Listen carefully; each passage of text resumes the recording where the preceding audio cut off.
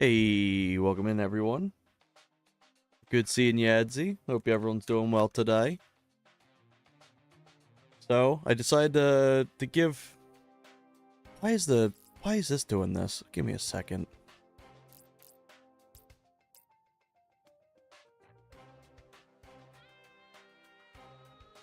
I kid you not, this whole overlay was working fine, and then I started this, and then it swapped. There we go. Fucking hell, it's always something. Well, welcome in everyone. I figured I'd do a revisit of this game. I don't know, maybe try to give give it a second chance, mess around. I've still got some more extra opinions on it too, so I think it'll be kind of a nice time to go through, play through some solo, play through, mess around like the challenges maybe and stuff like that. Here we go. So I did try, because some people did say is like, oh, when you use N64 controller, it feels decent. Well, I tried hooking an N64 controller up to this. Fun fact, it is not programmed to support N64 controllers. So, that idea went out the window instantly. So, we're going to be using just an 8-bit DOE controller. I thought it'd be kind of funny if I dressed up in a little bit of a suit. Probably won't wear this for too long. That's kind of wanted to do the part. But yeah, I just kind of messed around a little bit when we were doing the stream the last time.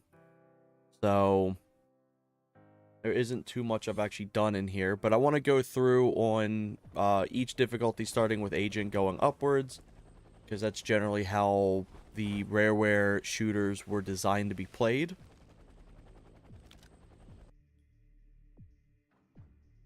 One thing I do like with this is how the fact that they do add extra objectives for each difficulty, so I will give them praise on that.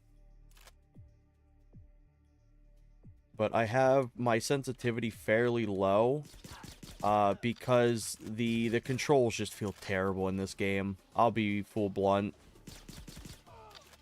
So I have them fairly slow on controller. And as I was going around testing with controllers, I was having a bunch of issues trying to get the sensitivity just right. So I just said fuck it and I threw auto aim on. It's not the worst controlling thing in the world, but it's like the dead zones for the in-between is just like way too high.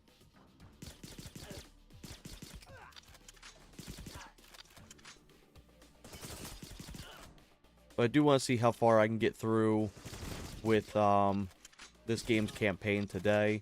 I do know there's some stinky stuff involved with it where you have to do like the side missions and you have to complete like a bunch of other random stuff to be able to even get into like Act 2.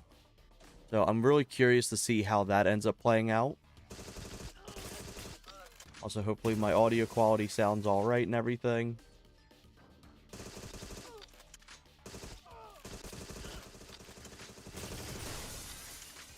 I can already feel the suit heating up real quick. So I'll probably do like a mission or two and I'll take it off.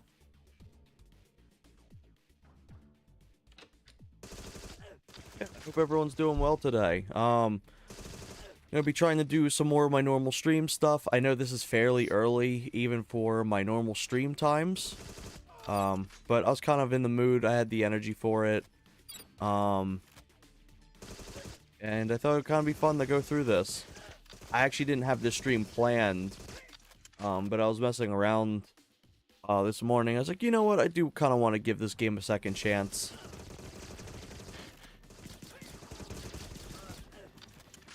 One thing I learned, Adsy, is you can actually back swap your weapons. So, like, if I was to swap over to the CMP, I'm just going to call them their equivalents names. And you go to hit next, and your fire button, you'll actually go backwards. I thought that was cool. I'm glad that they copied that ability over.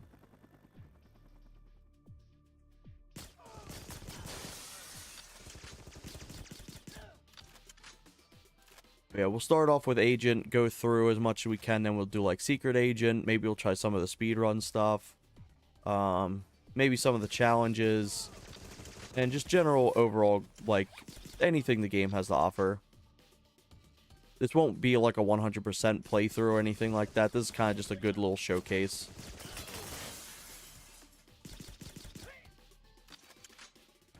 Like, agent isn't going to be, like, hard at all. I believe I already got this mask.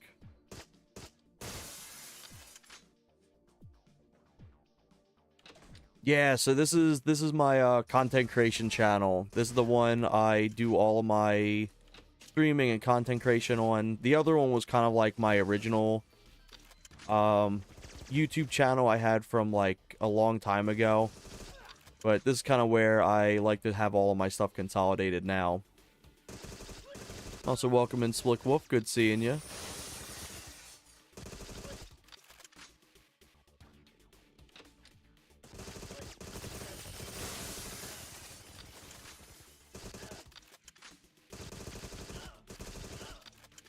Yeah, at some point too, I'll be doing the Project Midas showcase as well, where I'll play through the entire game, and mess around with some extra stuff once that's got like a little bit farther in.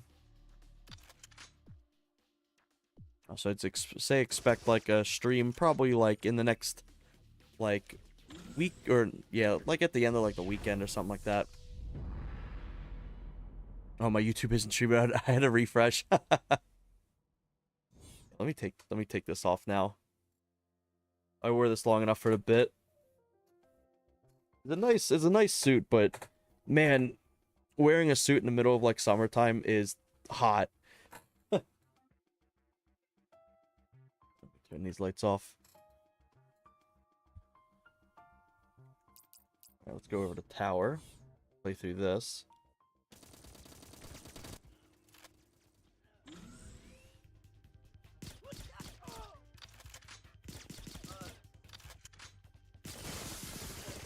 But yeah, I'm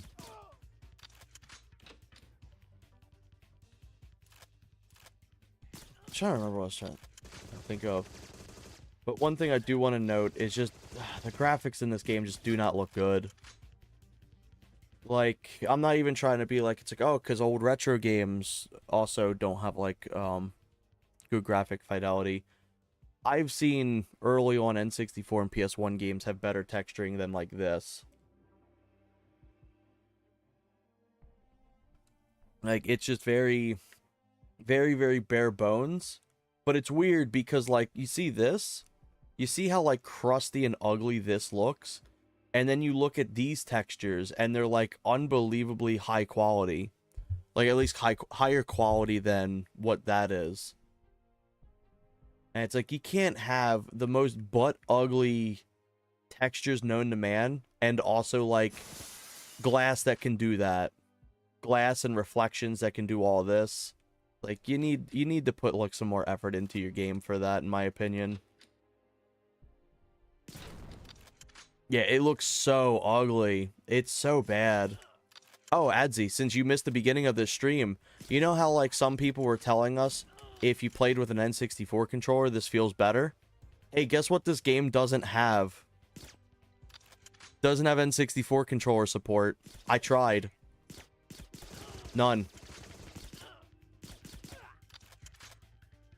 So that philosophy went right out the window.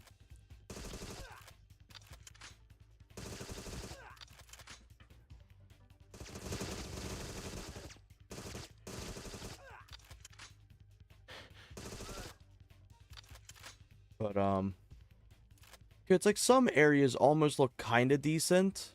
And then other areas just kind of look like there's whole cityscapes. Because despite lights being on in the city... Yep, he had to use Steam input.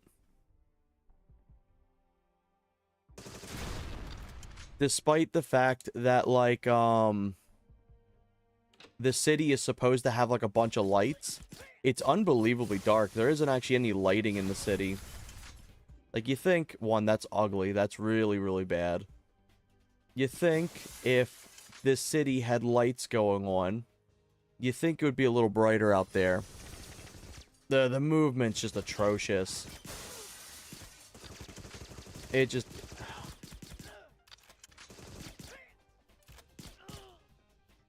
It doesn't feel like you're controlling a character. It kind of feels like you're moving on ice. Like you're always kind of like at a consistent pace.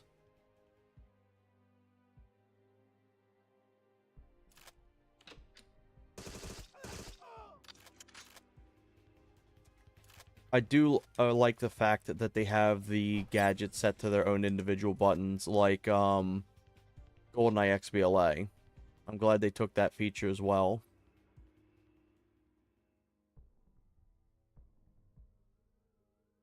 Yeah, look at this. Like these look decent to an extent. Like these look decent in this game. But you can't pair that up with the skyscraper that's right outside looking like that.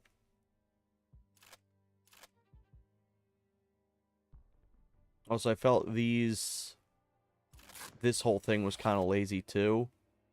I don't fully understand why there is like this whole area that then leads into a walkable bathroom grate.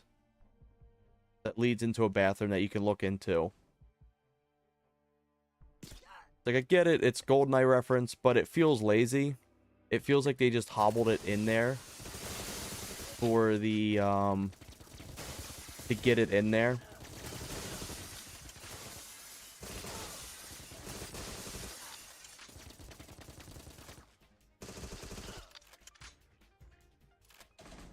Yep, yeah, I don't understand why.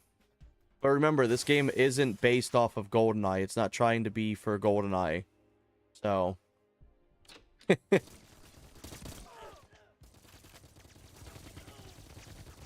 Look at that crustaceous little bastard.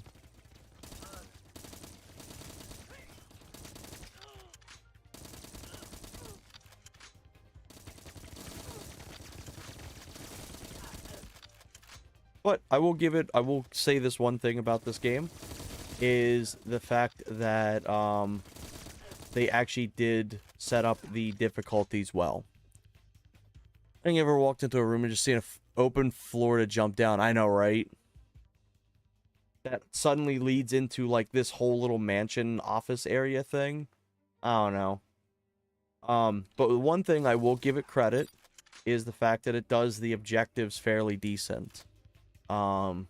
Regarding like difficulties. Also, for some reason, you fire the key card. I don't understand why.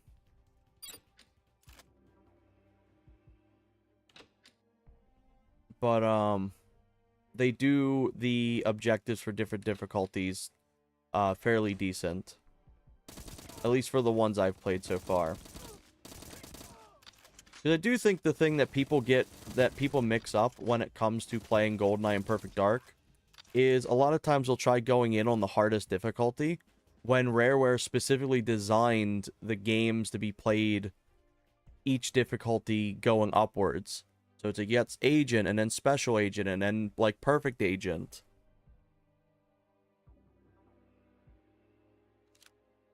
But, that's why I was like, let me go through and play through, like, Agent, and then, like, a Special Agent, and then Perfect Agent for this.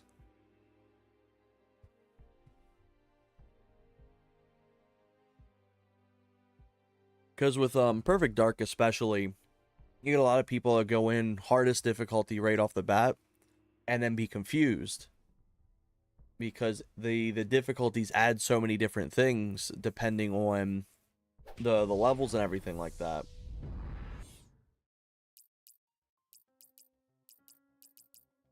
But yeah, the one thing that I've seen a lot of people complain about is you need to have what's called ciphers.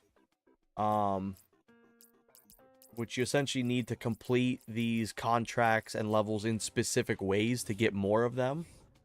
So let's say you're playing through Agent, you get 1 per each. Special Agent, you get 2, and 64 Agent, you get 3.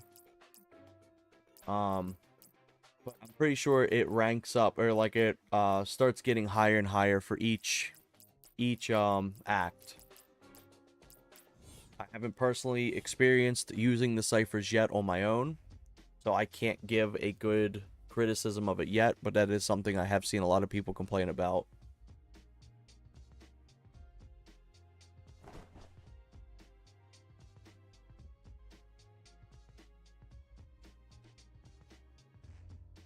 Also, that's such a just a weird jail cell. Why is it L-shaped?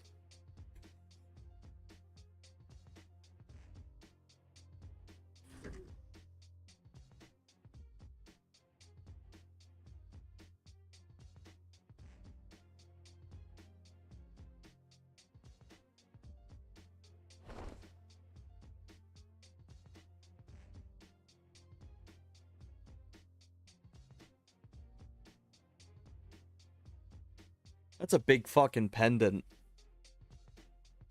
Who's wearing a pendant that big? Pulp. Pulping. Who names their character Pulp? I'm pretty sure the main character's name is literally like John Agent or something like that.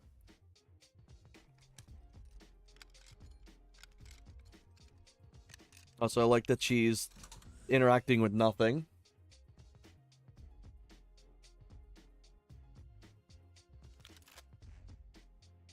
And now suddenly she has a gun. I will give it credit. It is kind of unique to get remote mines as your starting weapon for a level. I think that is kind of cool.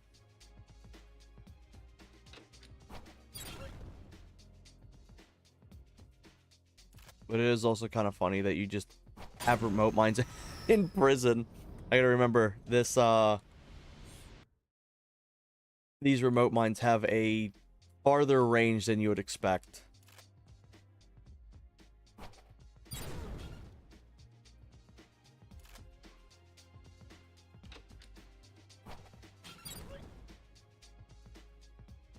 See, I like how in G you had to find the weapons. I know, right?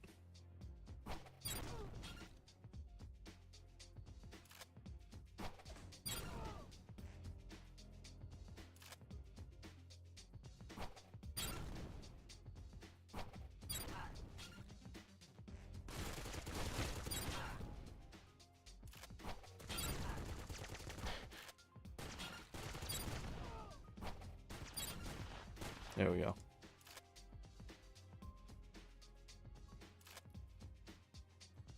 Hey, welcome in, Moon. Good seeing you. Yeah, like, they had to get the knives in bunker, too. And the thing is, too, it's like the knives could be missable. It was genuinely a struggle to get through it. It's like, I get it. It's mission 3. But you could have just had, like, an easier way to, like... Or you could just not have weapons to start with. That guy's, like, turned around. He ain't looking at you. You get a gun by slapping him. I'm not fully sure why they had to give you 10 remote mines. It's cool to start it off with. I do think it is kind of cool to mix it up a bit on that. But I don't know. I don't think I'd give my prisoner 10 remote mines and a magnum. Oh yeah, the quick detonate in the remote mines are like 100% broken in this game. I swear Brandon made this these remote mines. You can detonate them essentially the second you throw them.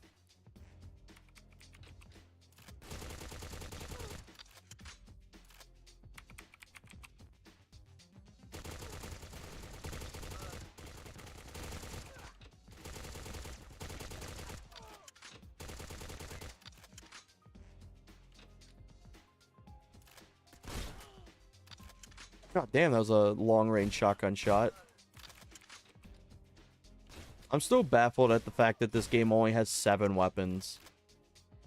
I remember the beta, and I was like, oh yeah, the beta makes sense to only have 7 guns, because you're only going to be experiencing a small bit of it. And they don't want to, like, show all of their tricks immediately. But, no. This game's only got 7 weapons.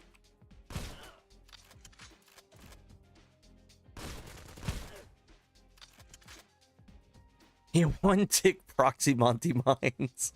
Just chilling playing the Black Ops 1 campaign. Hell yeah, that's always a good time.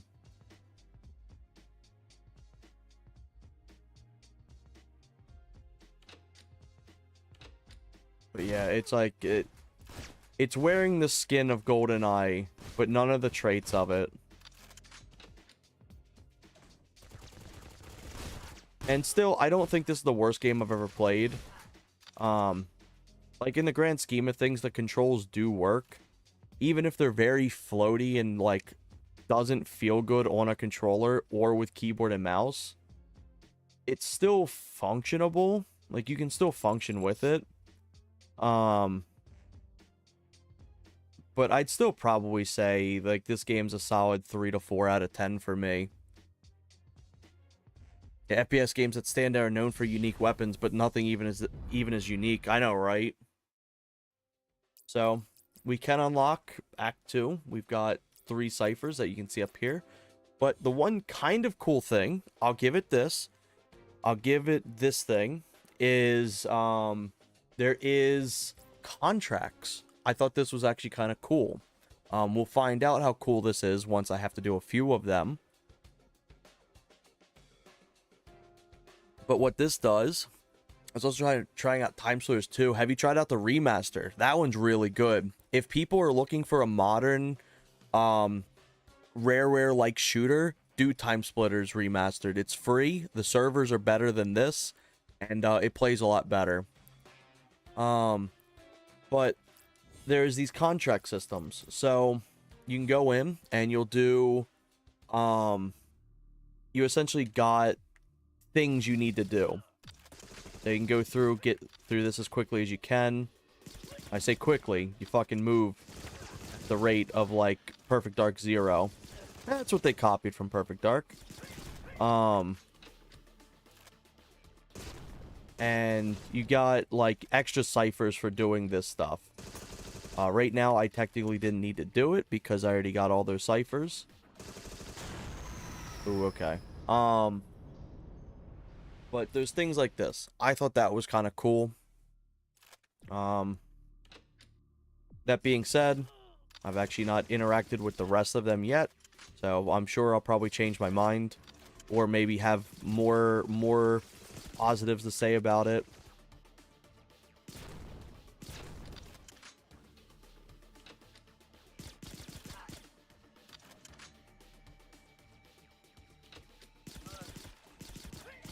But you do move piss slow in this. Hey, welcome in, Dope Pistola.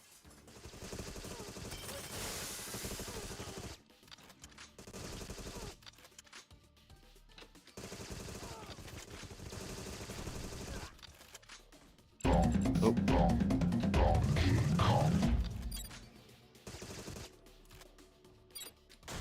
Okay, well, I died. You move so fucking slow in this. But, yeah, I won't interact with that one anymore. That one kind of sucked. A mysterious hidden face has been spotted in a tower. Okay.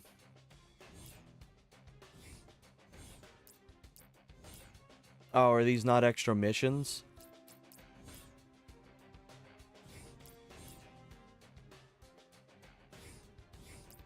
Okay, well, they're not extra missions, I guess. There's one extra mission. And that extra mission sucked, so... there we go. Alright, let's go into Mountain. I think this is how far we got into doing the co-op, I believe.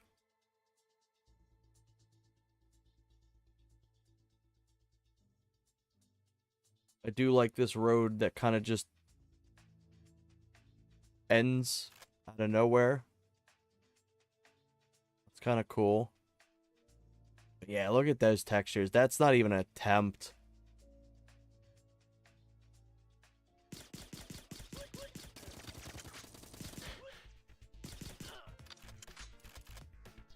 I have seen the person that did the wolf gas mod have better texturing. Like, come on, this just does not look good. And I don't want to hear the excuse of it. So, oh, it's retro themed. Retro themed games aren't that bad. Or retro games, not retro themed. But yeah, that's pretty crusty.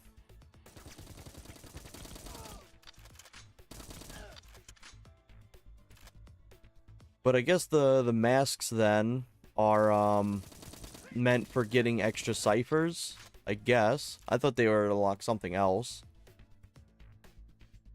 Fun fact as well, they didn't program in the requirement for cheats being disabled to complete the masks.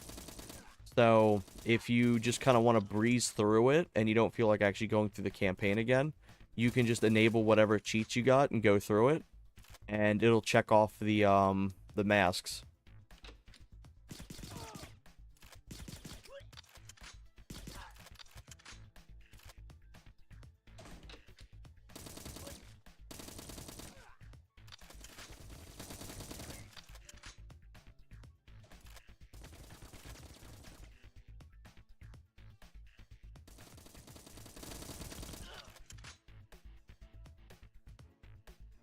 Seeing some sort of pop in up there. Yeah, I think I need to get like a suitcase or something like that that gives me an outfit, if I recall.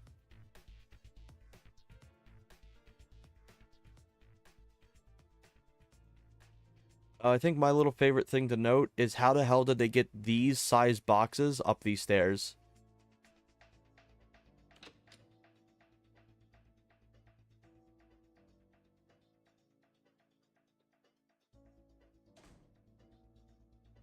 But yeah, that's kind of what I mean when I nitpick this game so hard. It's like every asset of it is just feels wrong.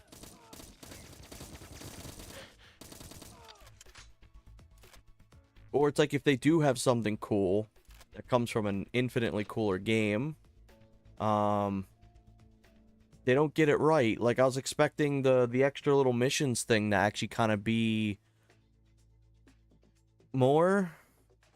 Maybe there's more to it, but like it's probably just getting through the levels with like a timer on you. And I don't really think that's interesting. You can already do the same thing by doing the speed run times.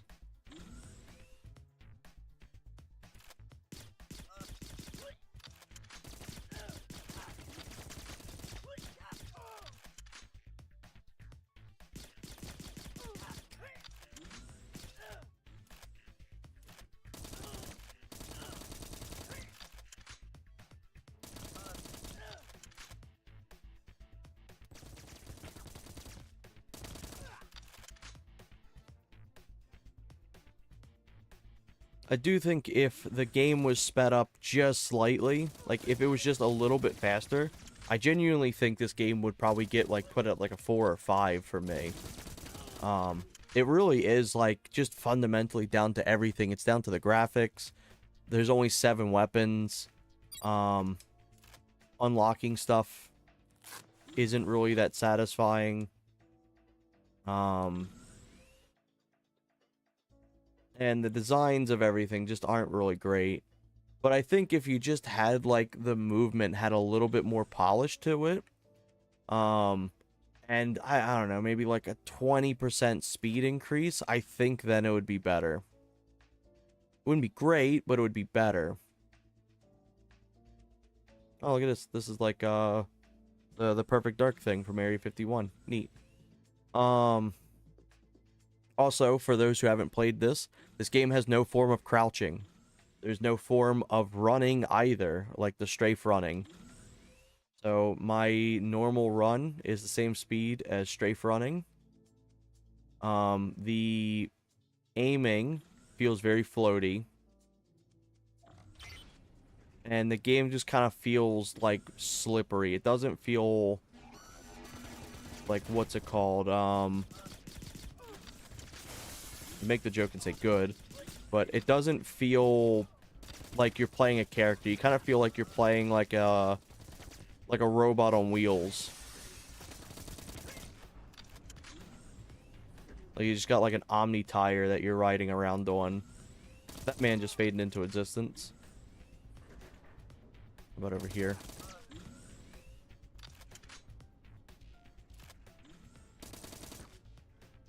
What is this guy doing? Oh, oops. Okay, it didn't seem to phase the guy out there, though, so I think we're good.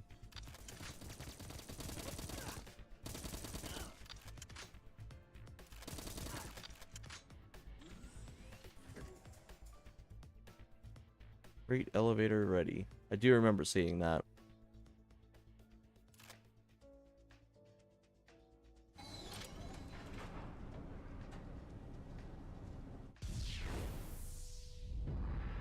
So I've tamed one cipher. But I do kind of like going through this on Agent first, because that way you can kind of understand how the level design is. Because I will say, it looks like, at least from what we've played, it looks like, the path that you take for stuff essentially is the general path that other extra objectives will be. So I do think that is nice. That's some strong auto aim. Holy shit. I wasn't even aiming at the guy. I was aiming at the other guy.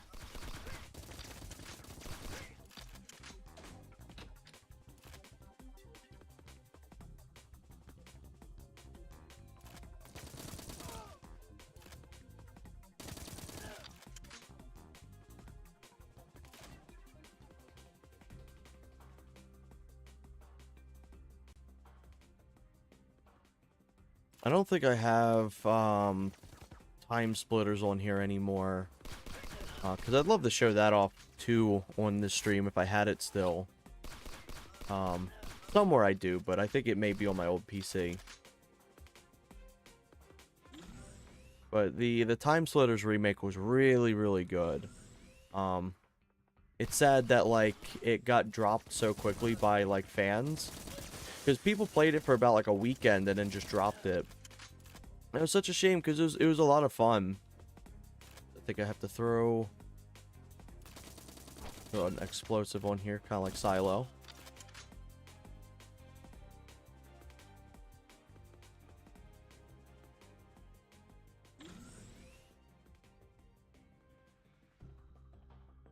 So this is just kind of a very weird room. Not sure what it's supposed to be. A bunch of wires.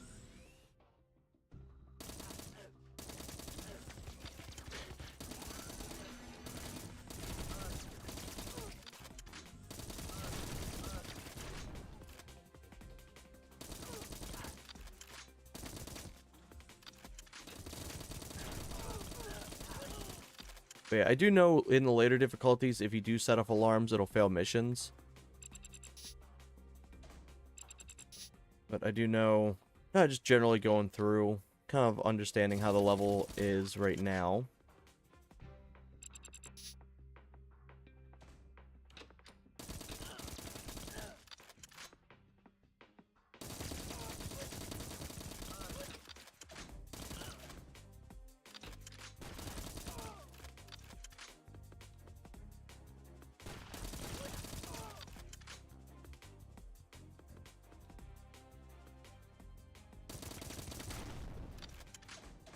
I feel like there's more spots I was supposed to throw explosives onto as well.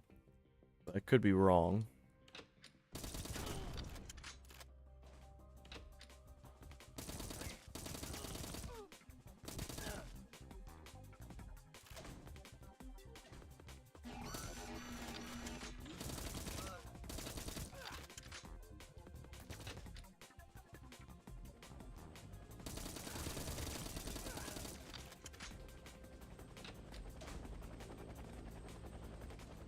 Let's see, what do we got? Download administrator's data. I think you're 100% right with everything you said about the game. Yeah, like, it's... If there was a little bit of, like, extra polish or, like, actual knowledge on how to, like, make game design, I think it could be fairly okay.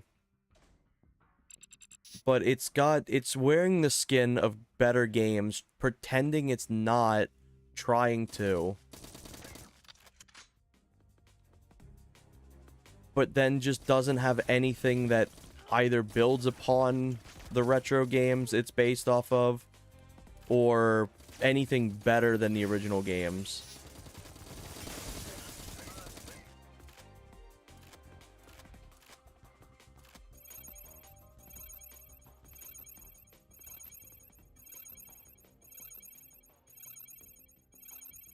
Because as unfortunate as it sounds, you can literally take every single one of these objectives and pinpoint exactly where it's being ripped from GoldenEye, Time Splitters, or Perfect Dark. There isn't really, like, anything new. Alright. Like, this is just a Falcon 2. This is just a Magnum. This may as well kind of just be like a rustier AR-34. The Tommy guns from Time Splitters. The CMP is from Perfect Dark. The remote mines is from GoldenEye. The hack tools from Perfect Dark. And it's like, it's one thing. It would be fine if it was like taking inspiration and stuff, but it really does kind of just feel like there's not a single unique thing to it.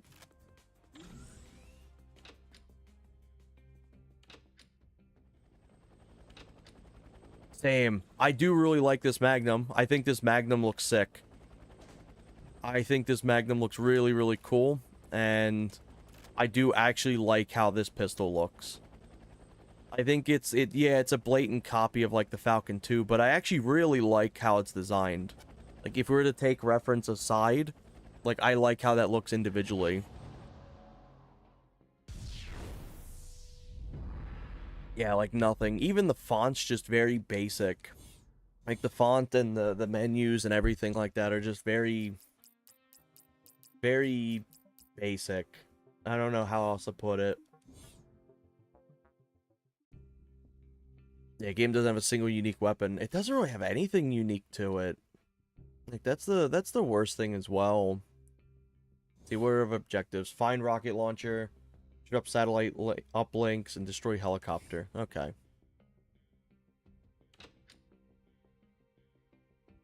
I think the helicopter's an actual boss fight, right? I think so. I guess that's one thing that it has over GoldenEye, I guess. But also Perfect Dark had a rocket launcher. Like fighting a helicopter with a rocket launcher.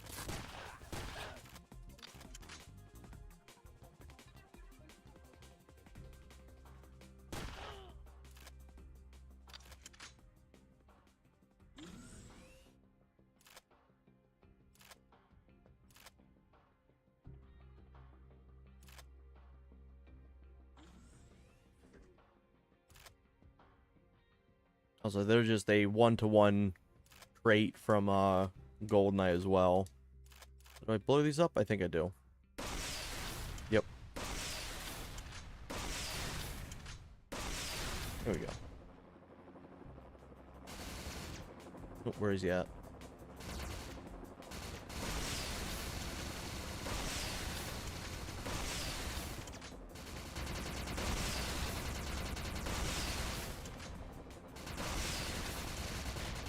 I genuinely think, like, the big thing that this game really does need, too, is some sort of voice acting. Some sort of, like, actual sound. Because you can't have guards going, "Huh, huh, huh," and then have nothing else.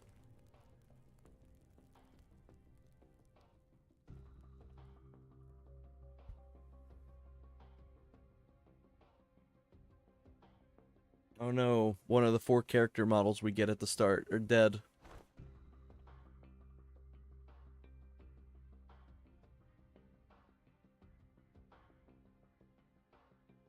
But yeah, like, GoldenEye's able to get away with it because, one, GoldenEye, there wasn't any, like, shooters before it from Rare that had voice acting in it. And then, two, voice acting took up a lot of space. So we got the museum. So, okay, I see. There's a new mission there. But, and also, GoldenEye doesn't try to have a bunch of cutscenes where characters are talking either.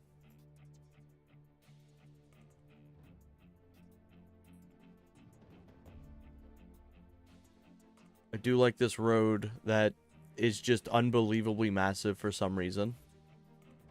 It's a two-lane road too. I don't understand why it would be big enough to fit the blast core vehicles in there, but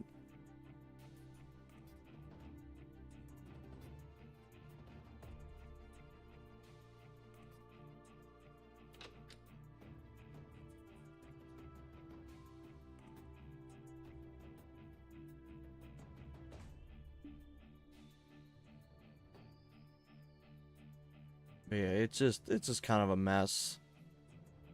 Is it the worst game I ever played? Oh no, absolutely not. But is it like one of the most disappointing? Oh, 100%. Because like I had followed this game through its development since it was like first announced. And I thought the demo, like, it had issues obviously, but I thought the original alphas and stuff like that were promising. I thought it was like, okay, these are clearly placeholder stuff. This will be stuff that'll be edited in the future. Like, it'll be stuff that's added in or like tweaked better. But then it was like the second one came out and it was like, oh, this is just the same thing as the last. I don't know what's different. And then another beta came out and it was identical, and it's just like, and then it was like a few years went by, and just nothing was changing. Nothing of interesting was changing. Pulp again. Slop again. I do like that you hip fire this this camera. Did you get a good photo? I don't fucking know. Maybe.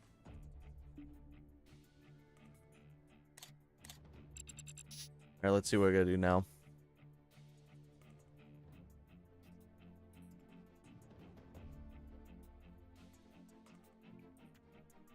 Yeah, zero difference. The demo that we played felt the exact same. And like, here's the nutty thing. The demo from like, what, 2020 or some shit like that felt identical. Like, the only thing that felt different was like, one, auto aim was forced at all times, even if you're playing keyboard. There was no way to disable it. And then the movement kind of just felt a bit worse. And in my opinion, I actually kind of liked the designs of the beta weapons more. Because like the CMP, for example, had it didn't have those really terrible textures slopped on top of it. And it actually looked kind of nice.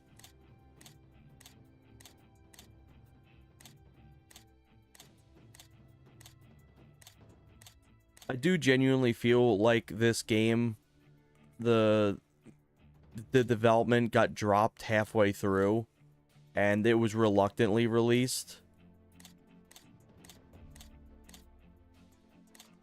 Like, that's kind of just how it feels for me.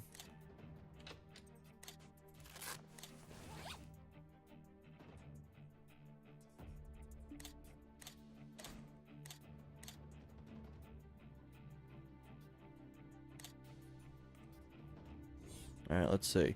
Set up communications with conference room. Okay. What else I got? I got a hack tool. The hack blade has a hack tool charge.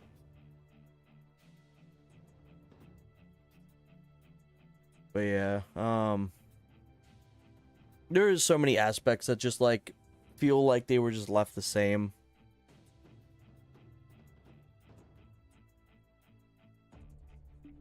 I don't even think I'd really recommend this game on sale.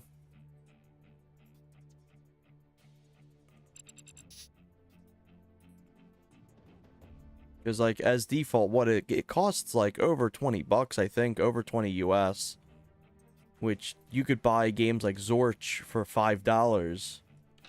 Or you could actually buy, like, some really, really good games, like AAA games on sale for that price or cheaper. Okay, there we go.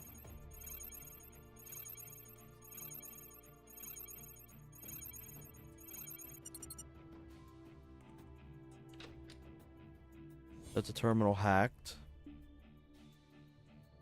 Communications with conference room. So that means there must be like another one. I'd say a $10 game. Yep, same. I would be a lot less critical in this game if it was like $10. But it being 20 US for this, I don't see it.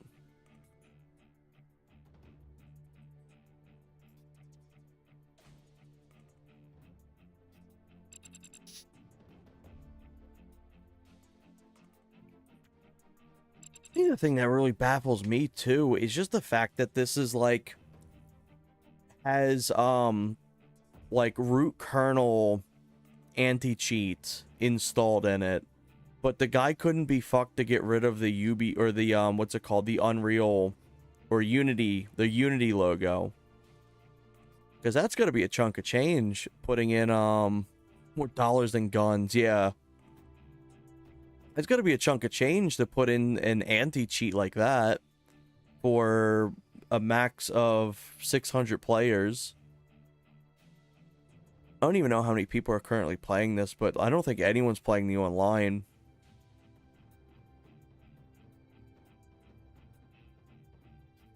Alright, so I'm looking for another terminal. I'm pretty sure I probably passed through it without realizing. There it is.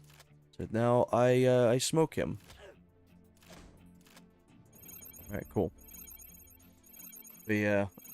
7 guns, only like no unique sound effects or anything in this. Oh shit.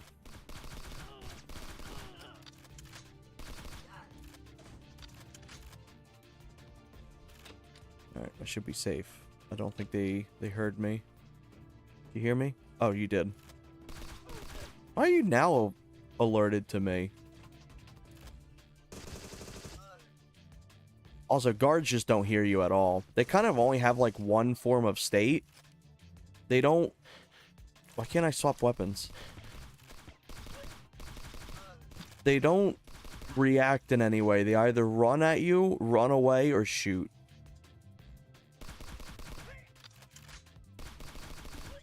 There is no like self-preservation in the guards.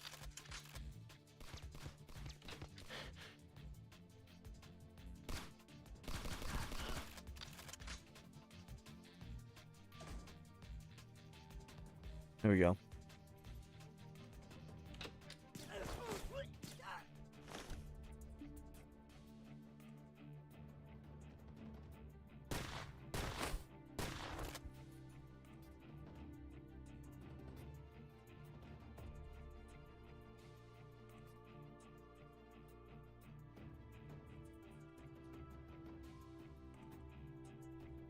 Discord. He's gonna make Discord history. No! I have to go back to Skype.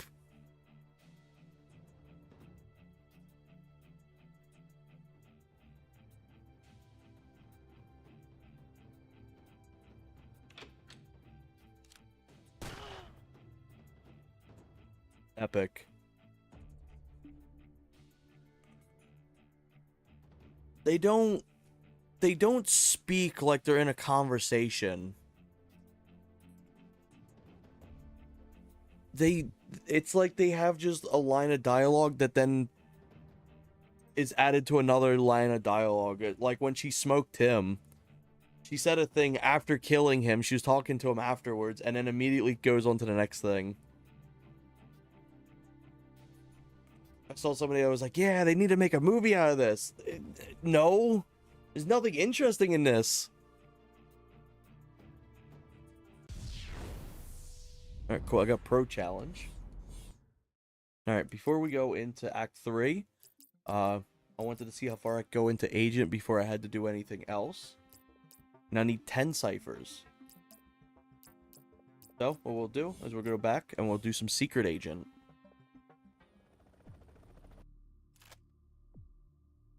Oh, he's playing Agent 64. The Dreamcast.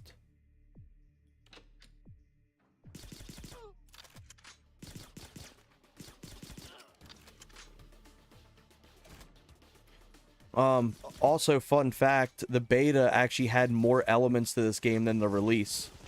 You used to be able to shoot out the lights. These people shoot these.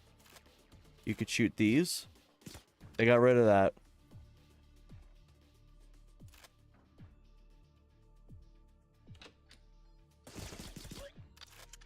Also, in my opinion, too, if you're going to have 7 weapons, give them alternate fires. You've already copied everything else from Perfect Dark.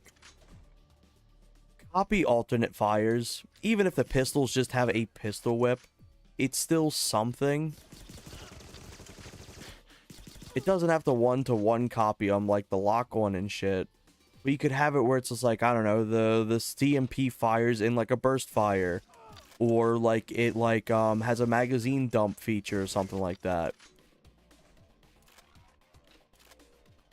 If you didn't want to do anything too technical, you could just do stuff where like it makes it fast or fire faster but is less accurate.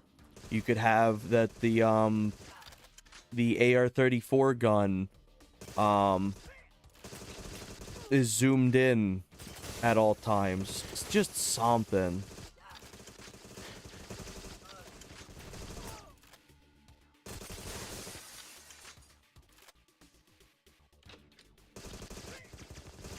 I'll have to go back and check too, but your auto aim doesn't connect through Windows. I have to see if I don't think GoldenEye had that feature, but I wouldn't be surprised if it did. So I got my key card.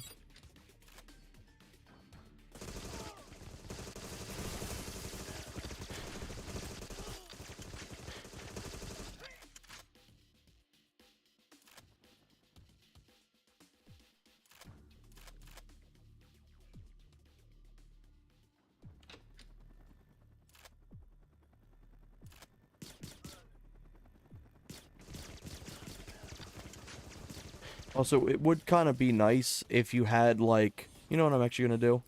Let me change up my controller bindings. If I can. Let's see. So, have my next weapon.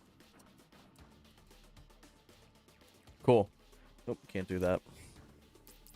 How about in here? Is there any other form of controller set up?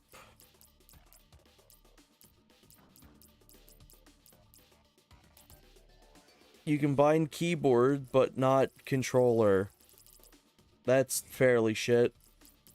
So you actually did have to go through Steam input. Yeah, what's classic 1-to-1? It just makes it feel like you're playing 1.1. Okay, so they got that right, I guess. Yeah, only having 1.1 or normal, that's kind of rough. Yeah, no way to actually change your what's it called? Your controls. That's a real big shit right there. Also, I've kind of just been blindly running into gunfire and shit like that.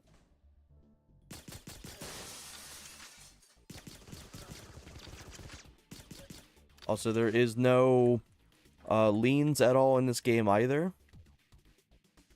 So leaning, crouching, things like that aren't available at all.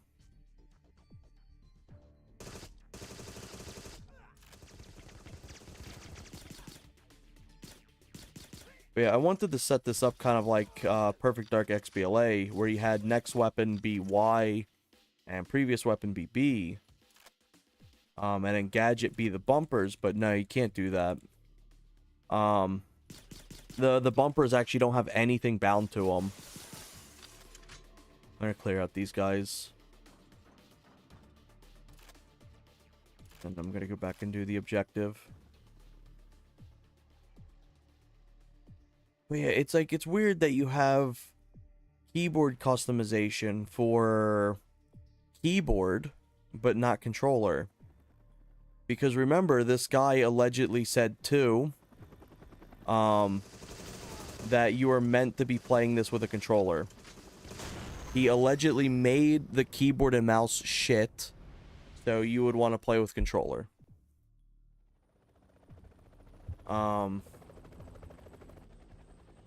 So I don't understand then why you would punish controller users by not allowing them to change controls.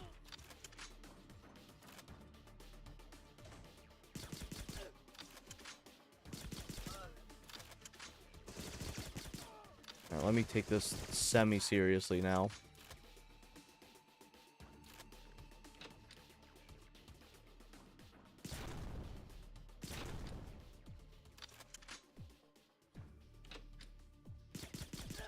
It's kind of funny to have a locked door to prevent the guy from escaping on the side of the guy escaping.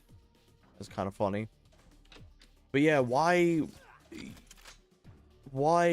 limit controller binds? It's not like there's many controls to bind anyway. You've got next weapon, previous weapon, shoot, aim, move, gadget. That's it. There's nothing else. There's nothing else to it. Oh, interact. My apologies. There is one more button. Interact.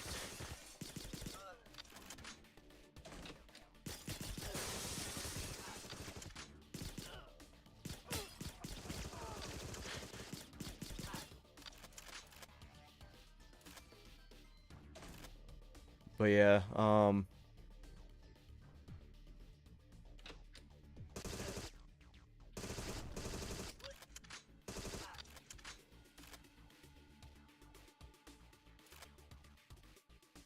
yeah, I'm just kind of bewildered at that fact.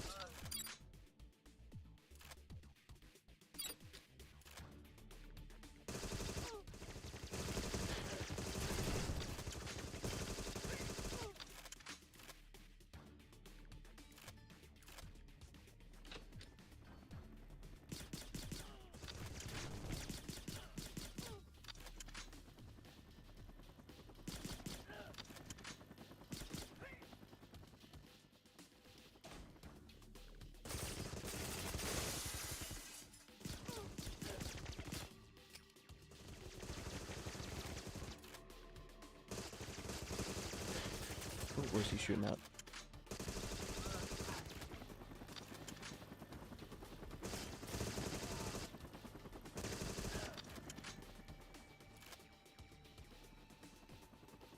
Alright, I think I throw like a tracker on here. There we go.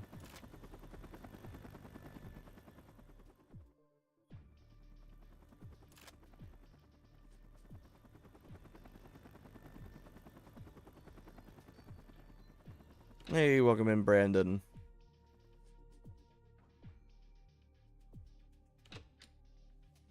So now I think I just got to go to the end of the level. So, okay. I wanted to see if selected anything else too.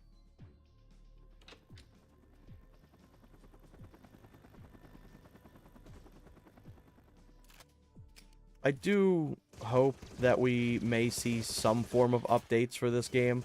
I genuinely don't see updates happening for it though. I 100% don't see any like significant update coming out at all, besides maybe if something crashes the game. The vibes I've gotten from this whole game is it seems like it was just released so they didn't have to work on it anymore. But who knows? I could be wrong.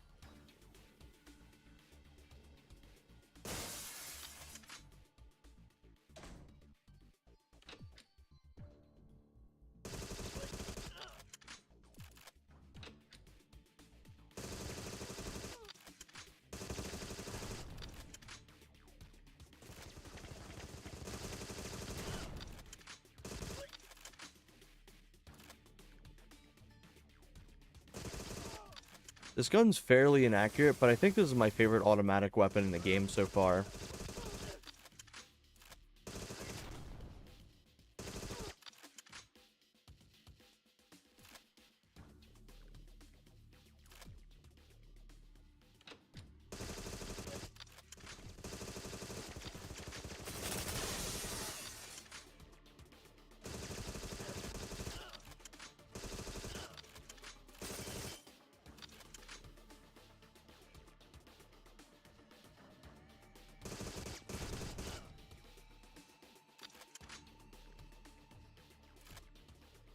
There we go.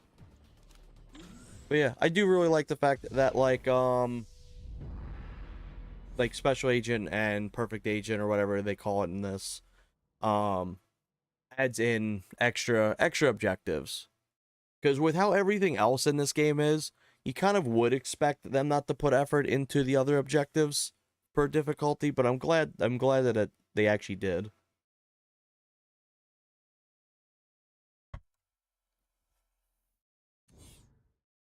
Let's do tower next. Let's go into special agent for tower.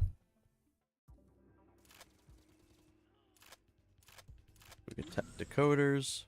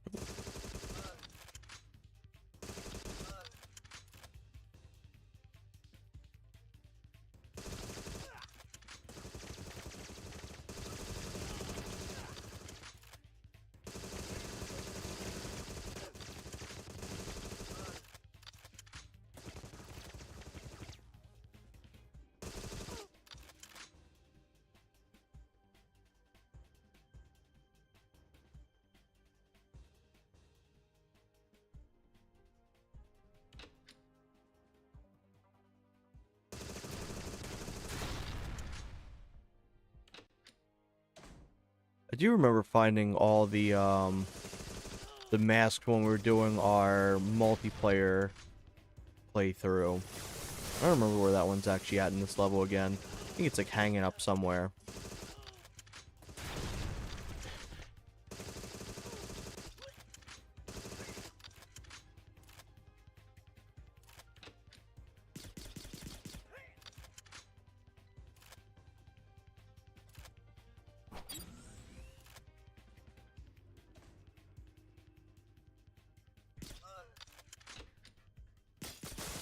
Something about this game too, or about just this type of shooter as well, even with this game probably being like the worst version of this retro styled shooter, it's just satisfying to play with still. Like, I don't know, just the way like these classic kind of shooters feel to play just feel really nice, even at its worst. It's kind of like Pokemon. How, like, even when Pokemon's at its, like, worst version, it's still fun, just because the core gameplay of it is still fun. Ooh, you got me.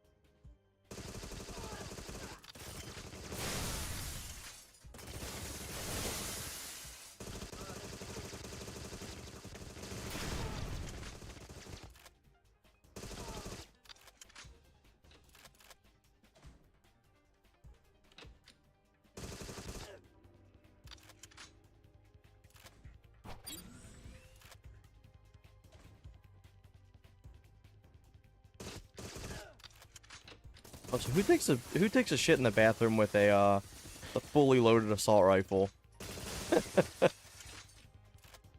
He's just sitting there.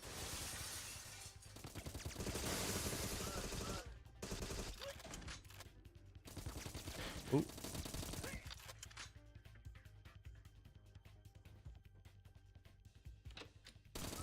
Somebody had a really good point as well. I saw in a review when I booted the game up this morning, and they said if you remove the music, this game's like 100% dead silent.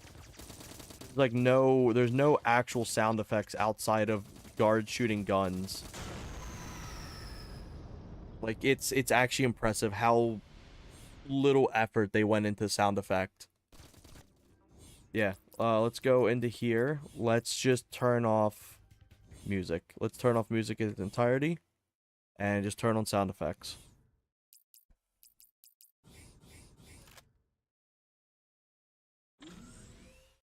No walking sounds. Shoot gun, make sound. Gun make sound. Shoot guard, they make sound. There's no walking. There's no atmospheric noise. Like, imagine Perfect Dark, you come out here, there's vehicles flying around, there's the whole city bustling noises, there's the wind playing. You go into GoldenEye, you go to surface, you hear the wind, you hear, like, guards interacting, like sneezing. Yeah, it's silent.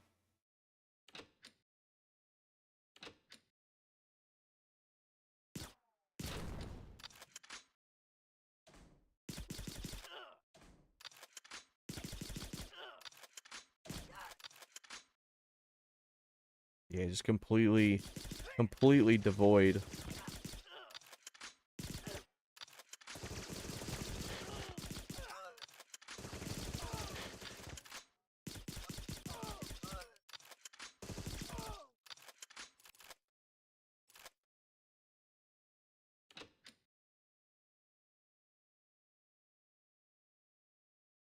You think you could have made noise like footsteps?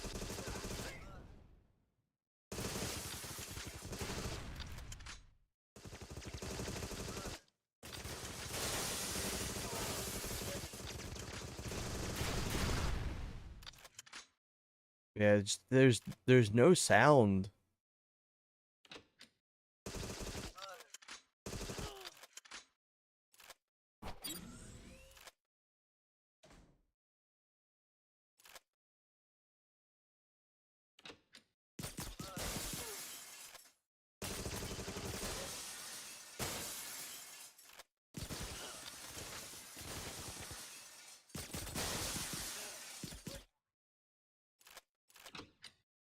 Oh.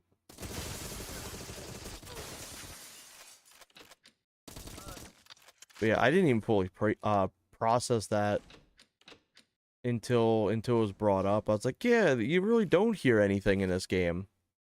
You kind of just hear like nothing outside of just combat noises.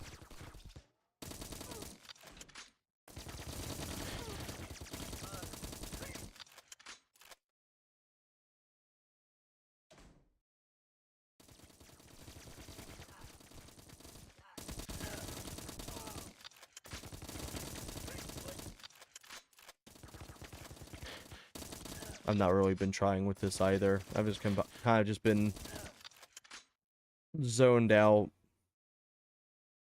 I do know this key card changes because you actually got to go into here and rescue the guards or the scientists or whatever thing that it's copying.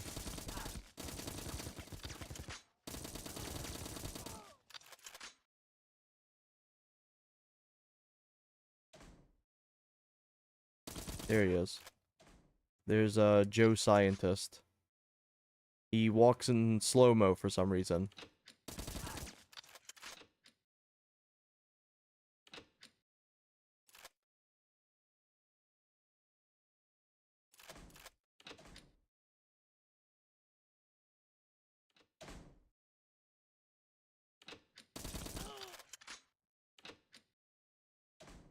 So now they skedaddle down here, I think. Yeah, like why is he just running slow-mo?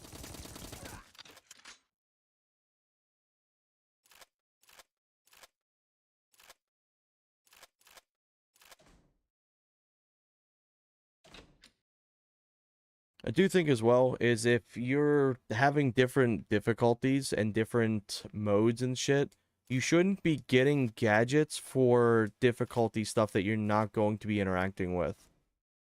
Like, let's say if you have an objective where it's literally just, or a level that you literally just get to the end, you don't need to have the pliers and the decoder and, like, pipe bombs or whatever. You don't need to have all of them.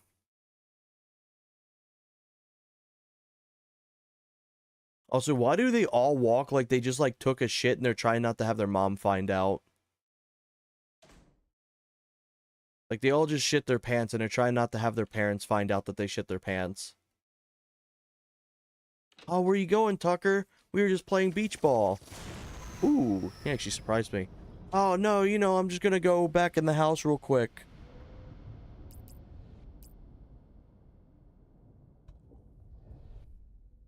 It's kind of what it feels like.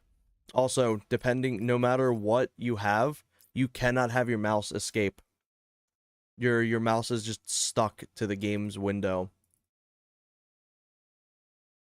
I'm gonna be honest, I was kind of excited to check out the extra cipher challenges, but finding out the challenges are essentially nothing like the rest of the game, I kind of want to play something better. I'll be fully honest with you. Let's play a good retro shooter.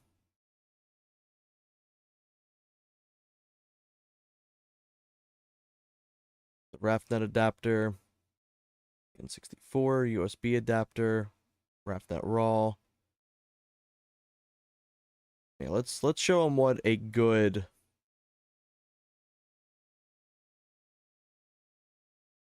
Rareware inspired game would be.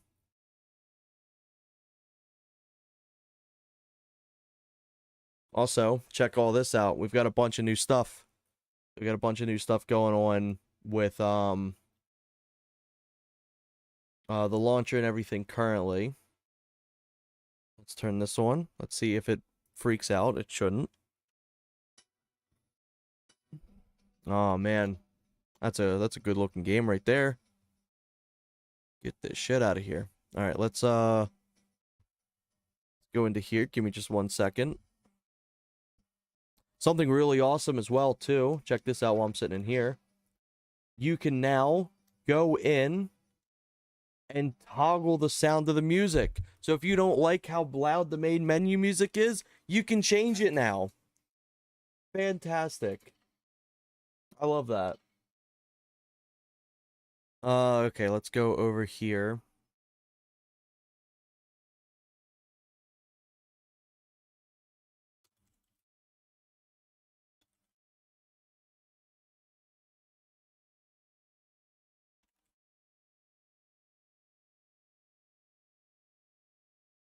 All right, let's go set up the audio capture.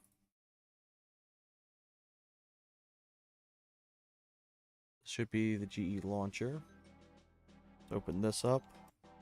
There we go. Perfect. Yeah, look at this. Fantastic.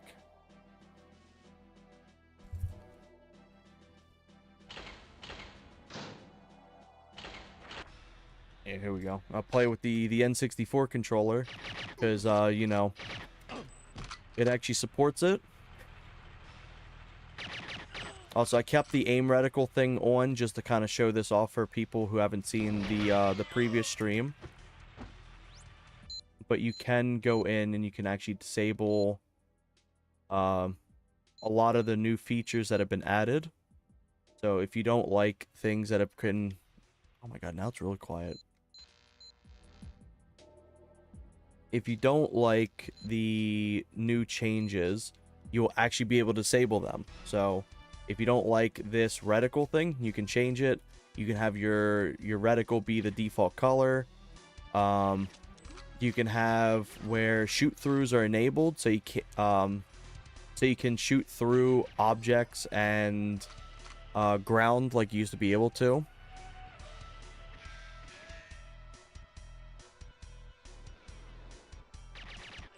Yeah, this... Oh, Agent 64 is looking weird. Do you mean it looks better? Look at these textures. This is from 1997. It's from 1997. Does this look like absolute shit to you? No, it looks great. Like, it's impressive for how it looks in 1997. I'd expect a tribute game to look on par with this. Yeah, this game looks better.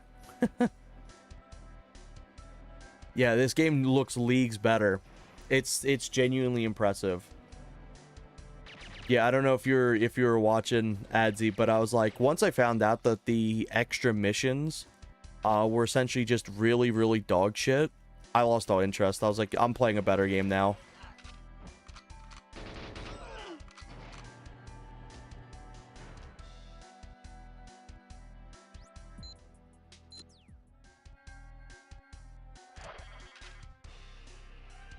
Also, I should actually be able to... No, I can't control it on this because I don't have it set up. I'd actually be able to play on, like, the 8BitDo controller as well if I wanted to. Because, fun fact, unlike Agent 64, not only is this accessible for every controller, you'll also be able to keybind your controller keys, which is amazing.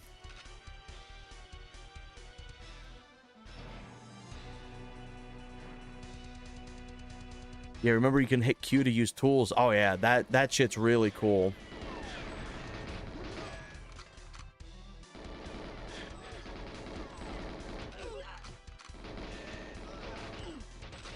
I love the fact that you can have a custom reticle color in this now.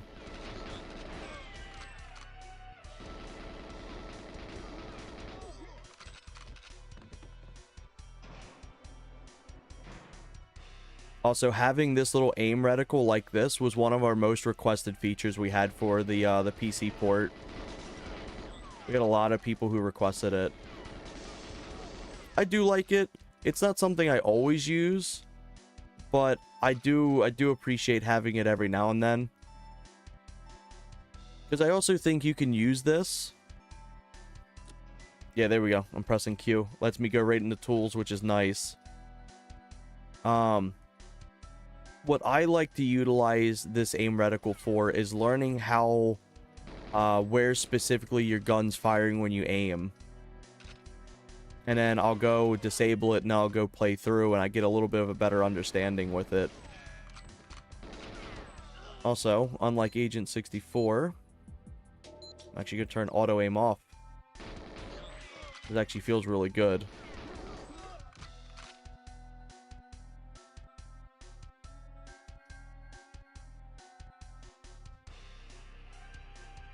Oh yeah, absolutely.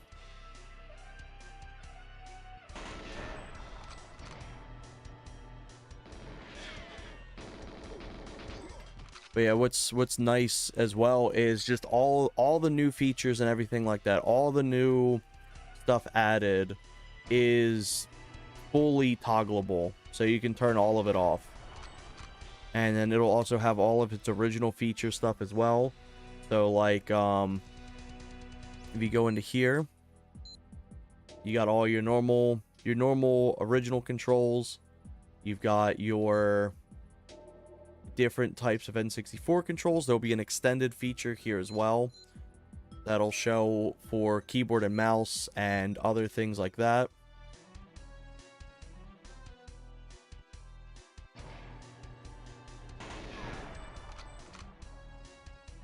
I'm not going back to that challenge. Yeah, that challenge is evil. I didn't watch it last night. I went to bed super early. Did you give up on Silo?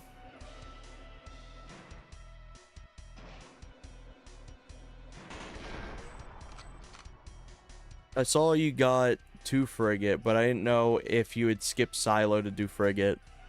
Because that challenge has got to be, like, absolutely brutal. Oh, you beat it with the timer off. Okay.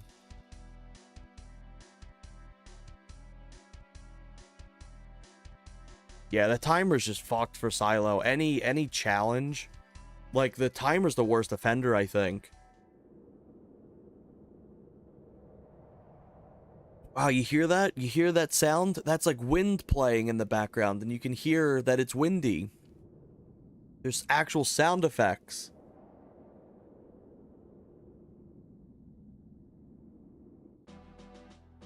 Let's go to like surface.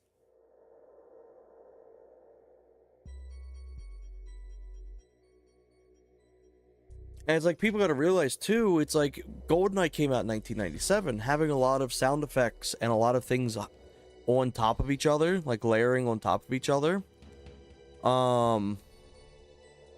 It was kind of really hard to do. So they were very limited on their shit, especially at the time with this specific engine early on.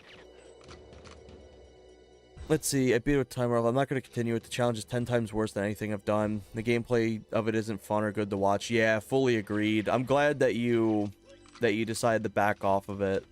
Because, like, I wasn't really interested in watching it too much. Usually, generally, on types of challenges like that, I'm not really interested. But it was like, when me and Merc were watching in the thing, it's like, man, like, this feels like it's gonna go on for like hours. But I think also as well, both of the main content creators for GoldenEye were both stuck in silo, so people were probably like, damn, there's no deviation. So I'm glad that you stopped on that one.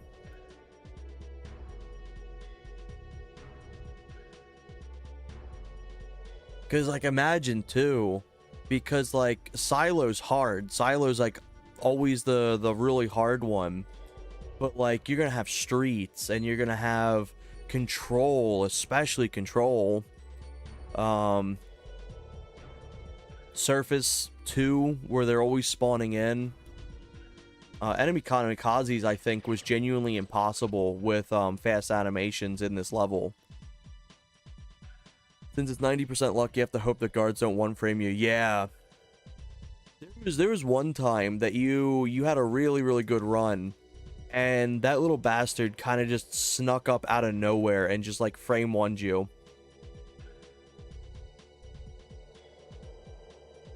Oh, yeah, absolutely.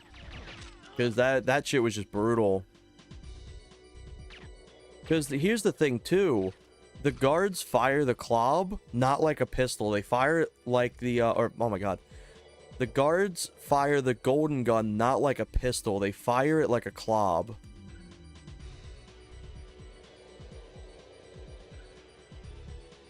So it's like, they just fire even faster.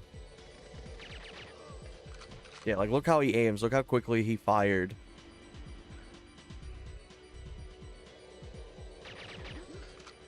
Because normally they have like a specific point in fire, but the club, they kind of just hip fire it. No KF7, no nades. Enemy pistols have faster animations. Yeah, I think it's harder.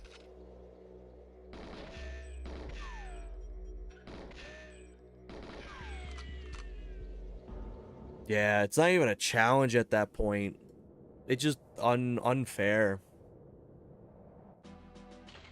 Because a challenge at least has to be beatable.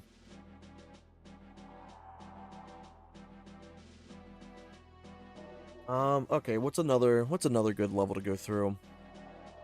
Oh yeah, like that shit was really hard.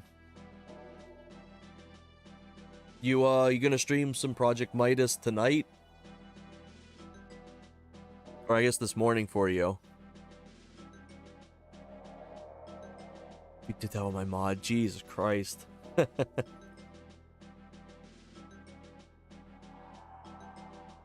You know what? I have actually not played on Caverns on a stream. So let me do that.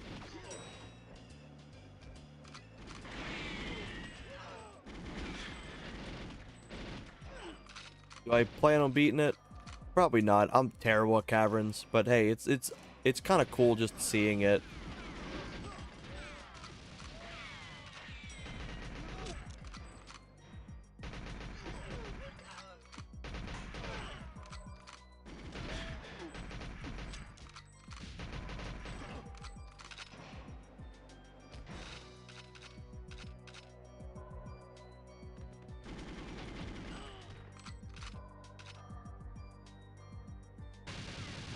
But yeah, I want to do a full playthrough of GoldenEye on Project Midas in like a day or two.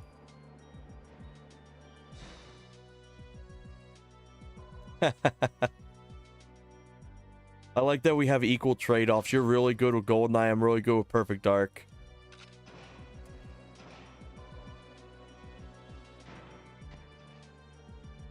I gotta do the sock strat. Get out! Get out!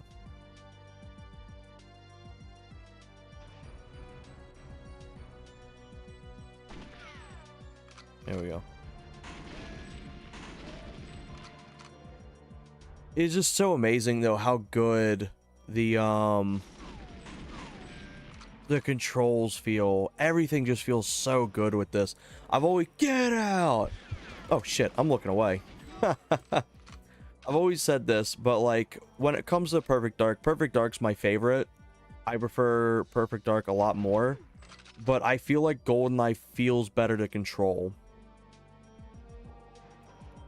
Oh fuck. I did something stupid. I had my other controller plugged in the same time as the RAFnet. So it turned off my RAFnet when the 8-bit dough turned off. Now we're doing keyboard mouse now with me aiming or me looking at the other screen.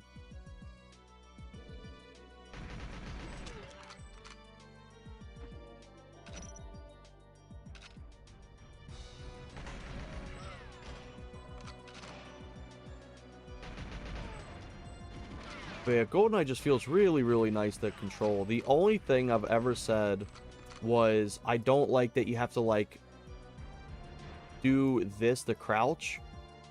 It's not even that. It's the fact that it's a toggle.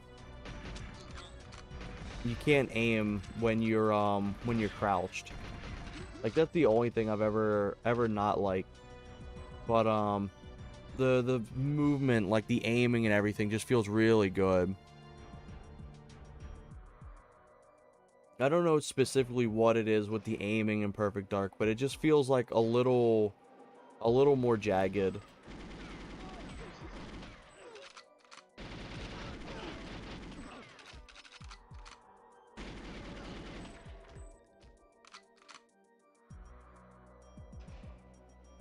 But yeah, this feels like just wonderful.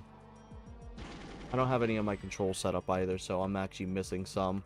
But like, if you hold down control, you'll actually do, like your own crouch without actually needing to aim. You can swap the gadgets with Q. And then there's extra extended inputs as well.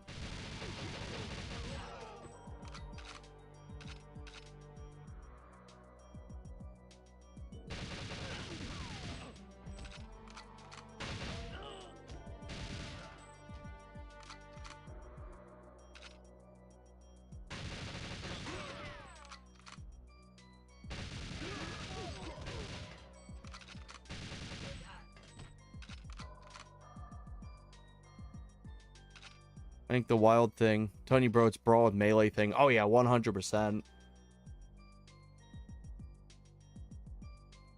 It's like with melee, you kind of just set up a match where you're like, okay, pick your character, pick your match. You're usually going to be playing like hardcore.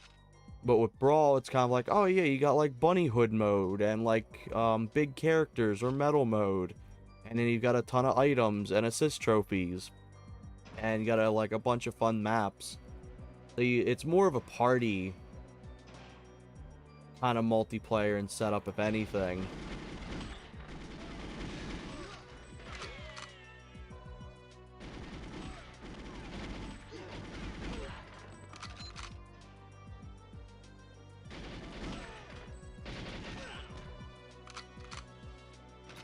But I will actually note that I'll put it in the bugs that if a controller disconnects at all, it disconnects all your controllers for GoldenEye. So you see this in PD, having PC ports is why you never should spend 20 bucks on Agent 64. Yeah, 100%.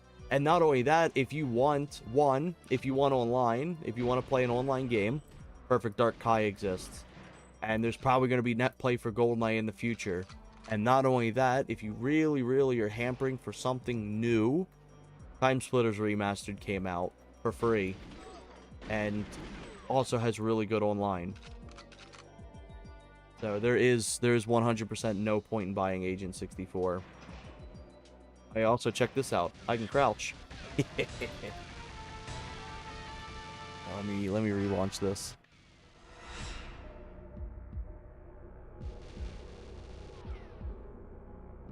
Yeah, those three are just better. Yeah, 100%. All right. So let me relaunch this real quick. Go into here. So I had high LEDs turned on. So I'll keep them on because that's really nice. You can have aim lock where the crosshair is pinned to the center. Aiming turns the view. That was also another really big requested feature for us. We had the always on crosshair. Custom crosshair color, which I really, really love. I love that so much. No head roll as well. So you know how like you get like exhausted after walking around? Gone. You can turn that off. So we got that. We're gonna go. You know what? Let's turn this on.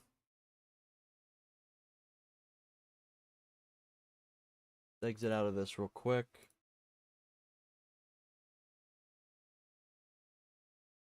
It does look like my controller's dying too, so there's a chance that it'll end up dying on me. Yeah, look at this. You have a ton of control options in here. Agent 64 doesn't offer, by the way. But yeah, this shit's really, really cool. We labbed out to figure out what the best set of inputs would be, and what we essentially came up with is Perfect Darks. Oh my god, I gotta fucking show this off when this happens. Come on.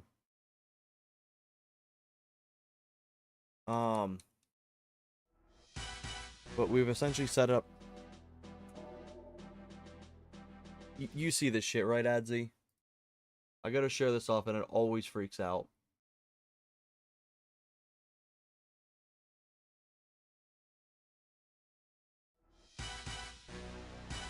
There we go. But yeah, can run completely fine on here. Let's go into Agent, kind of just mess around. But yeah, got your gadgets input.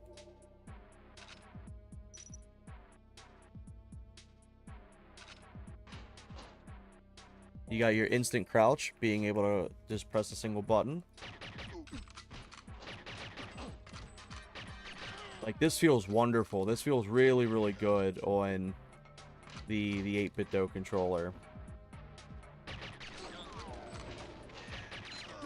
I really, really liked how XBLA felt. XBLA felt, like, amazing. Like, you know how it felt, Adzi. Like, it felt really, really good with an Xbox controller and 8-bit Do. I think this feels better. Like, this, like, let's say, I don't know, XBLA's controls felt like a 9 out of 10. This feels like a 10 out of 10. Like, if we're talking about running with these controllers.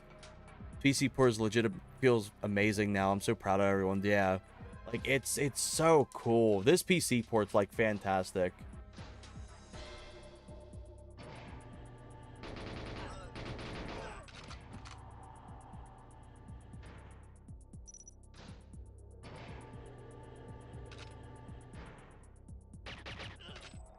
Like, this feels so good. I cannot begin to state how just wonderful controller feels.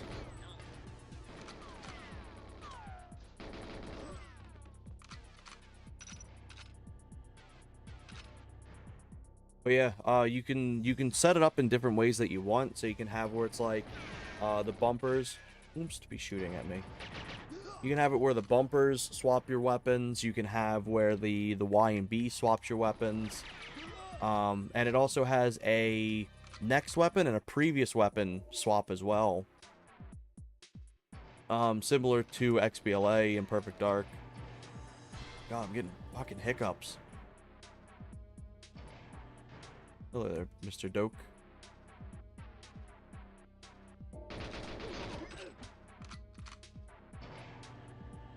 But yeah, this is probably going to be my preferable way to play GoldenEye from now on.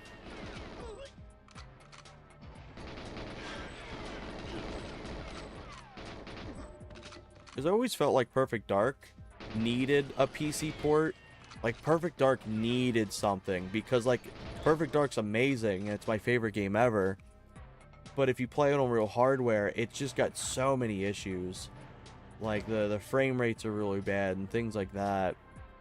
And it's like, it really, really needed a PC port for it to shine. Where GoldenEye, for the most part, I felt like it didn't really need one. At the most, it was like, 1964, while it's not great, it was serviceable enough. This genuinely is like, oh my god, like, I don't think I could go back to the frame rate of GoldenEye after playing this. It's like, holy shit, this just feels so good. In a way, this kind of just feels like GoldenEye was always meant to feel like this. Like, that's how impressive the PC port is. Kind of same with Perfect Dark, because Perfect Dark feels like it needs to play on a PC port or like a higher frame rate. Oh wait. So I can just press this. I can just press, boom, door decoder. Also, it has its own unique sound too that is meant specifically just for it. No game is good when it plays well on any setup and platform. Oh yeah, 100%.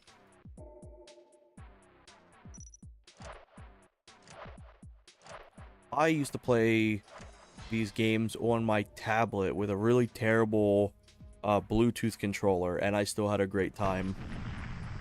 Like, they're genuinely impressive how good they feel.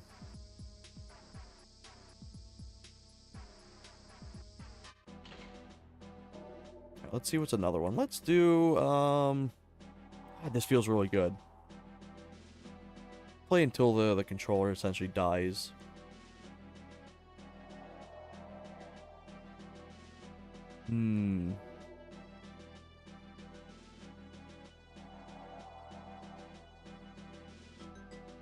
Do some archives, actually.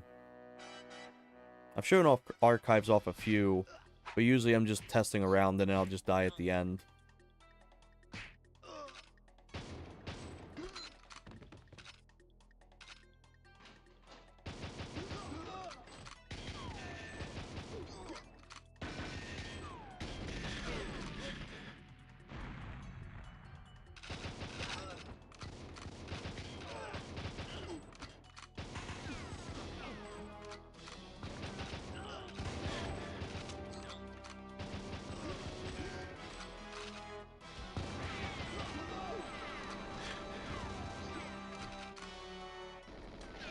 I'll boot up some Perfect Dark afterwards, too.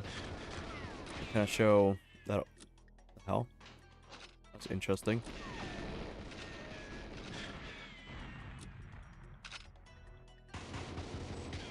I had like a right-handed gun for a second.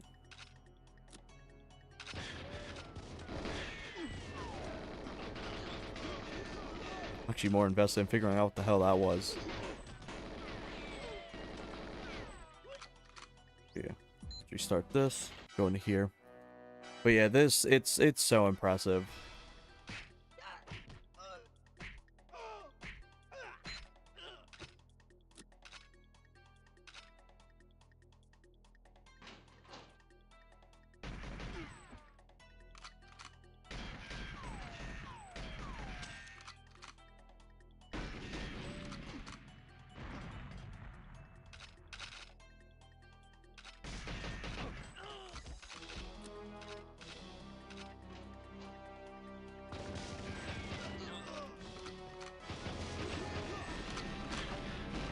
Shit.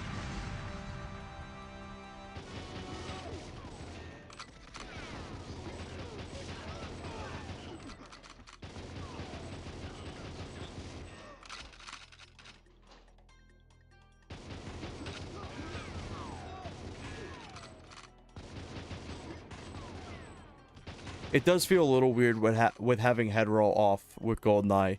I'm so used for the longest time of having like a head roll thing fully on.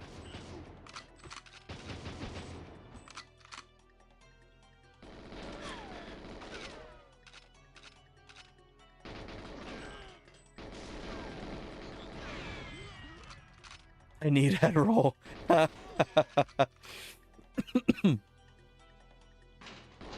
Ooh.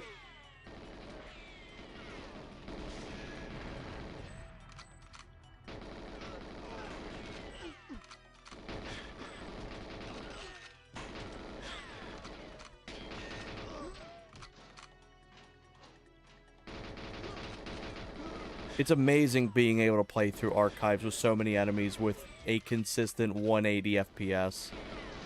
Like, oh my god, it just feels so good.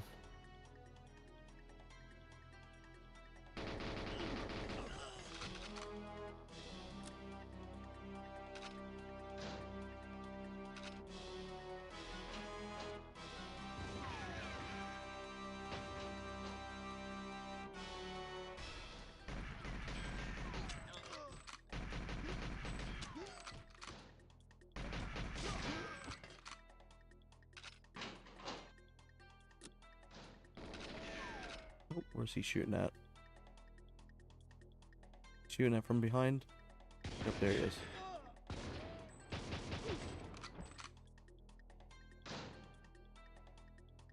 But yeah, I'm glad we're at a state that the multiplayer is pretty much functioning now. There's still a few hiccups left on it, but for the most part, the multiplayer is near like feature release.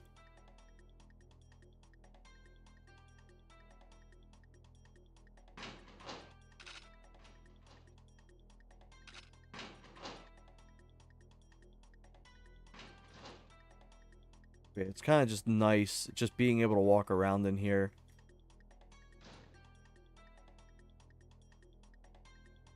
How about soon?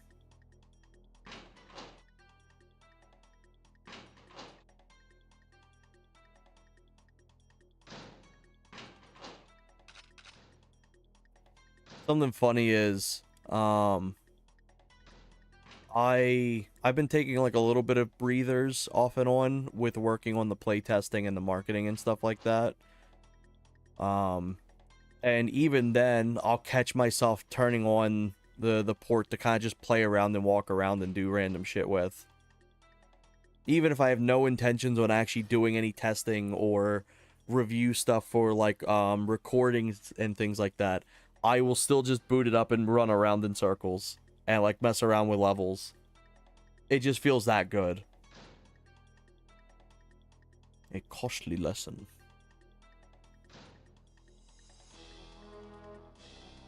Hey, Edsy. Quick thing. You would know this better than I would. Can guards get you stuck in place like this?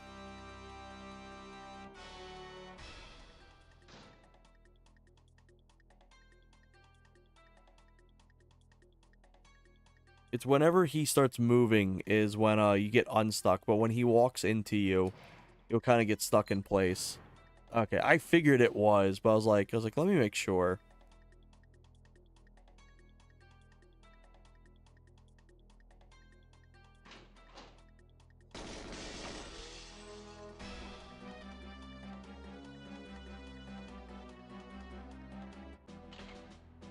Let's do one more level.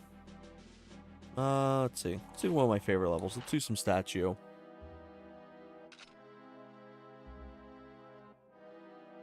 This level looks really, really good now. I think the last time I properly showed off statue in its entirety, there were some clipping issues and things like that. Hey, welcome in, Bobfish. Thank you, Adzi. Like, it's impressive how good, like, a nice controller input setup is for a game.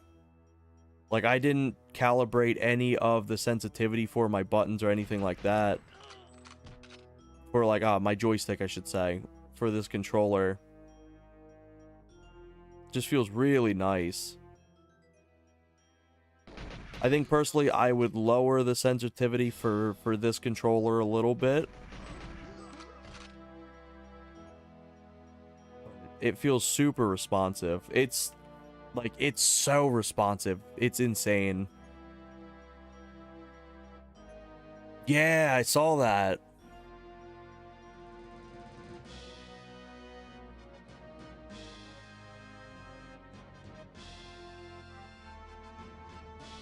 Like, it's impressive how close this is to release. Yeah, it's a toggle feature. You can turn the crosshair on.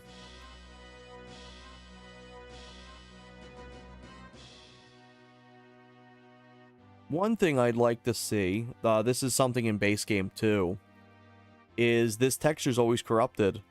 It's something to do with the values of the actual texture itself. It's supposed to look way higher detailed, and like it actually looks really good if it's fixed. I think that'd be a cool 1.1 fix, because this corruption is actually in base game too.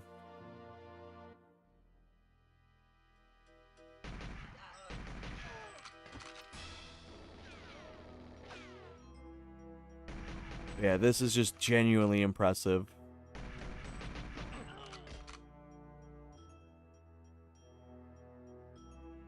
I still need to go through and test with other controllers as well. So, like, because we want to add more controller support and everything as well for those who just want to be able to boot up the game and be like, I have an 8-bit-do controller. Boom, 8-bit-do controller support right there. It's like, oh, I want to use N64. Boom, N64. How about, like, the NSO controller? Can use that. How about, like, I don't know, could even probably set up Joy-Cons, and it'll be automatically calibrated to be set up with it. Because that's one thing the Perfect Dark PC port doesn't do well, is it doesn't have a good preset. Every time you want to, like, put another controller in, like, let's say I'm playing with the 8-bit though, and then I want to swap the N64 controller, I essentially have to recalibrate all of my inputs before I can play with it. Where this, it's just instant. You can just instantly connect this, boom, it's connected to this now. Connect PS5 controller, it's then set up for that. Yeah, dude, trying to get the N64 controller set up on Perfect Dark PC port is a nightmare. I hate doing it. Merc has added implementations for Perfect Dark Kai. Holy shit. But when he's finished with GoldenEye, he's gonna take the RAFnet RAW that he's applied into this and putting it into Perfect Dark, so it can automatically just be registered right over. Because the really annoying thing is C buttons don't register on PC port for Perfect Dark, which is really annoying. Get issues on the PD port with the NSO controller. Yeah, it's a nightmare. And like, I play test a lot of Perfect Dark PC port, and I genuinely hate having to set up the controller. Like, when I've been playing through Perfect Dark on stream and stuff like that with the N64 controller, I'm actually playing a scuffed control setup, because there's no way to really toggle simplistic controls versus advanced keybinds, because of the way the system works.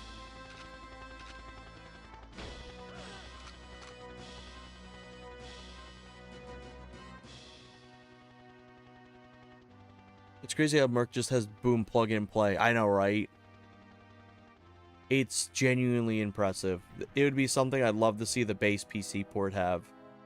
It's like the base PC port doesn't have N64 controller support. You have to manually add it in yourself. But Merc's PC port, Perfect Dark Kai, will always for like the rest of the time be the main version I play, because it's just amazing. It feels so good. But yeah, you can plug any controller in to this and it'll work completely fine. Just amazing to say the least. What I'm going to do now is I'm going to back out of this, back out of here. I'm going to load up some Perfect Dark so we can experience what an actual city is supposed to sound like.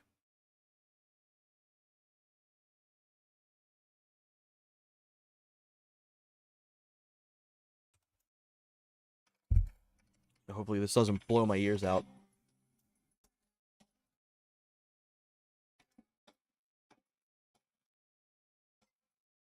All right, there we go.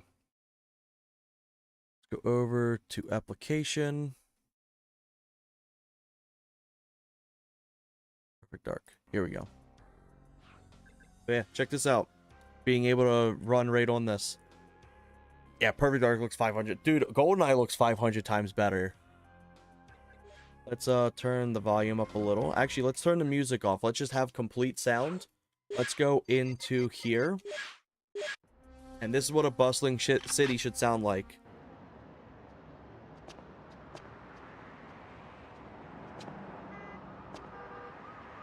Wow, impressive. You can hear police sirens going off. You can hear the wind. You can hear the exhaust of the vehicles. You can see vehicles moving in the background. It actually looks bright.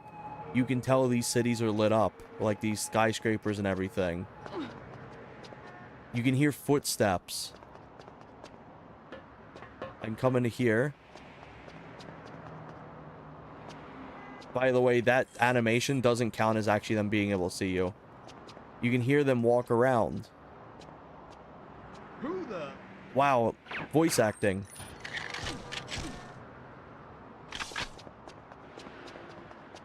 I know, right? Like, it's impressive. Bro, the Falcon 2's got an entire, like, 4 textures, I think. And it just looks better.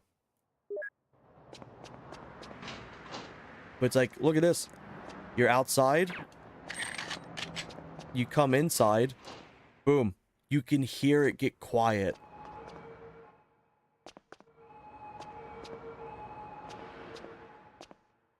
Hey.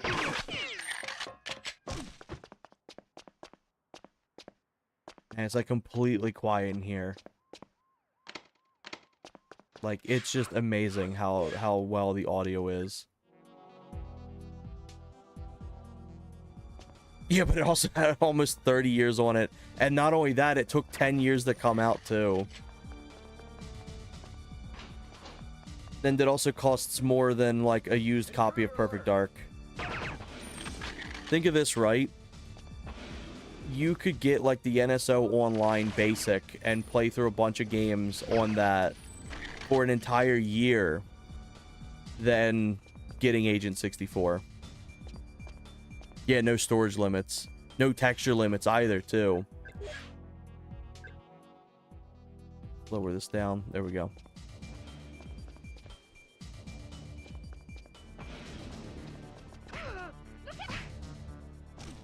Yeah, I think easily Agent 64 would probably go in, like, my worst game of the year.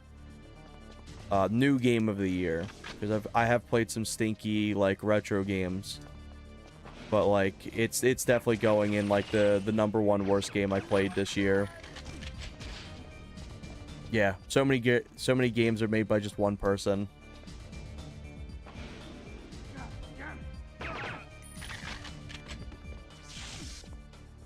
Hey, look at this.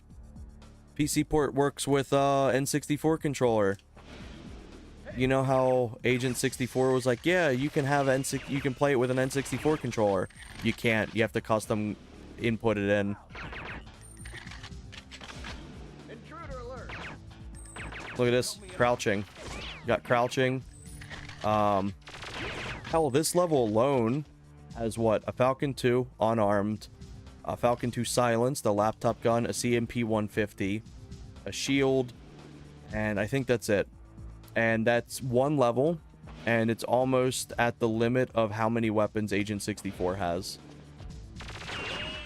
And they all have alt fires. My gun.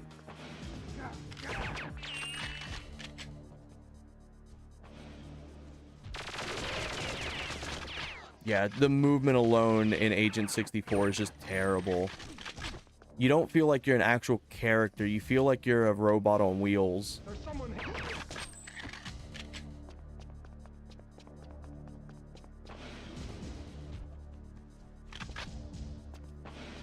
Come here.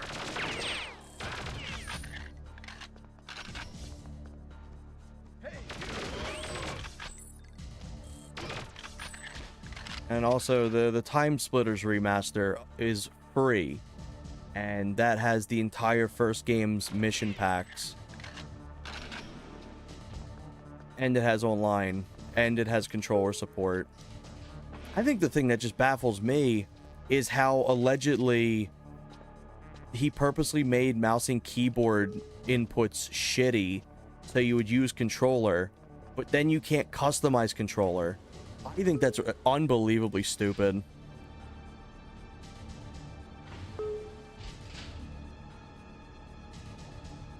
Yeah, a real tragedy is the fact that people are talking about Agent 64 and not the Time Splitters remaster, because that remaster is fantastic. It's really, really good.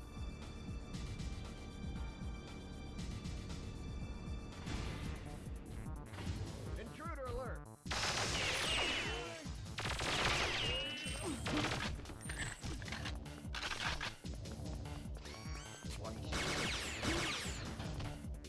I have to try to think of what levels have more than 7 weapons in them.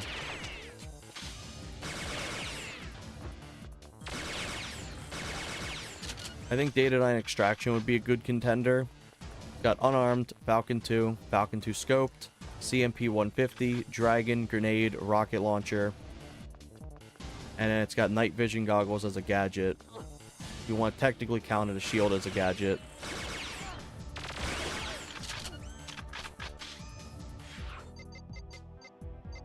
I think I'm just... What am I playing on? Oh, I'm just playing on Agent. I'm just kind of messing around. But, yeah, it's like... It's just insane.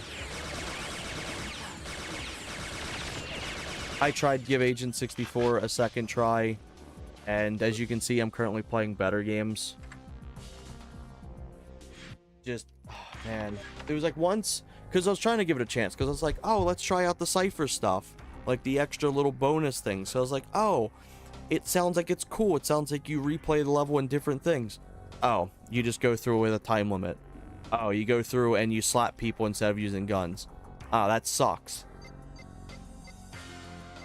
So I was like, man, ain't it?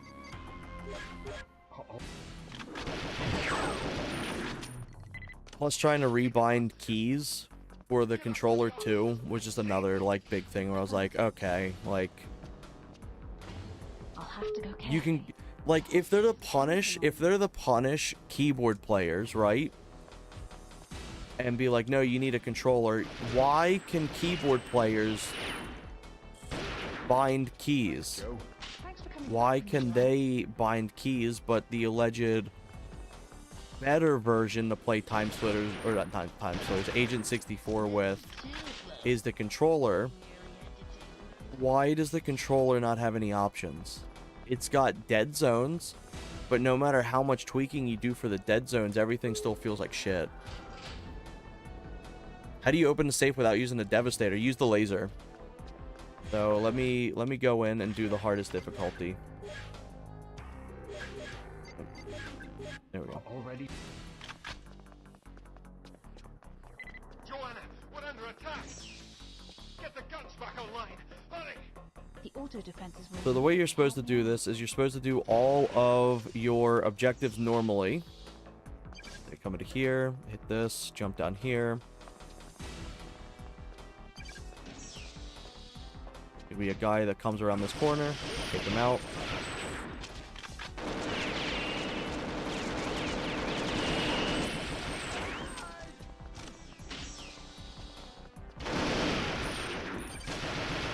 Here we go. Yeah, what you're supposed to do legitimately is you're supposed to do all the objectives first until he goes, damn, my office. And then you'll go over with the laser and you'll start kind of cutting it apart like the latch and train.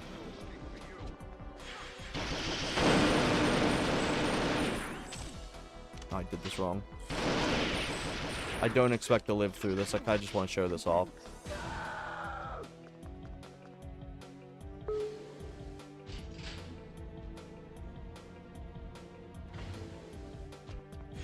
So you didn't like the revisit of Agent 64, Red? So trying it again on my own, there was some things that I liked. Thanks for coming back. I do appreciate the fact that, like, the actual objectives change depending on the difficulty. I'm glad that they, at least for the most part, got that right. But revisiting it, it wasn't, I didn't like it too much. I'd still say it's a solid 3 out of 10.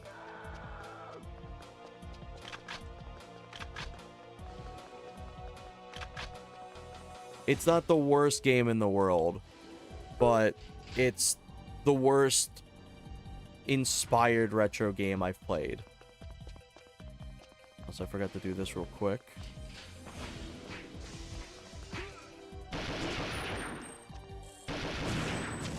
There we go. This is what So, you hit this, you activate this, this guy's gonna come through. Shield technology. Working on a new weapon, which may be useful. Affirmative. Damn it. My office. If they get access. But yeah, it's not the worst thing I've ever played. Like, there's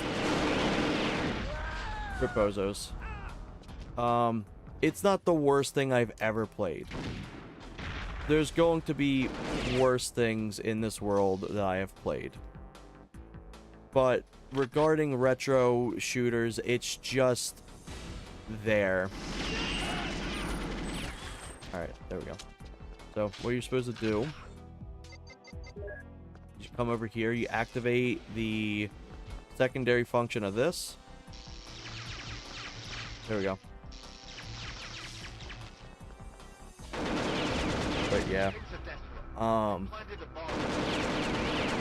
that's the legitimate way of doing the laser. XBLA actually fixes it, so you actually have to use the laser on that version.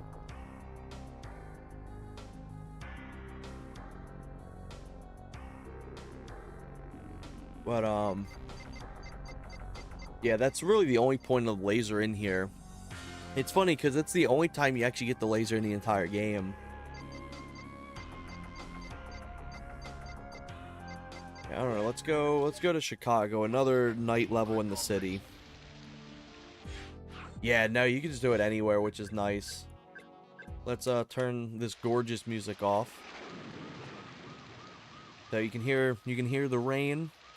You can hear still beeping in the background. You can hear like the taxi cabs doing their routine. Greetings, citizen. You got voice acting. I'm not even fully expecting, like, if voice acting would be nice in Agent 64, but it would be nice to just have something. You can't have characters being like, and not having like a single thing come out of their mouth.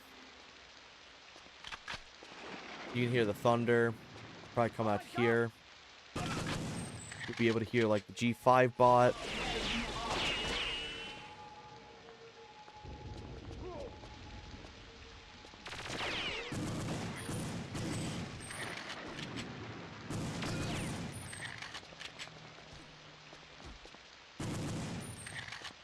Like, it's like just some form of ambience, because that guy was spot on. He's like, turn the music off. There's nothing. There's no noise in Agent 64 outside of shooting. Hey, welcome in, Grim. Good seeing ya. Grim today and keeping the streak. Yeah, there's just so many weird things about it. My thoughts are the project got abandoned like years ago, and the guy just worked on it like incrementally just to push it out, because it doesn't feel like a finished game. The beta had more features. Fun fact for those tuning in, the beta actually had where you could shoot out the lights in Agent 64. So you could come over and shoot out the lights. That's a very welcome feature. It was removed. There was also blood in Agent 64 too, that they also removed. I remember playing the very first build that was available for people to test. And I was like, wow, like, this needs work, but it makes sense for like an alpha. Like, okay, yeah, I'm expecting the alpha to kind of look and play like this. I was like, even then, if this is what the alpha is, I can't imagine how good the beta or the release would be. And then the next update came out and it played exactly the same. And then the next update came out and it played exactly the same. And then like my positivity towards Agent 64 started going down. And then like the multiplayer beta came out and I'm like, "Oh, cool. There's 7 guns for the playtest." Crouching was not in beta. It was always meant to not have crouch. But it was like, it's like, okay, I understand. They have a little piece. They have a little piece of multiplayer experience. You got a few levels. You got a few weapons. Okay, I'm excited to see what the full release is going to have, because this is a really weird set of weapons. You've got 3 pistols, 1 SMG, 2 rifles, explosives, a rocket launcher, and a plasma gun. Alright, what else are we getting? I'm excited to see what else is going to fill the gaps. Nothing. Nothing else was added. Also, the multiplayer levels are just single-player levels. He couldn't be bothered to make, like, a basic multiplayer level. So that's disappointing, too. If, like, the game was 10 US, I'd be willing to look past it. 20 US is way too much. The car park lift is your only... But yeah, like, it's impressive just how bad it is. Yeah, it goes down the longer you play it. Also, the cutscenes and everything,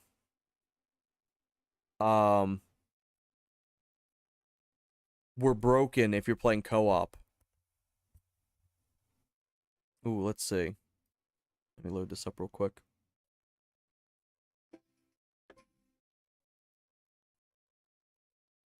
Alright, let's see what we got. We won't have audio through this, unfortunately. I like that this kind of just pops up on its own. That's actually really cool. 4 years ago. Yeah, let's look at this real quick.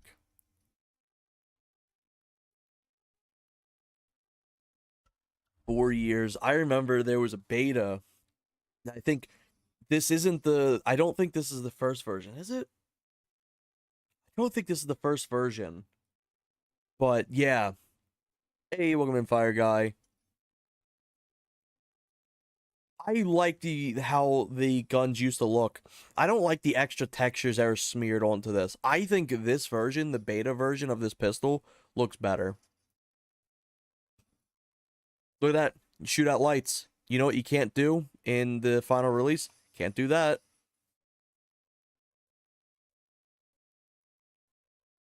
But it's like, look at that. Look how, like, ugly the textures look on the skyscraper. It's like, okay, I can excuse that for,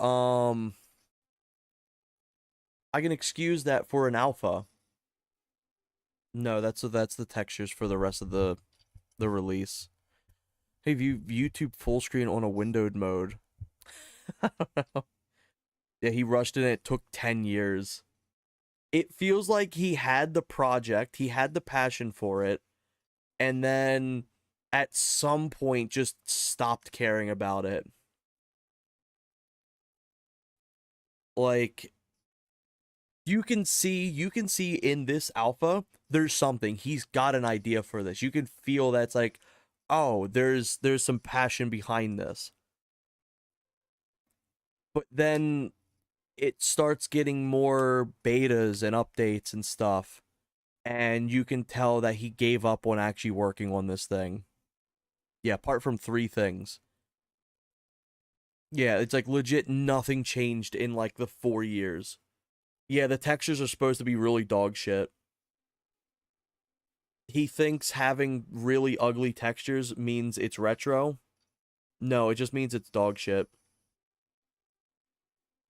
Because some of the textures are actually like really, really decent quality. And then some of them are the skyscraper. But yeah, for some reason, it's all got Vaseline smeared all over the level. This is like a fucking Diddy mansion. This ain't even like Mr. John Agent Man's mansion. Fucking hell. But when I played this, I was like, okay, I understand. I can feel the passion for this. Um, you can feel that it's like, hey, there's something inside this. Oh, I'm not sure. But yeah, this is from 4 years ago. Nothing was changed besides features being removed. Blood was removed in the final release. Lights were removed in the final release. This level is identical.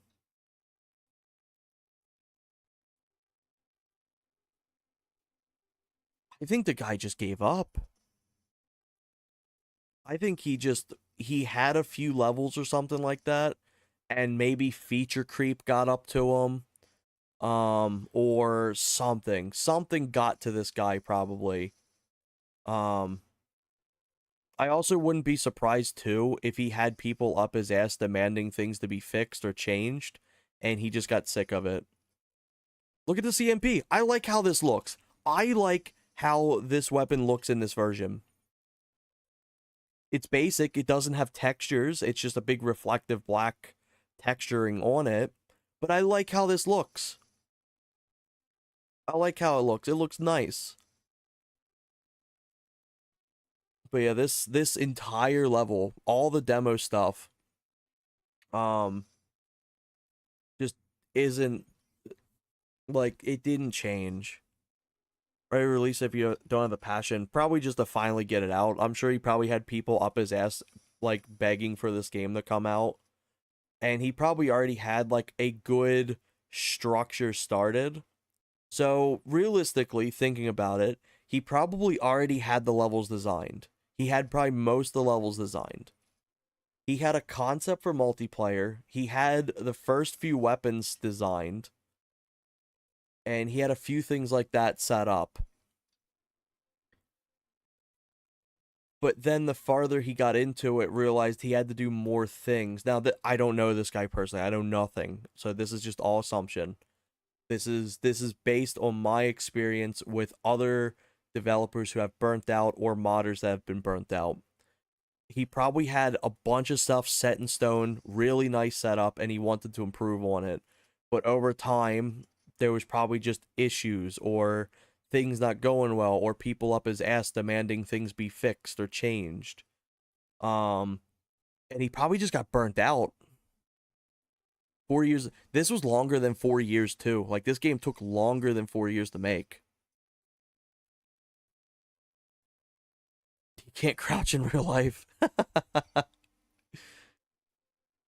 But yeah, like this level just looks identical. In fact, I think this version of the level looks better because the lighting.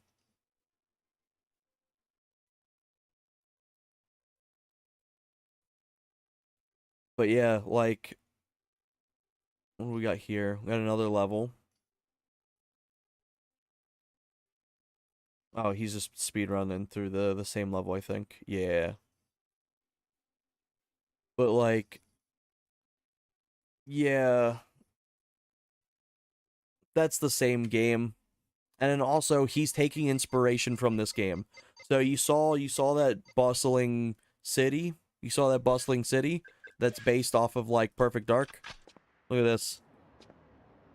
Look at these textures. You can tell what the textures are. The guards have different animations. They have different walking cycles. They stretch. They do weird things. They talk to each other. They do more than just sit default posed. Is that a bullet?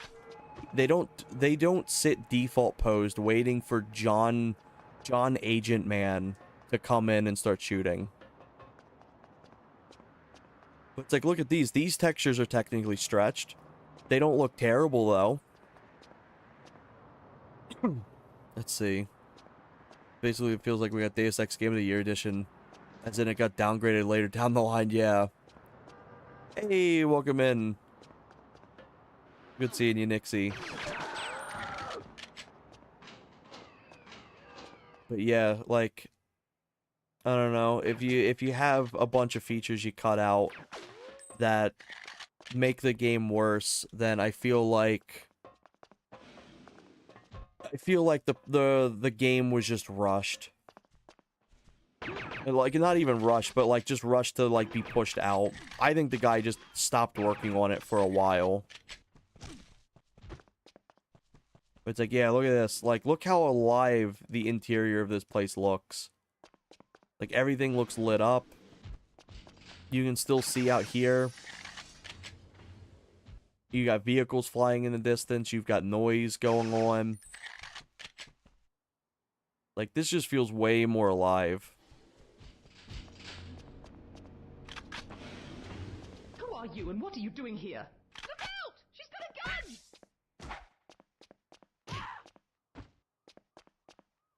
May as well.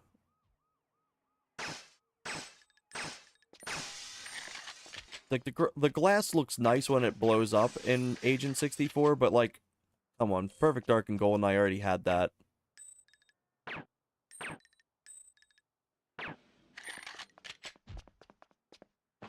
But yeah, Agent 64 is definitely going to be like the worst game I played this year. New game, I should say, the worst new game. Is it the worst thing ever? No, there's way worse.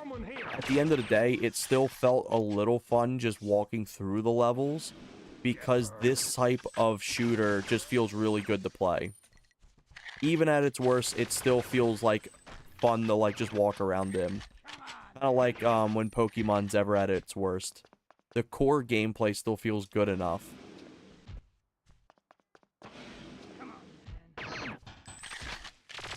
Yeah, Agent 64 is getting a 3 out of 10. I don't think anything else I'm going to play this year is going to beat it as the worst game. If you're looking for online, Time Splitters, Remastered, Perfect Dark Kai, and give it a while, somebody's going to make GoldenEye net play, I'm sure of it. If you're looking for missions, Perfect Dark. If you're looking for a fun little romp to go do speedruns, GoldenEye. If you're looking for, like, I don't know, anything that game offers, just look at, like, something a Rareware dev has made, and you'll just get that.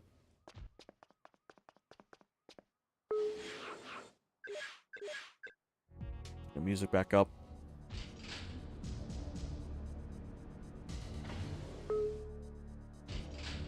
I also kind of feel like the music in Agent 64, you could slap the song into any level, and you wouldn't be able to tell the difference. Like, let's say I put Mission 7, and I put that music into Mission 2. And if I didn't say anything, would you be able to tell that it's the same, like, it's different music or not? None of the music kind of just doesn't feel like it fits.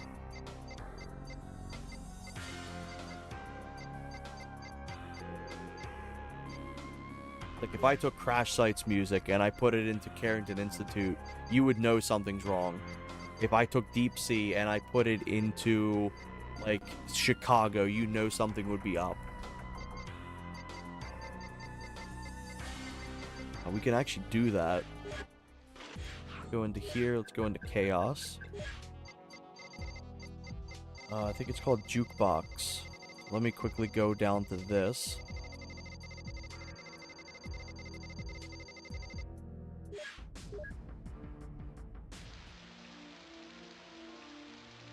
I think I pressed it. I think I fucked up with that. Oops. Don't know why that auto disabled after a second. Always a new bug when I go to show these things off.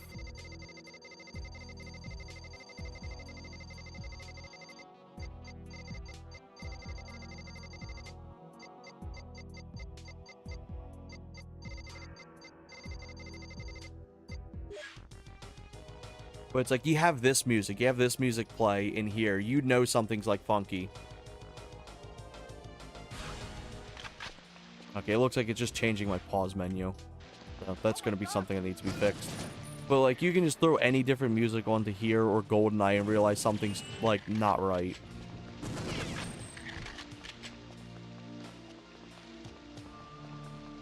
Here, take the wallet. Request back over here.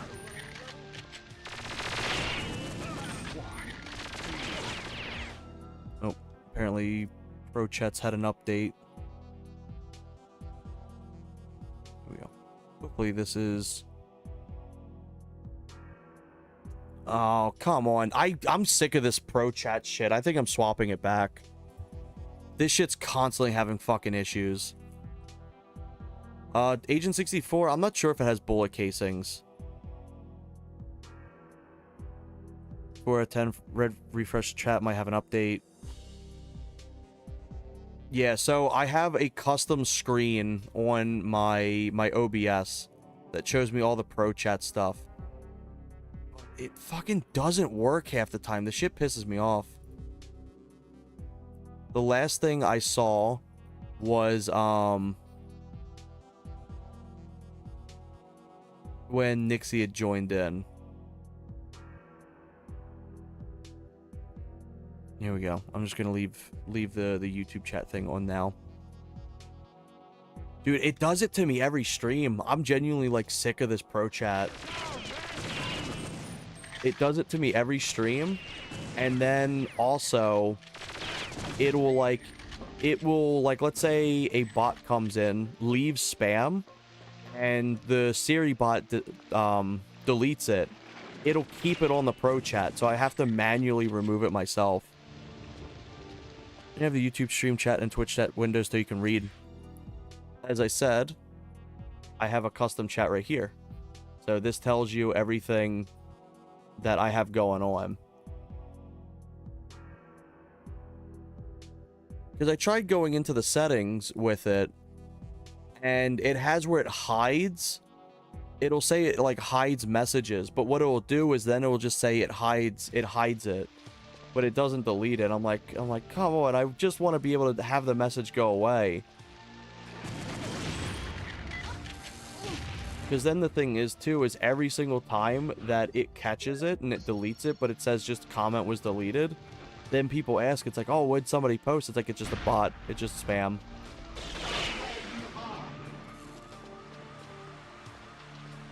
We're at specifically in the settings in case I missed it. I've gone through those settings pretty rigorously. I was gonna say the alternative to ProChat is ProChat. It's an alternative to using the normal Twitch and YouTube. Yeah. It's really good for connecting to YouTube without any issues. That's the really nice thing, is like I have, what, 5 streams preloaded, and I was able to have it load this one instantly. Like, I didn't have to do the stupid throwing in a YouTube link into an API for it to work. Yeah, like, it's really good for that shit. But holy fuck, it annoys the hell out of me with stuff. Compartment is your only point of ingress. Understood.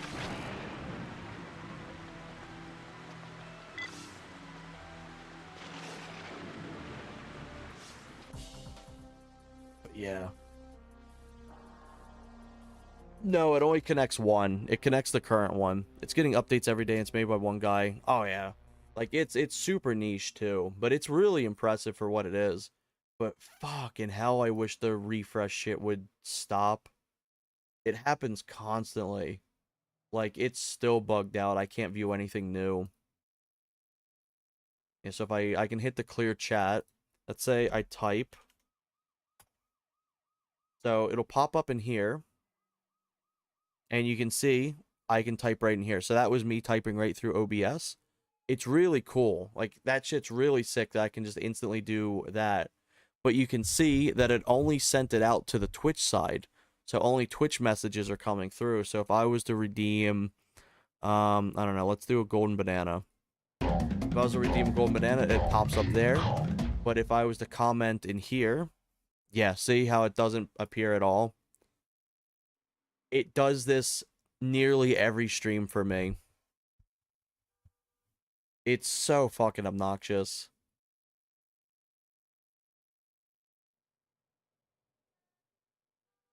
I don't know if I still have my original chat as well. Let me go in and see if I got it. I don't think I do. I got the original chat box, so I'm just going to use that again until this one gets better. There we go. Go to settings and reconnect, see if it fixes. Okay, let me do that real quick. Settings, let me read this. Go to settings and reconnect. See if it fixes. Yeah, YouTube also is just notorious for having shit issues, in my opinion. Oh.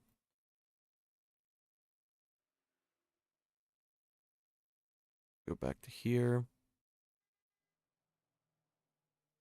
Yeah, here we go.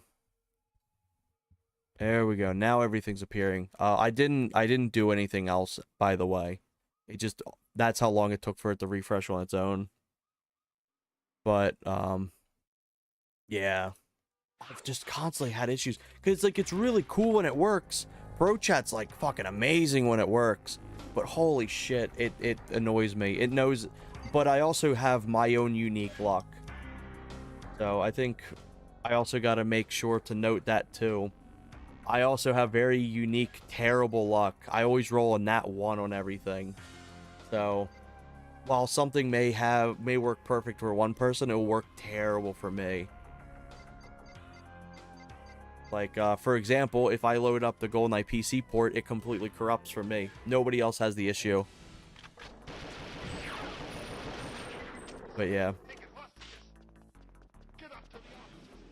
For what it's worth, it's really, really awesome. Especially if it's like just the one guy working on it. And it's got a ton of like really awesome features. Like it has extended emotes and everything like that for Twitch. And if I go in, let's say I want to type something for all of my chats, I can hit this and it'll do test. It'll put out test message or whatever message for both platforms. I just did that right through here. And then if I want, I can go in here and I can just delete the message. Well, the delete's not working for me either. Fucking hell. But you can see message been deleted. It also deletes it right through my Twitch. So now it's gone. And I'm like, oh wait, I deleted the wrong comment. I can unhide it. So now it'll reappear again through Pro Chat. I guess it's taking its time with that. But like it's really, really cool. So if I was to delete this, well, I can't delete anything off YouTube. Great. It'll show in real time. But the thing I want to see, maybe you know more about this, Adzi. You see how it says message deleted on the Pro Chat? Is there a way that it automatically hides? Because the only way I can actually get it to hide is if I block the chatter itself. That's the individual message I deleted. So I deleted the Twitch side on the comment. And normally you'd be able to delete the YouTube side's comment too, but I think it's because it has a recent update. It's still updating.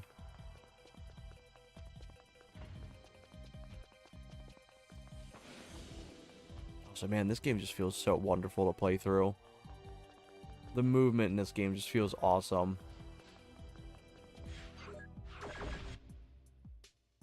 But yeah, so like I'd be able to delete messages on anything. And also this works for like TikTok, Facebook as well, I believe. Like I think you can connect like numerous different platforms to this, which is really awesome. Yeah, Perfect Dark always feels good on the PC port. It feels really good.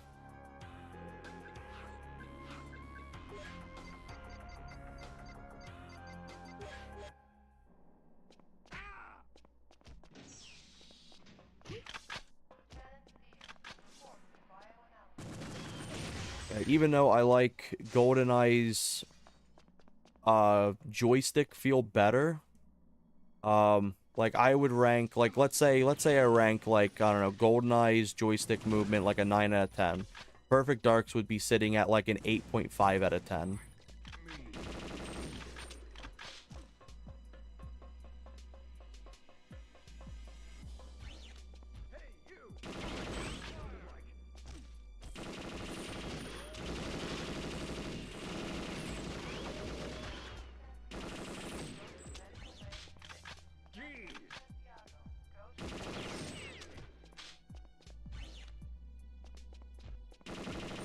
See, funny story about multi-stream. I saw a 7-year-old stream VOD connecting to YouTube, Twitch, Mixer, and 2 other stream platforms. Yeah.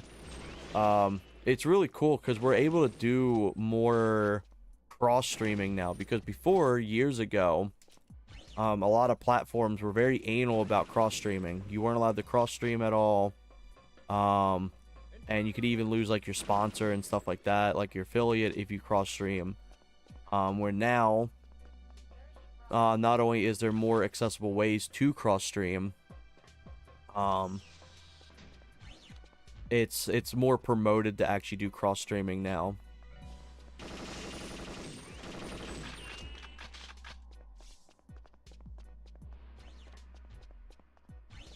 Oh yeah, I love the way these levels look. The Area 51 map is just beautiful. And what's also nice is you'd think that's like, oh, despite that there's kind of really nothing going on, you can still hear that there's an intercom going on. You can hear like the doors. Like there's so many extra little things you can hear as well in this. Plus the fact that the guards have sounds for their footsteps and everything like that. Whereas Agent 64 is just genuinely quiet. Like there's nothing going on. God damn it. Get her.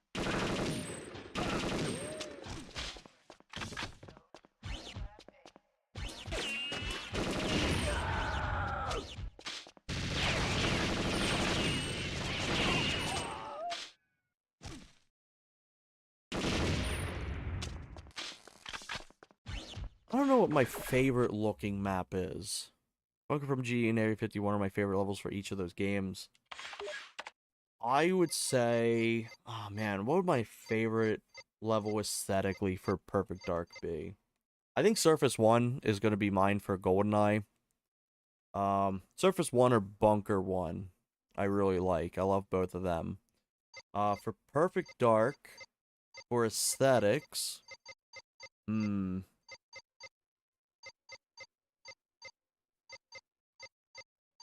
aesthetics, I really love Attack Ship. I think Attack Ship looks just beautiful. It looks so good. But like you got Chicago as well. I think Attack Ship would probably be my one for aesthetics. But for a level, like playing a level itself, I'd probably say Villa. I'd say Villa, Carrington Institute, or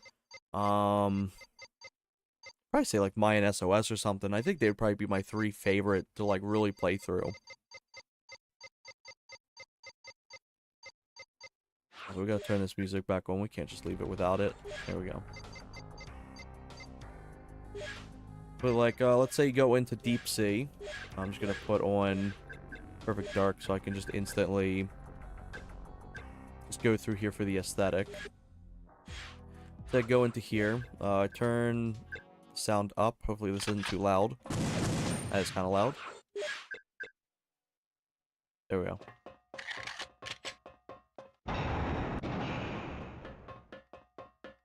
So let's go into here. First off, you can hear their footsteps and everything like that. In the name of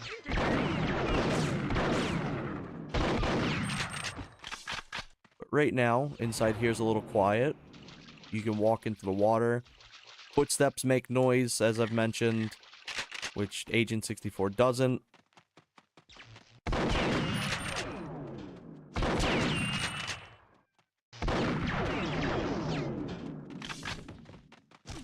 But when you get into here, you can hear that the sound effects change depending on where you're walking.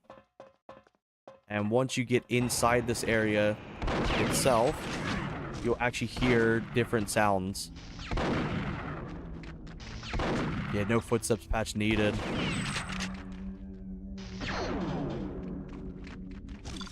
Okay, listen to that. That's not music playing. That's the ambience of the level.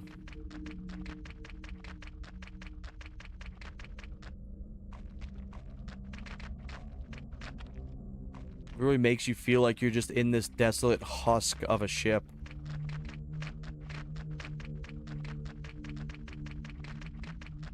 You can hear the footsteps. You can hear, like, let's say I shoot out these lights. Oh, not I guess not these lights. I forgot these ones don't go out.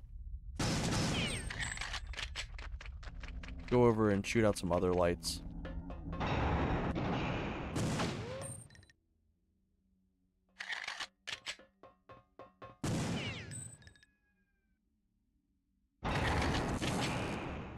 But you can hear that they spark. You hear that they spark. The lights have interactions. They light up the world because they keep flickering. Agent 64 doesn't have that.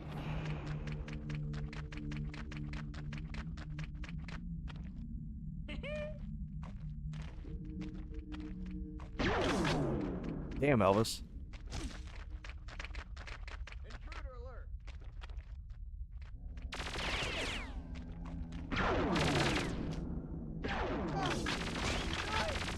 Yeah, I'd probably say for aesthetics, it would be Attack Ship is my favorite looking level. This is also an unbelievably beautiful level, which I've shown it off before in my my YouTube short stuff, but the shading for this level is immaculate. Look at this without shading.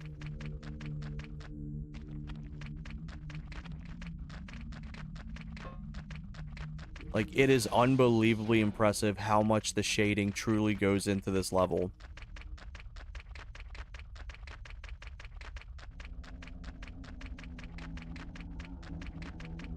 And then you got, like, Agent 64 that just use rendered lighting. I don't think there's any actual vertex shading in that game. I could be wrong, but just looking at it, it does not look like it's got any vertex shading. But, like, these levels are, like, night and day. If I turn this back off, look at that.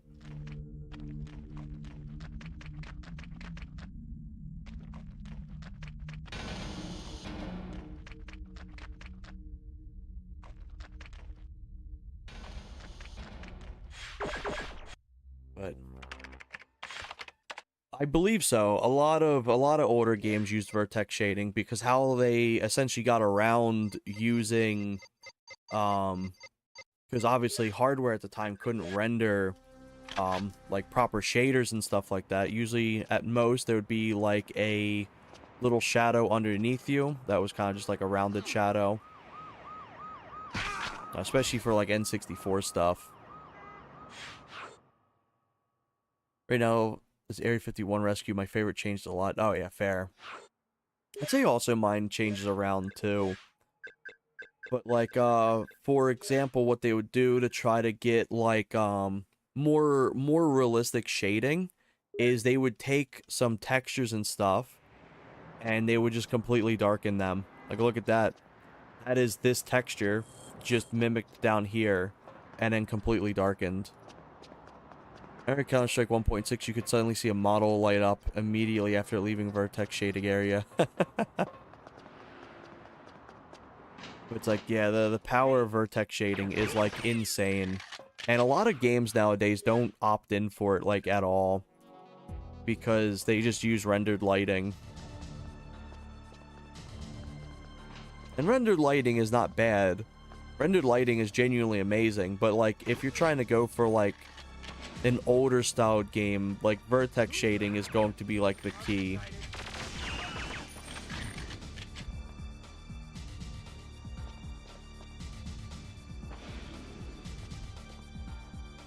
Yeah, sucked at optimizing in general, yeah. Vertex shading is just so beautiful. It's one of my favorite things to work on in mods. Sometimes I would make a mod just to justify me working on a texture, like a weapon or a level. We've got a contact.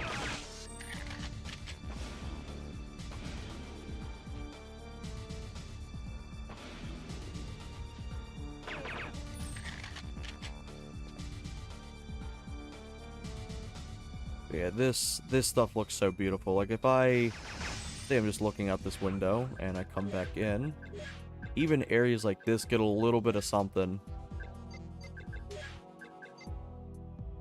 Boom. You can see all the shadow. You can see the texture up there kind of get darkened, so it looks like it's going into the night sky. Like, it's just beautiful.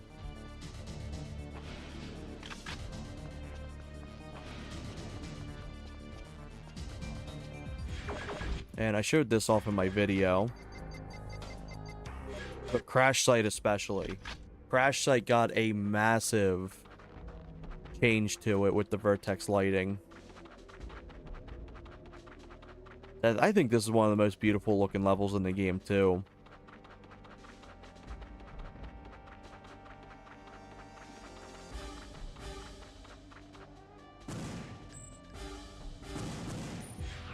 Okay, so we've seen that real quick. Let's go over and turn vertex shading off. Boom. Look at that. Look how night and day this whole thing looks.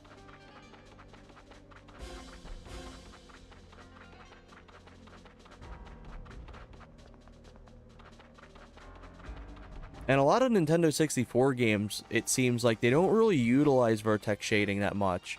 It'll be very basic.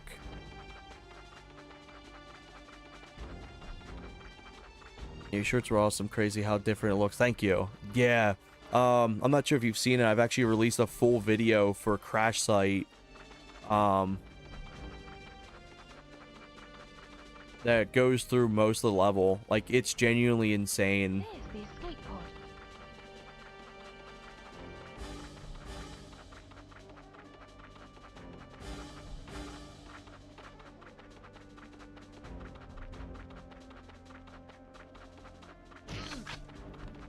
I can't believe YouTuber was accused of using Fulbright on a mod because how bad the vertex shading was in that mod. Jesus.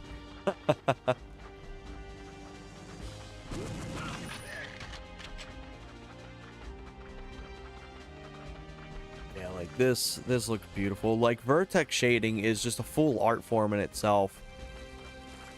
Because you need to know when to like properly shade stuff, how to align it with lighting and everything like that. How to properly make it feel lived in. It's like we see this, it's literally just a whole ice texture. By the way, this looking like this still looks like the textures in Agent 64. I gotta throw that little jab in there. Now YouTubers prove them wrong. Hell yeah. But like, you ready for it? Let's turn ray tracing back off. Look at that.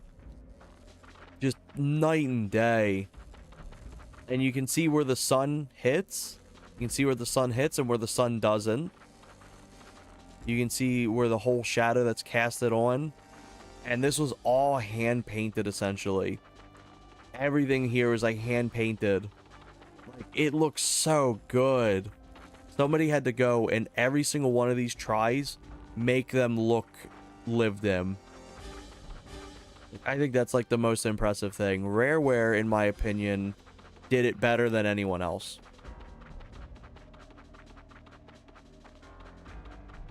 What is I love how my antivirus gave a false flag on my MSYS. What is that?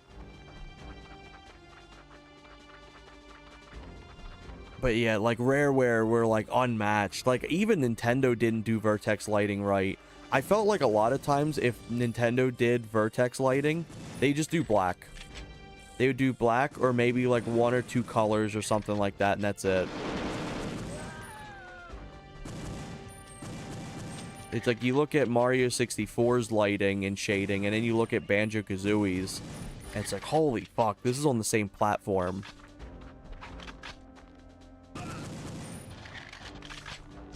GoldenEye does an amazing job. I hope we can have the ability to do a full bright on GoldenEye's PC port one day, because I think GoldenEye's lighting makes like those models and those worlds look really, really good. Like, it's genuinely impressive. Despite the fact developers were limited on how much they could put in a game, they put their all into it. It couldn't be everything, but it could be their all.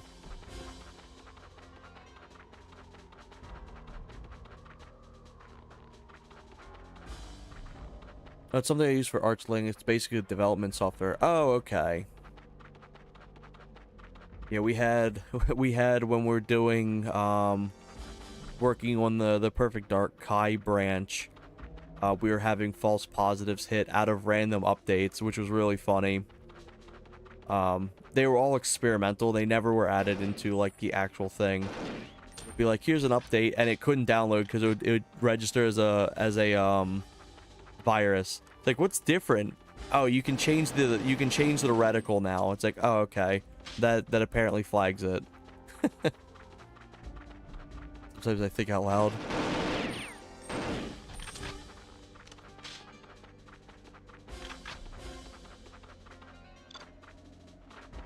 It's like, yeah, somebody had to come in and properly get this stuff looking like convincingly like dark and everything.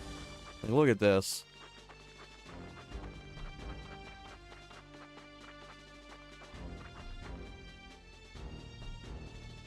But if I was to go over and I quickly throw on this, boom.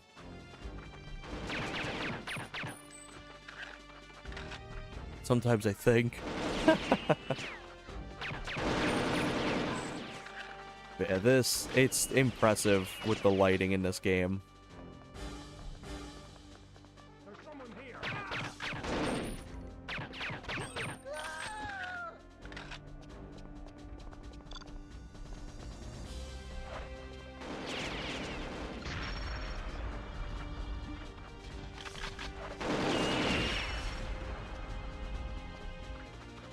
Okay, if we just come out here for a second.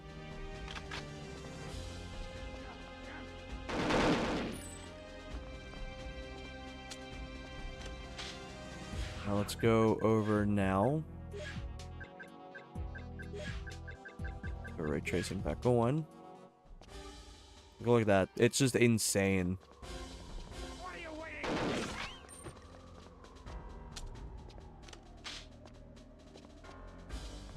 The beam.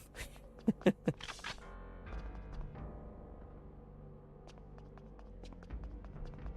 yeah, I think Rareware did it best.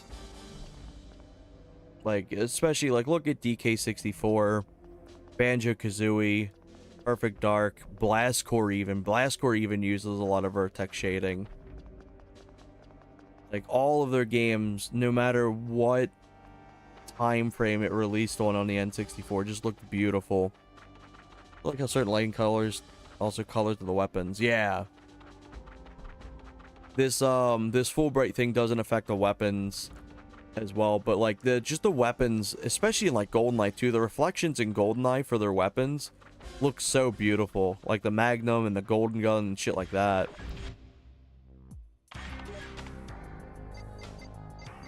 Yeah, let's what's a good one?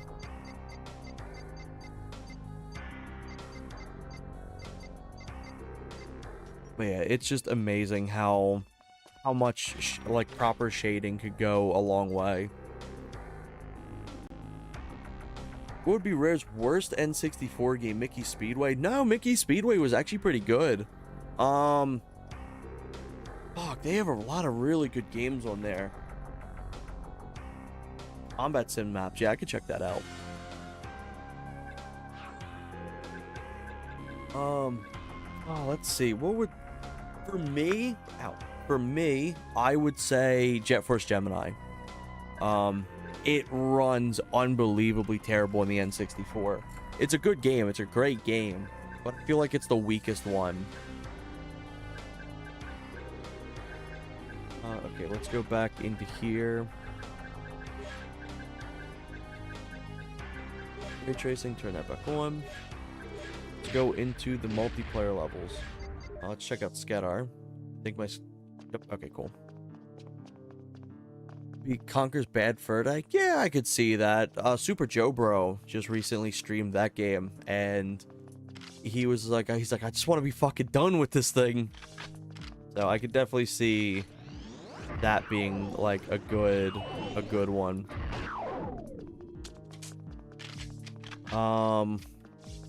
But yeah, Jet Force Gemini and probably Conquer, I'd probably say is the worst. I don't know what I would say is the best though, because there's so many that tie. For me personally, my favorite two, if I could only pick, because these are tied, I'd say like these are my number ones, but they're tied. DK64 and Perfect Dark. But there's so many good Rareware games, like it's insane. Yeah, Conquer had some awful moments, like the D-Day and shit like that. I feeling similar. Crash Bandicoot Warped. Oh yeah, 100%. Yeah, I'd probably say Perfect Dark would be my number one too, and DK64 closely followed behind.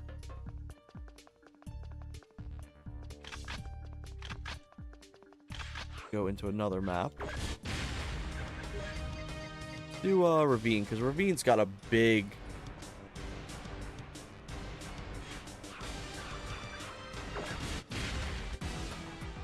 Okay, it's just one song now. Like, what the fuck? Why is it playing two? But yeah, I'd probably say Perfect Dark would always be my number one, because Perfect Dark's my favorite game ever.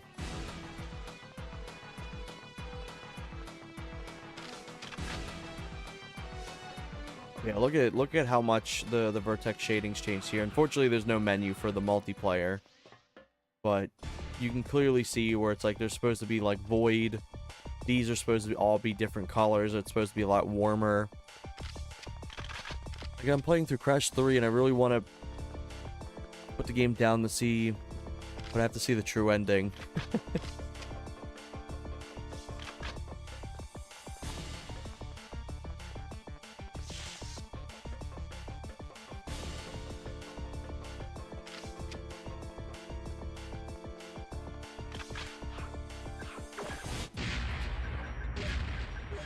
Let's see, what's another good level to show off?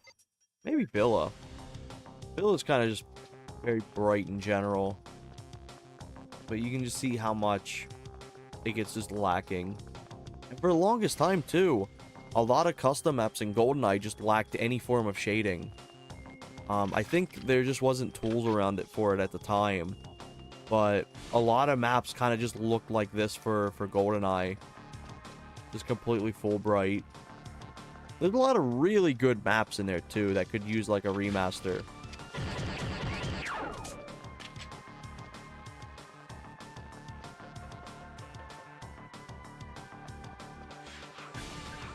Alright, let's end that. Let's go over to... what's Car Park look like? But yeah, it's insane how different these maps look because of the shading. Like, it's genuinely impressive. Like, despite the fact that all these levels, or all these walkways look identical in the grand scheme of things, you're able to tell which side has which because of the lighting. Go into here. And just look at that. Look how basic it all looks. And still, even then, the texturing looks good. Like, the texturing on its own could be serviceable. Let me reduce this music, because I know that's been fairly loud. But yeah, let's go back. And turn this back off, and now let's go into the multiplayer and revisit that same level. Look at that shit. The thing I really like about Perfect Dark, I know a lot of people don't care for the maps, but I feel like the way Perfect Dark's multiplayer maps are designed is they're meant to have something unique about every single one of them. I think there's always something unique to every level. This is the most vertical. This has multiple layers. It's got this shit going on. Also, look at this. You can tell which stairway I'm in because of the coloring. And you can tell too, oh, which way has the yellow hall, the yellow stairway? Oh, it's probably over here. How about the orange one? There it is. Each level has something unique about it that gives its own distinct thing. Like, this level is extremely vertical. You're going to be thinking about all the fights that you have to deal with in the stairwells and shit like that. You go over to now let's revisit some of the levels I've already showed off. Skadar is kind of like the quintessential big map. Like, oh, this level doesn't have any doors. You kind of think of it almost as like a Quake map in a way. Like, this could work beautifully in Quake or Half-Life. This is like your big map that's just very standard. It doesn't have anything really special going on with it. It's just big, and it's like a nice little palette cleanser. Oh, let's see. Oh, it's the map that came up on Grazlu's End when you tried playing PD multiplayer netplay, right? For, I'm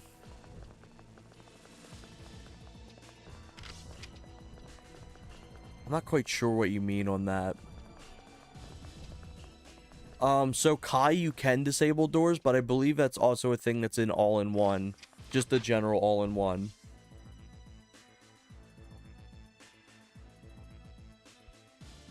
But yeah, like, this map's just very, very basic. It's a nice palette cleanser. It's like, it is the Mario of the multiplayer maps. Then you've got, things like Ruins. Hell, I hate Ruins. Ruins is miserable. But I can't dog them on Ruins being the way it is, because Ruins is specifically, like, the thing that makes it special is the fact that this map is all convoluted and twisted and fucked up. Like, the doors don't work, and there's so many, like, issues with the map because it's, like, completely, like, rattled from, like, earthquakes and, like, events and shit like that. Also, check this out. See if I can replicate it here. There we go. Let's talk about a bug that happened on the PD netplay branch. I'm not too sure. I love the disabled door options. It makes Ruins completely different. It makes it so much better. But yeah, like, every level, it seems like they wanted to have a unique feature about it. This is the only level that has the ruined doors.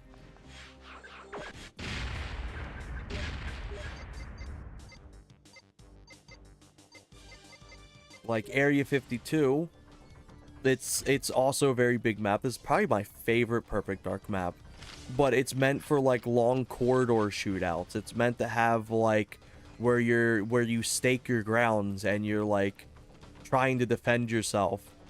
Like, there's so many areas, like, up here where it's like somebody could spawn in and now you've got, like, a sniping position on them. Like, each map tries to have something unique about it.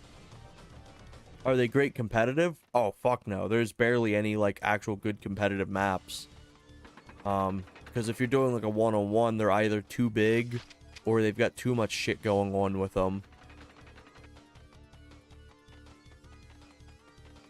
I think there was an interview about this map in particular, and the guy said he thought it would be cool to kind of have, like, a bunch of these windows and stuff, because it both is, like a fun engagement thing for both the person sitting inside the building and the people outside. It's like you could open in and you could shoot people from in here, but let's say you catch somebody unexpected and you open it up and you blast them from there.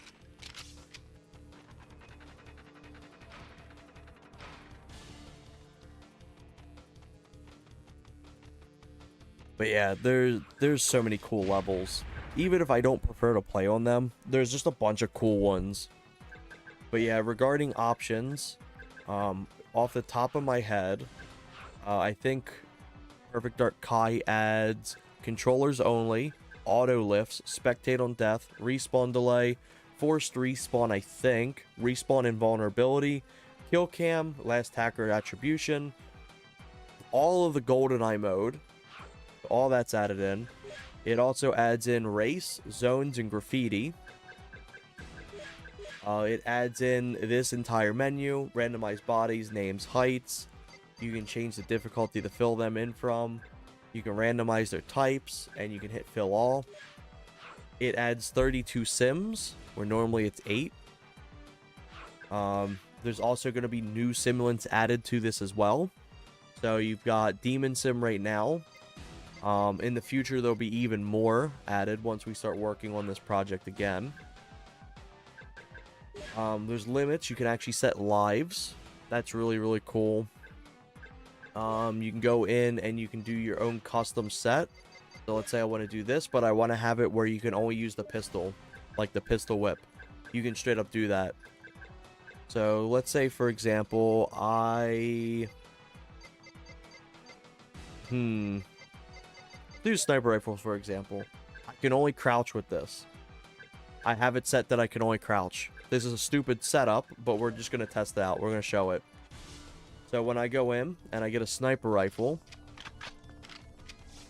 I'm pretty sure I hit use preset. If I didn't hit use preset, then it won't appear.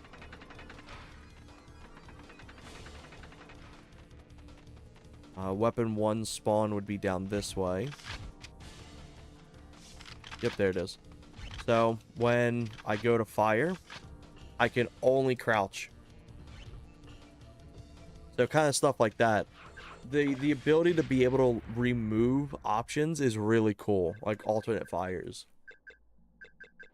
Because let's say it's like, oh, I want to play with the Farsight, but I don't want us just to be able to pick it up and instantly lock on to other players. Well, now you can disable that shit. I will say though, regarding the Farsight, the fun little fact about the railgun effect, like the default select, is the fact that you actually do have a better target lock. Actually, wait, let me... what is it, challenge 7? No. Here it is. Fun little fact about the Farsight is that, if you hit left or right on, like, the C buttons, you'll actually instantly lock on to your opponent. So let's say I have the Farsight, I turn target locator off, I go on railgun effect. Wait, why is it... Why am I moving? What the fuck?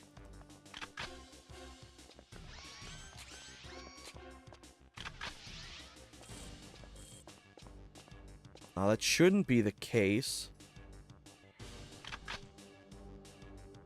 Oh, I know why. It's because it's using the PC setup stuff.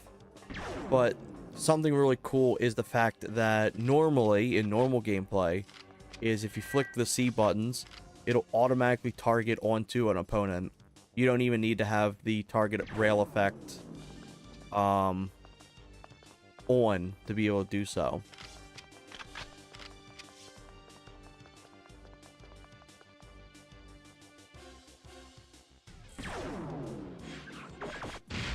Yeah. Oh, let's see. I'm trying to think of what else I want to do.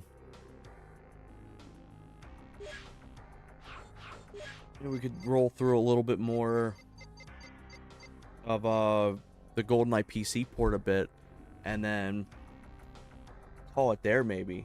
Let's see. Let me close out of this.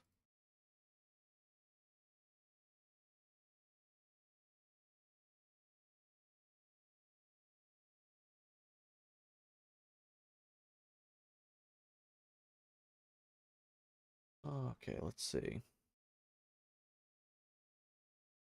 Yeah, so I got the RAFnet connected to the N64 RAFnet. I have Rumble Pack disabled.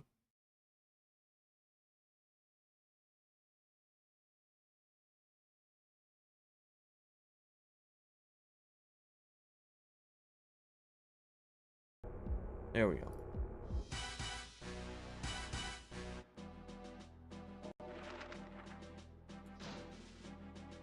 Yeah, let's do a little bit more GoldenEye, because everyone's already seen the PC port a lot for a Perfect Dark. Let's show off some GoldenEye.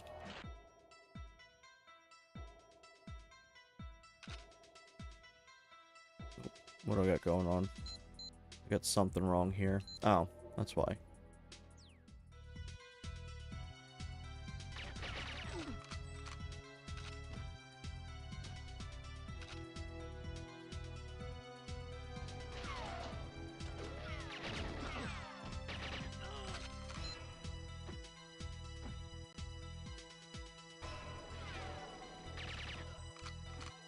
Yeah, this feels beautiful. The Perfect Dark PC port feels really nice. Perfect Dark Kai will eventually get the updated RAFnet RAW support fully as well. One thing that GoldenEye or Perfect Dark Kai adds is the ability to use your actual transfer packs, like your mem packs. Not transfer packs, mem packs. You can use your actual mem packs to transfer your old saves from your N64 over. And it has support for RAFnet, but it doesn't have the direct RAFnet RAW just yet. But from everything Merc's learned regarding working on the GoldenEye PC port, that'll get back ported over to Perfect Dark.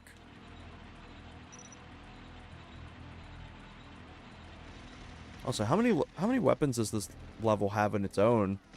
Let's see. So you got unarmed, you got the PP7, you've got the Klob, you've got the K7, you've got grenades, you've got time mines, and you got the tank. So you're already sitting at, like, what?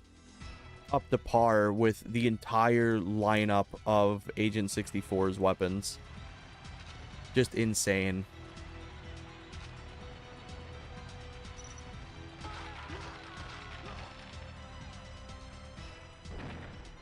Yeah, what's awesome too is you can customize the reticle color in this PC port. So any color that you want it to set up to be, you can have it. And what's awesome as well, also has the... Oh my god, it froze again. For fuck's sake, I hate this thing.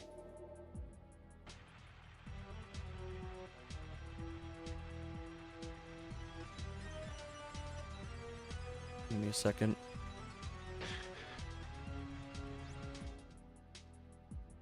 Let's see. You get around, play with the options with a lot of the good stuff. Chat probably froze again. Yeah, so now it finally updated. Yeah, this pro chat fucking sucks for me. Yeah, it completely froze. So why fucking I get out of this? There we go.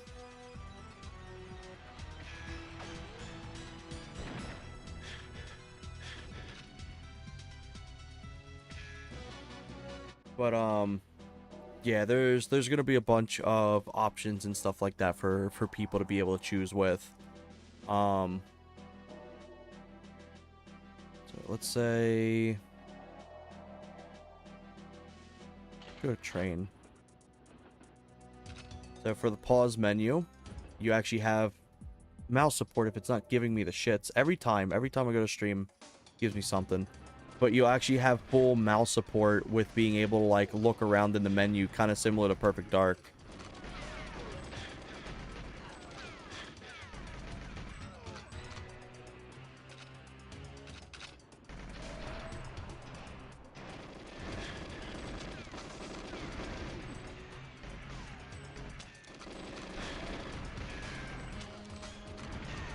Oh, it feels beautiful. 180 FPS feels amazing. And it also has a proper capped tick rate too. So the guards aren't thinking at 180 hertz. Because if they were, it would be unbelievably brutal. And they'd also move way faster. Like their animations and everything tied to them. Also, the watch is really nice. It's all the weapons for the most part are as faithful as we can get. So they actually fire at their respective rates and everything. So it's not like every gun's just a absolute buzzsaw when they go off. Because that was a big issue 1964 had, was everything just kind of went off like a buzzsaw.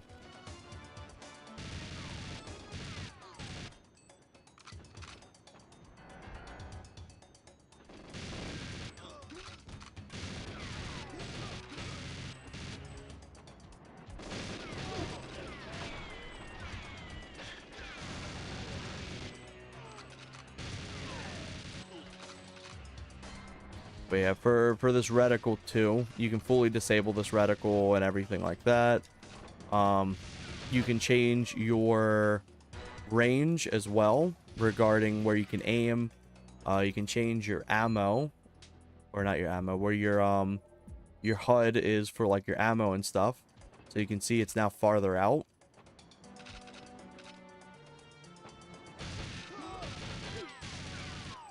But yeah, currently, we are in like the final stage.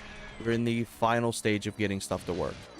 Multiplayer and the final community requested features are like the last things essentially, on top of like obviously bugs and stuff like that. So we're really solid on all things considered.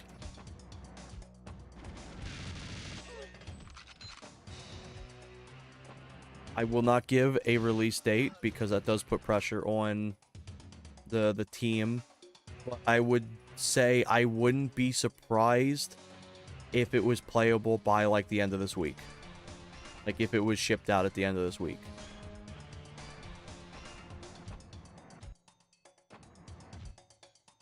Like that's how close it is. So just give it a little bit longer and then it would be, yeah, whenever we finish. Because we don't, here's the thing, we don't want to release it sloppy. We don't want to release it and it's got issues. Like, oh, when, like, look at the PC ports, quote unquote, that have released for GoldenEye so far. They were like, yeah, it's perfect. And the skies weren't working. Like, there was no skies. And then you'd pick up a sniper rifle and the sniper rifle was facing you. It was backwards.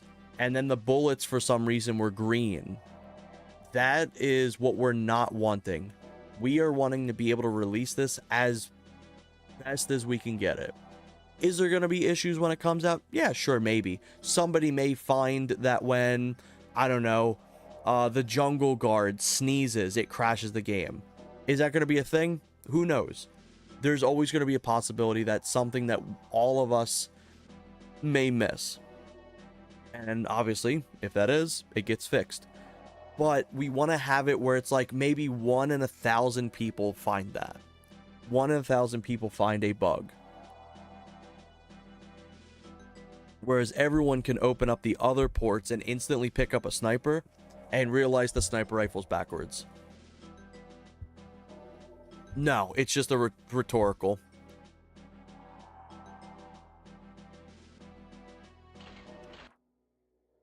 But yeah, like in the chance that there's something bizarrely stupid that happens, we want to have as many bizarre, easy to have bugs crushed out.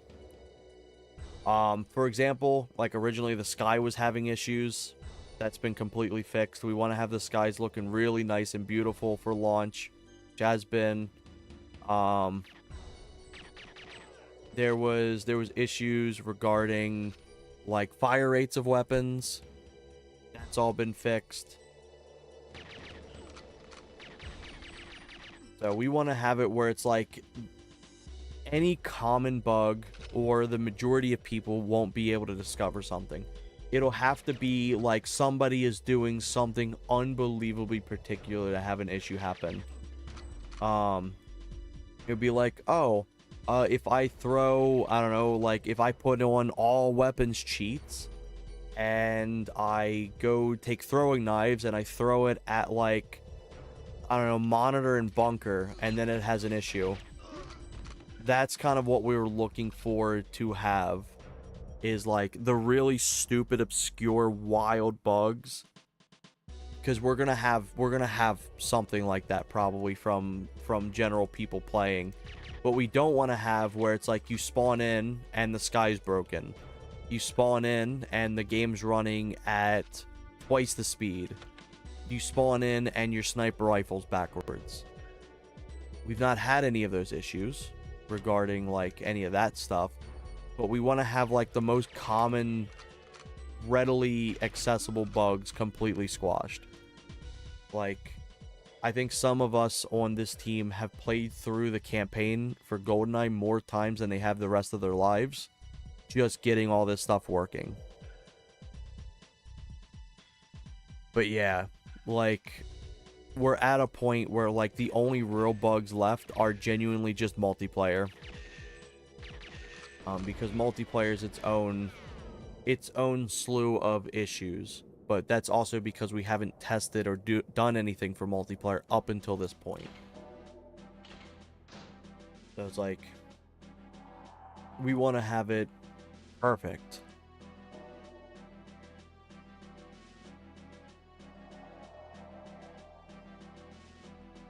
Let's see, what else could I show? I've already shown off dam, facility, runway, surface, bunker, frigate, bunker 2, statue, archives, depot, depot, train, jungle, caverns, cradle, Aztec. I'm gonna show off Egyptian, but I'll show off silo. But yeah, just to show that like this stuff, actually, you know what? I hate this level. We're doing agent.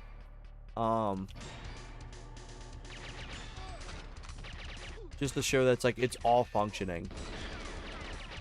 Because like, let's say for example, Adzi did a like a nice little promotional video where he showed off the PC port, like last week, and you can readily see that there's some issues in it. You can see that explosions are a little funky, like the explosion,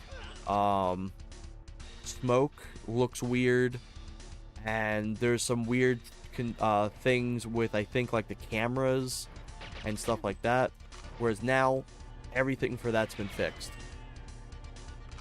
About the number keys on a PC port, how are they work for weapons? Currently it would not do anything, because how just GoldenEye works, that would take an extended thing that could be like a 1.1 thing or something like that.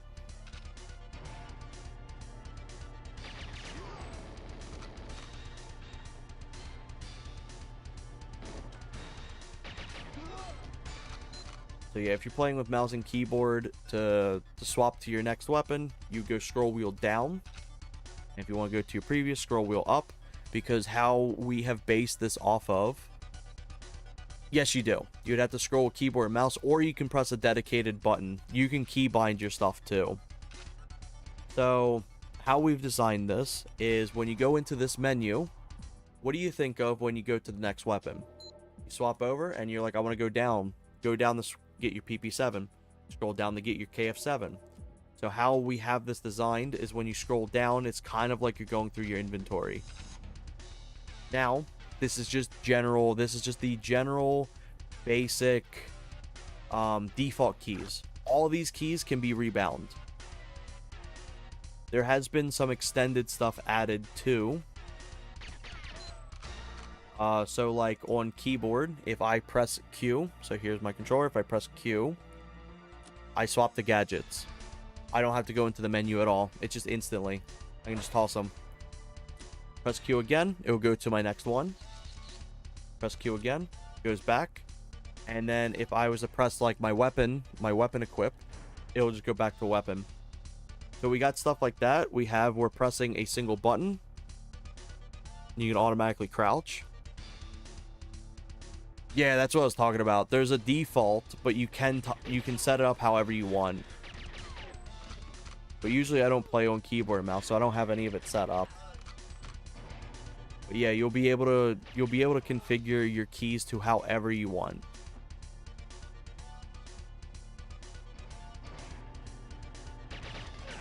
So actually, here, let me show you. By the way, this whole menu that I'm about to show off will not be fully in the release. This will be completely different when we get into the actual release. This is all just debug stuff for the people who are working on this. Let's say I want to go and do keyboard and mouse. So I can go over here, keyboard and mouse. There's all of my inputs. Here's also extended stuff too. So let's say the C up and everything like that's fine. I want to have I don't know, reload. I want my port reload to be my mouse 4. Actually, no, I want that to be my mouse 5. I wish I could show off my keyboard and mouse setup. Kind of show this off better. But yeah, port reload, I'll have it set to be that. So there's my reload, there's my port use. So now my use keys and stuff like that have been changed. You can also toggle a walk too. So you can walk at normal or like half speed if you really want. I'm going to have previous weapon as go down because that's how I always do it. Next weapon go up. Port crouch, I'm going to have it set for toggle. I'm going to have it be shift. Let's see. What do I want to have now? I probably want to do my inventory. I'll have my inventory set to my mouse button as well. So we now have that set up. And then also you can have it where all your sticks and stuff are also toggleable too and changeable. Your D-pad, your sticks. That is stuff that the Perfect Dark PC port lacks too. I'm so glad that we've implemented into here. But yeah, so I'm going to save that. I'm now going to launch into game. This is going to be a little awkward for me because I have to essentially like play like this while looking over. I'm going to full screen it. So let's say I go into new facility.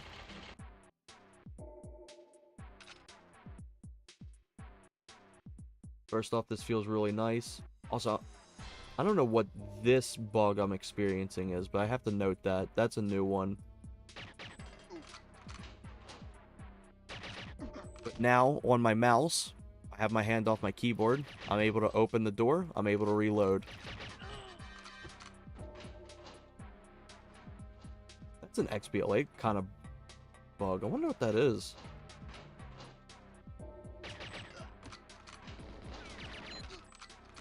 Also, pressing just a single button without actually aiming.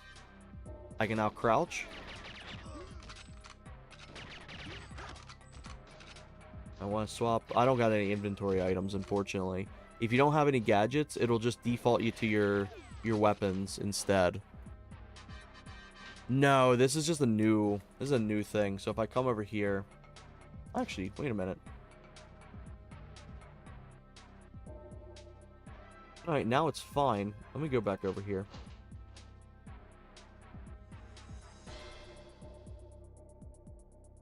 No, it's a thing happening for both. I think I know what the issue is. I'll log it later.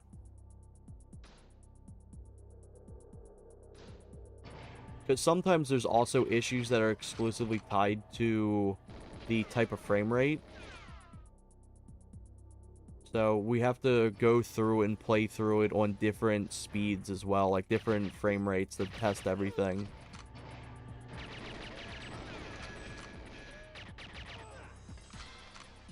Yeah, this feels really responsive. This feels really, really smooth.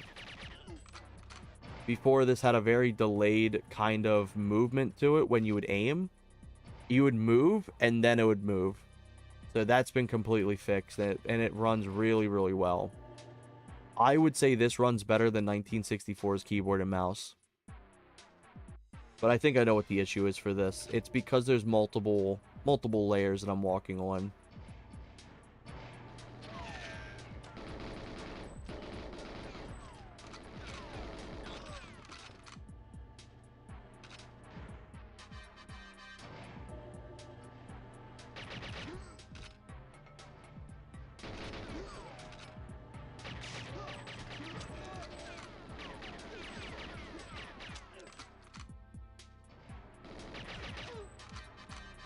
But yeah, this feels really good. One thing that pisses me off is apparently Agent 64 runs mouse input to 15 FPS. Yeah, I had the worst issues with the mouse control. It actually fucked up my mouse. I had to fully restart my computer to fix the FPS issue, because it would like drop down my frame rate on my mouse, like my actual inputs on my mouse, to like 15.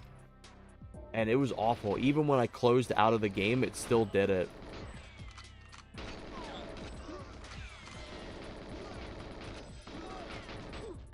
But also what's nice is I'm like, hey, I'm done playing with keyboard and mouse. I'm sick of it.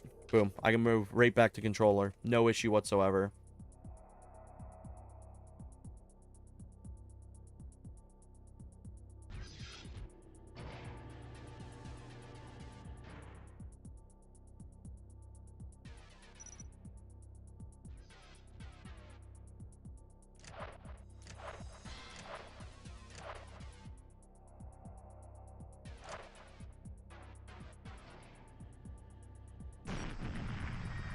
Get ripped, Rebellion. I just saved the world. But yeah, like, it's really, really cool. I love the fact, because a lot of people requested mouse and keyboard. And obviously as well, 1964 has it, and Perfect Dark PC port has it, so it was a very obvious thing that was going to be implemented. We actually had keyboard support implemented first. So we first did keyboard, and then we got the mouse working, and then we got RAFnet working, and then we started now working on getting all the controllers and everything like that. Because pretty much everyone who was playing for the playtest stuff was using OEM. If we can get OEM working perfectly, we can get everything else working good, like perfectly as well. And it worked out really well.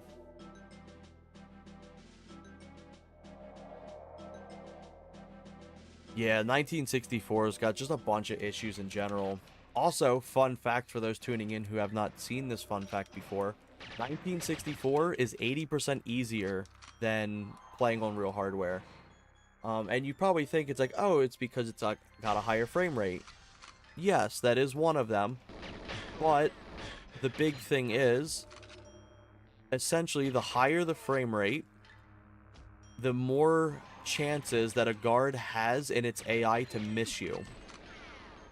So if it's running at 20 FPS and it has a 50% chance of hitting you, so that's 10 frames where it could register that it could hit you. And then if you take that and you add it to, you make it 60 FPS, instead of bumping it up to like 30 frames that it has a chance of hitting you, it still has the 10.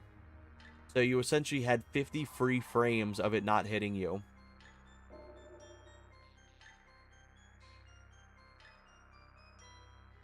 I was like, let's see, is that for both PD and GE? For 1964, yes. Yeah, so 1964 makes it unbelievably easy.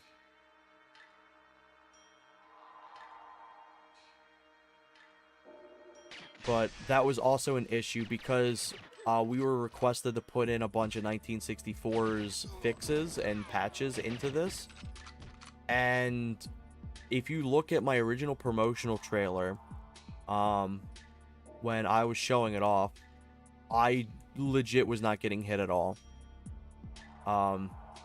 Because it was using like 1-to-1 to 1964. So we've actually fixed that now. So that's been completely fixed. That's why, for me, it was kind of a positive, because I got to go through and show off levels on the hardest difficulty without really getting hit. So it was easy for the trailer, like the promotional stuff. But like, you could walk into Aztec and you could beat the entire thing without getting hit once. Actively trying to get hit. Watch this. Also, another thing, guards wouldn't throw grenades. We've got that fixed as well. But yeah, they instantly were on my ass. We're throwing grenades, all kinds of stuff. So all that stuff has been fully implemented, and it is 1-to-1 to the original difficulty. It's beautiful.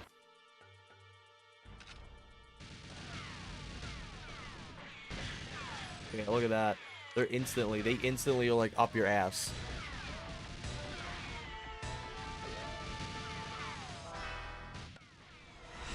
But yeah, that's why a lot of times when people don't do challenges, like the Adzi and Grez, when they don't do challenges in 1964, that is completely why.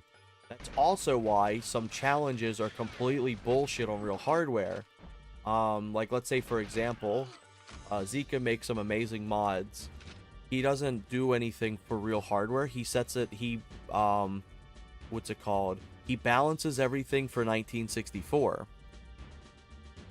So in 1964, it's a lot easier of a time to play, let's say, Alien Eye, because the guards miss you a lot. Whereas on real hardware, you're getting your ass sniped constantly. But yeah, look at that. You just run right in. If you're just trying to casually run in, dead. So that's really, really nice.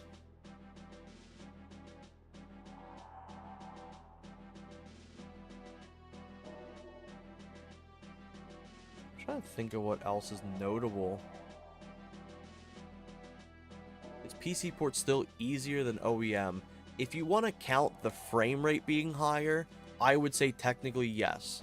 However, with the guards also being able to run at 60 tick, which is essentially 60 frames, it's kind of equal. Because, like, yeah, you get higher frame rate in here, meaning it's easier for you to respond to stuff. But also, with higher frame rate, that means the guards also have an easier time of detecting you. So I'd say it's 50-50. I genuinely need, like, the big GE players to kind of go through and test out, to give their confirmation. But I'd probably say it's 50-50. I would say, like, what the N64 makes harder, the PC port would make easier, and vice versa. So it's like Jungle's hardest thing is the frame rate. No, 1964 had a higher tick rate, but the problem was it didn't encapsulate the what's it called?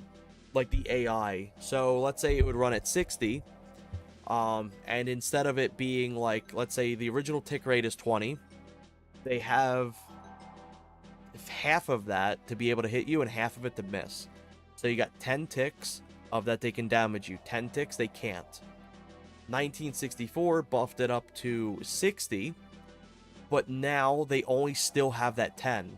So they had 10 ticks of being able to hit you and 50 ticks of not being able to hit you. Also, for some reason, your hitbox in 1964 was smaller too. So not only was it harder for them to hit you, your hitbox was smaller, making it even harder for them to actually hit you. So that's all been fixed. That's also been fixed for any frame rate and any tick rate as well. So while this runs at 180 FPS, this is running at 60 tick. So that way, a lot of the game's normal AI pathing and stuff like that is fully functioning and normal. That's also the same thing for Perfect Dark PC port, is it tries to keep a consistent 60 tick. Because if it's higher, if you would do the uncapped tick rate, you're essentially playing against Dark Souls bosses. Because they get unbelievably smart.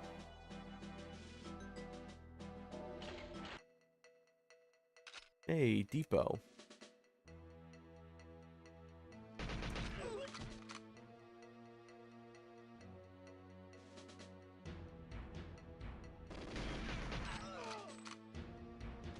And then also, if you're playing keyboard and mouse on here, and you compare it to original, yes, keyboard and mouse would be significantly easier than OEM.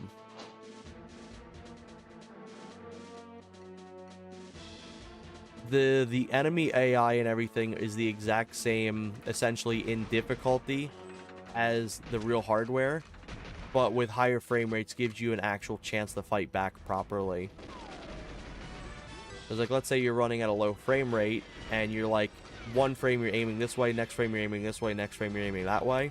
Whereas this, you got the full smooth range. So the challenge is still there. You're just given the tools to fight back now.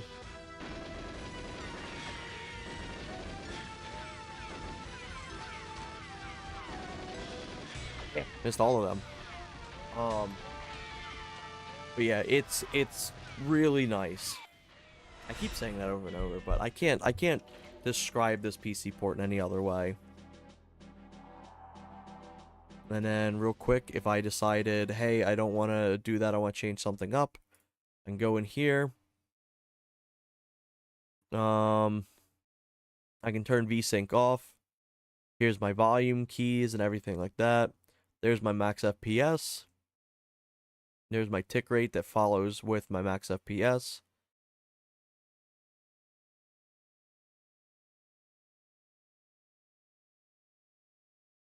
I can also enable this. Let's say I want to have the crosshair turned off. Save, and I launch once more.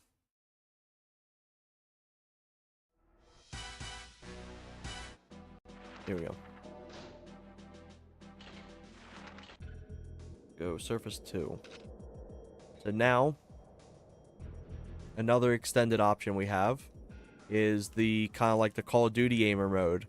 Because this, funny enough, was a big requested feature. This is also something 1964 has. This makes it really nice if you're aiming with mouse and keyboard and stuff like that. So if I'm going around...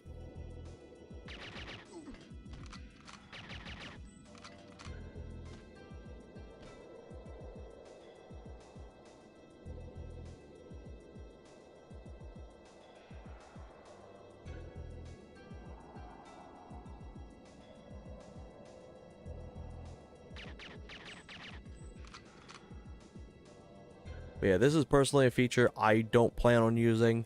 I like the traditional aimer, but this is for the people who really want it. Because there's some people that actually prefer this way.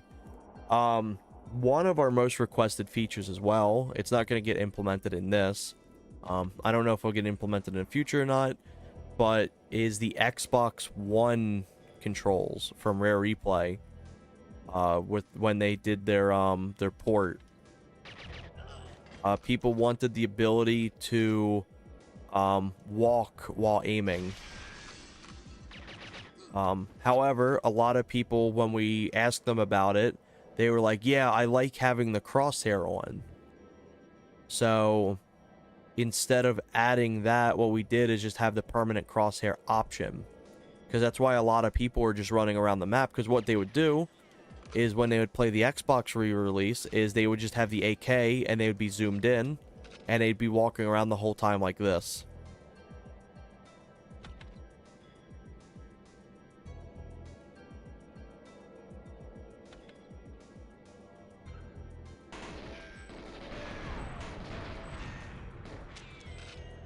So while the direct Xbox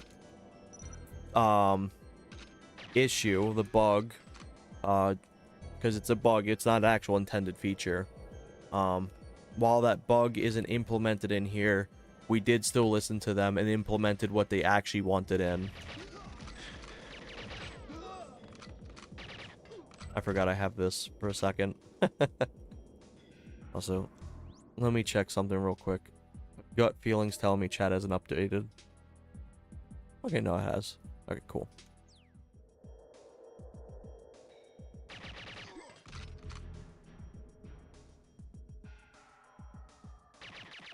Also, something cool too is this area has been fixed. If you know real hardware or emulator, you'll always see this area always fucked up. This area is always bugged, and you can see it here. But we were able to get the majority of it fixed. Normally you got stuff over here, but just the way GoldenEye's engine is very funky. So most of it has been completely fixed up. You'll still see a little bit. Maybe that'll be fixed by the time it releases.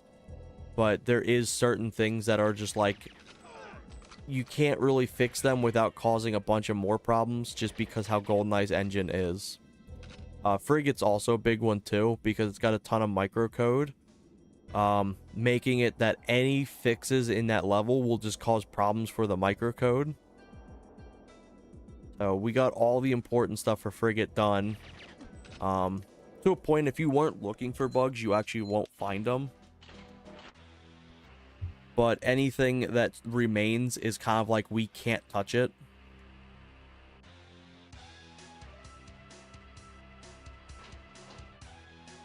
Also, I like that my mouse is just sitting in the front. Yeah, so I'll show this off to kind of give a good reference.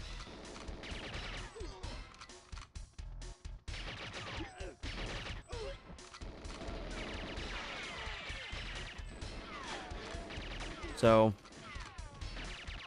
you see how these kind of clip out? It's because both of these textures, both of these objects, are trying to be in front of the screen. You can kind of see where it does that. That is something we were leaving in, because if we were to fix that, it will cause a bunch of other issues. And it's also such a minuscule thing that you wouldn't even really notice. And then also it's on real hardware too. So we're trying to have a good combination of like actual genuine fixes and stuff that's like, this is intended because real hardware had it.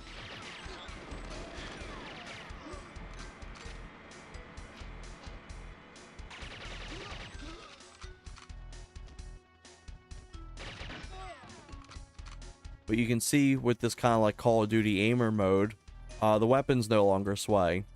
They're always directly in the center of the screen.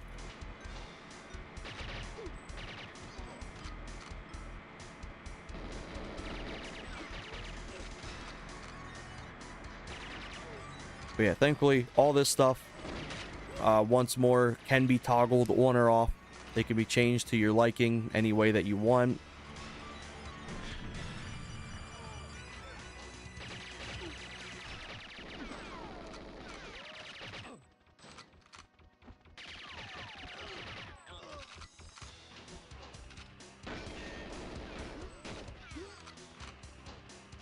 Outside of doing testing with this type of control scheme, I don't plan on using this type once this is released. Because my god, it makes the game feel entirely different.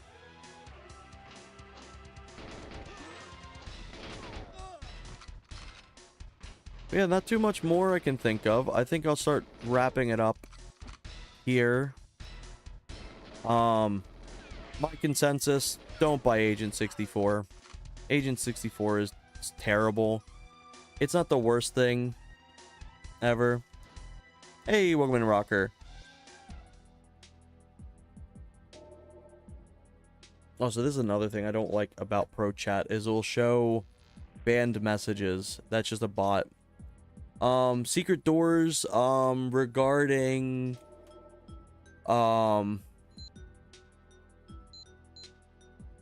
I don't even know what there could be secret doors for. What are you referring to for it? It's also good to see you.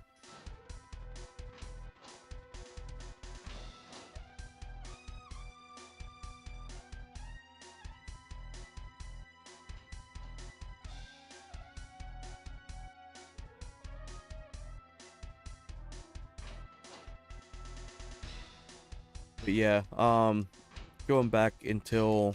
Let me check if it's YouTube again. I swear to God, YouTube's giving me the shits with this stuff.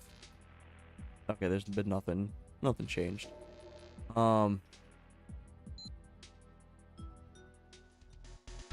not sure what the specific secret door is. But yeah, Agent 64 is terrible. It's a solid 3 out of 10. I wouldn't even give it a 4. Doesn't feel good. The controls don't feel good. There's no crouching. There's a ton of quality of life things missing from it. The online wasn't that great. There was a lot of issues regarding it. The missions aren't good. It's too quiet. There's nothing going on. It looks really ugly. If you're looking for a good online game to play, Time Splitters Remastered is phenomenal. The video that showed floating doors on Frigate. I don't remember. I remember there's something referenced about that. I can't remember what exactly that was. but it's not in this. But yeah, if you're looking for online, play Time Splitters Remastered. It's got like 30 some guns. It's got a full campaign. I think the campaign's co-op too. It's also got like 30 challenges, I think. And it has some levels from other games too. Perfect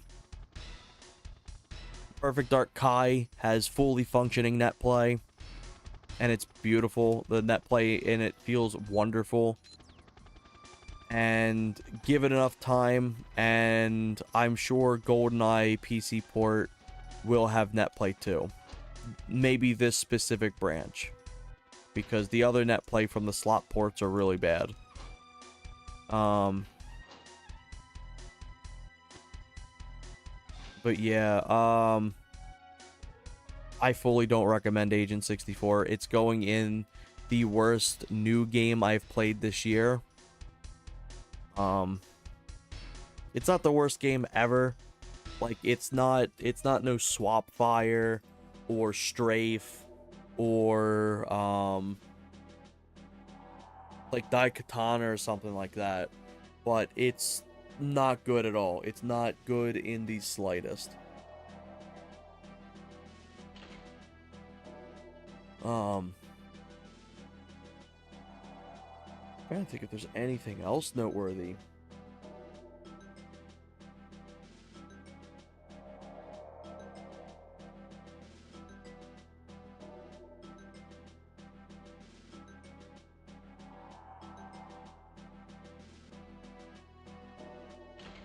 I think that's just about it. So you know what, we'll do a level in Streets.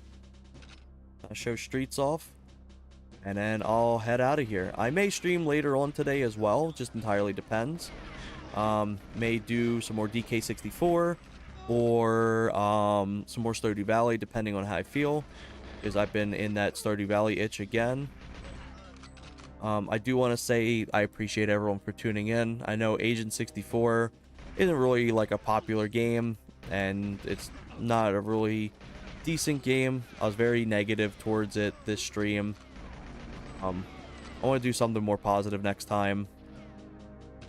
But I did have to voice my opinion on it, because I don't want to promote that game at all. I wish the best of luck for the developer. I have no idea who he is. I have no qualms or anything like that. I don't want it to sound like it's like, oh yeah, fuck this guy. But I do hope his next project is really good. I do hope he takes a lot of stuff that he learned from here and makes some really cool stuff. And I just wish the best for him.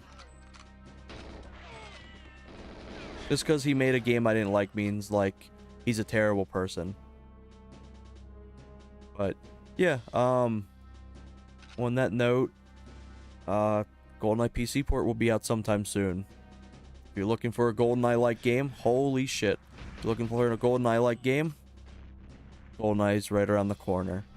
Perfect Dark PC port for Perfect Dark Kai is available. Chaos mode is at a 1.0. Kai has 4 times the amount of features as like base PD. For real, how are you gonna release a new game with no blood graphics? Oh my god, I know, right? Also, welcome implants. Dude, you know what's insane? The beta for Agent 64 had blood in it. The beta for Agent 64 had blood in it. And it also had lights you could shoot out.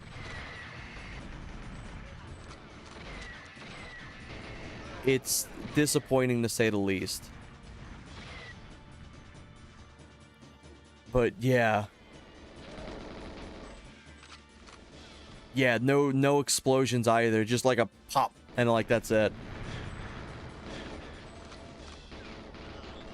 One of my favorite things I saw was the defense of it was, oh, this isn't meant for GoldenEye players. This isn't meant for the average GoldenEye player. It's got a crosshair in the logo. You literally have a secret agent file in your main menu. Half the weapons are either based off of GoldenEye or Perfect Dark. all of the objectives are based off of stuff from GoldenEye or Perfect Dark. I don't think there was a single objective when I was playing through it before I got sick of it that was unique. There was like nothing. Yeah, it's like they could have deviated. They could have been like, hey, this is inspired by how this game feels. Like, look at SOE 64. SOE 64 is also a game that I'm not too big into. I've got some issues with it, but I do think that they took the movement and the control of GoldenEye and did it justice enough. I was like, it doesn't feel like I'm playing a 0.5 of GoldenEye. I don't get it. I don't understand why people say it's so good. I don't understand at all. And then people are like, well, this is a modern experience for multiplayer. Time Splitters Remastered. It's phenomenal. It plays amazing. It plays so much better. It has more features. It has more weapons, more maps. Dedicated, like, everything. Oh. Yeah, give us a basic graphic. It's not even that. Dude, graphics from 1995 look better. Like, oh my god, like, you know that, like, skyscraper? It's like, man, that looks terrible. Like, the graphics for it just look really bad. It looks like everything's lubed up with Vaseline. And it's like, you go into here, this game from 1997. I don't know, what would the worst looking map be in this? Let's do Runway. Runway's got a big mountain. Also, these textures, they look good. Like, these are impressive for 1997. I hate the spiel that retro inspired games have to look like shit because, oh, graphics back then didn't look good. Graphics back then were eye-popping. They were like the best. They were the cream of the crop for what was out at the time. They weren't just like, oh yeah, the N64 can't hold up on graphics too much. Fuck it, we'll just make like 5 polygons and call it a day. No, they put their whole ass into it. They couldn't put everything into the game, but they could put their all into the game. Like, look at this, like, massive maps. They're able to do all kinds of custom stuff, like sound effects that sounded really good. They were able to just do so much stuff. They didn't just go, oh, it's the graphics aren't gonna look good, here's just a block, people can pretend this is like a basket. No, they made the entire crate, gave it curvature, and then put stuff inside it. They didn't just go, oh yeah, graphics suck, right, I forgot it's 1997, brick, throw a fucking brick in there. No, they put their whole ass into it. Like, yeah, graphics at the time weren't fantastic today. It's not because they just half-assed it. They put everything into it. Because if they half-assed it, it could be so much worse. It could genuinely be so much uglier. Like, look at Perfect Dark. Like, Agent 64 takes a lot of inspiration from Perfect Dark. And I don't think there's a single texture in the entirety of Agent 64 that looks remotely as good as Perfect Dark.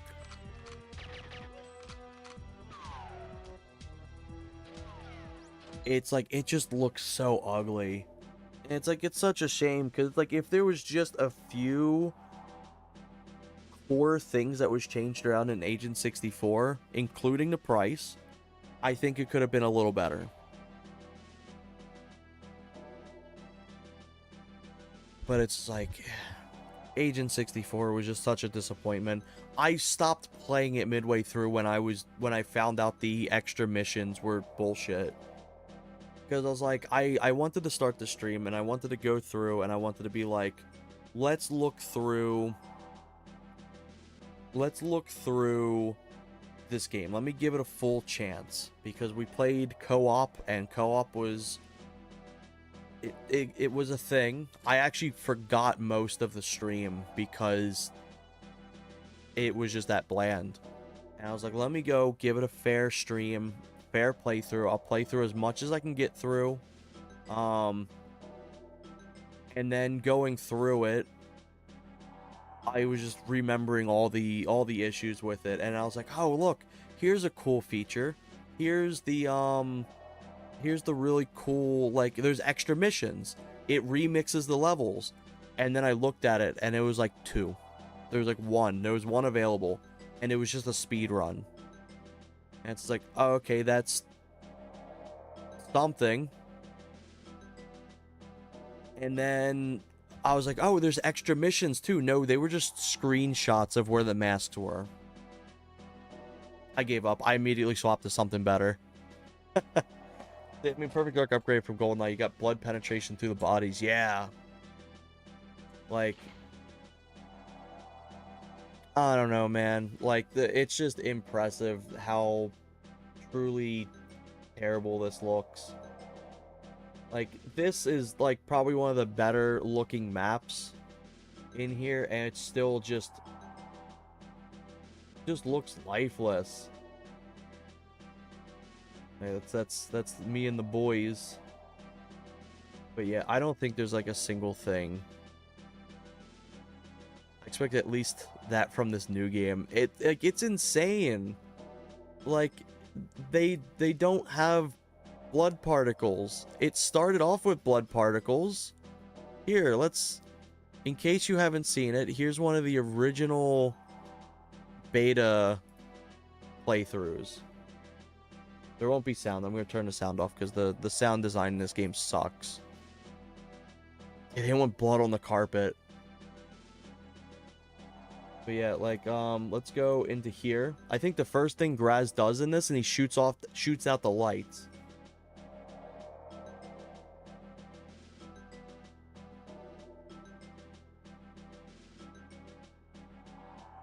But yeah, look at that blood splatter. It's not great blood splatter, but it's there. It's hit detection. Shoots out the lights. The lights were cut. He cut the lights into the release. You can't shoot out any lights. And then there's also no blood particles. Yeah, look at, like, just this skyscraper. I was like, wow, this skyscraper looks like shit. When it comes to here, but I'm sure it'll be better in the release. Where the hands go with the character models? I think the weapons for...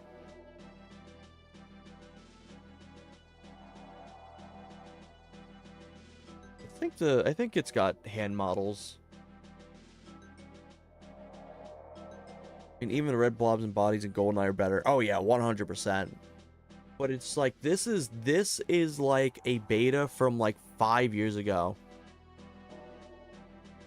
Are you talking about the big blocky hands?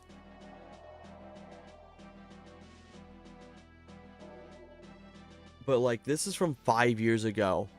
This doesn't look any different from the release. Nothing plays different besides auto aim is no longer forced to be locked on.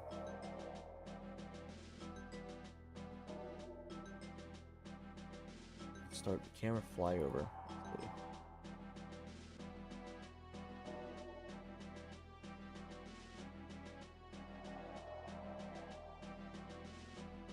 Oh! He's missing hands. You're right. Holy shit. I was confused at first because I was like, oh yeah, he's probably got blocky hands. No, he's just got nothing. I wonder if that's actually fixed in the release. That'd require me to turn the game back on, which I don't want to. But I wonder if that's still in the main release. I wouldn't be surprised. But yeah, like, that skyscraper and shit looks so ugly. Let's give one more look. Let's give one more look to Perfect Dark. Let's open up what the skyline is inspired from. Give me 1 second. Yeah, let's go and look at what those skyscrapers are inspired from. Because you know, old graphics, they're ugly, they're poopy, they look so bad. They look oily and Vaselined. Yeah, there's so much wrong. But like, look at this. Yeah, look at all these terrible graphics. Look at how muddy all these look. They don't look good at all, apparently.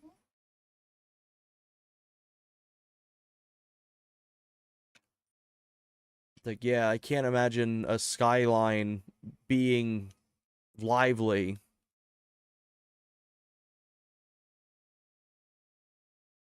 And it's like, bro, like I don't know how long you've been tuning in, Plants, but somebody left a review before I started streaming today, and they were like, this game genuinely sounds empty without the music.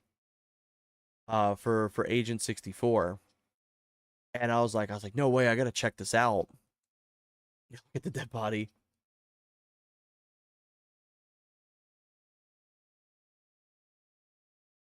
And I turned the music off. I turned the music off for Agent 64. It's literally dead quiet. It's silent. The only thing that makes noise is when you shoot or somebody's shooting at you, essentially. Like, there's nothing else going on. It's like you can hear the... Well, you can't hear anything now because I have the fucking...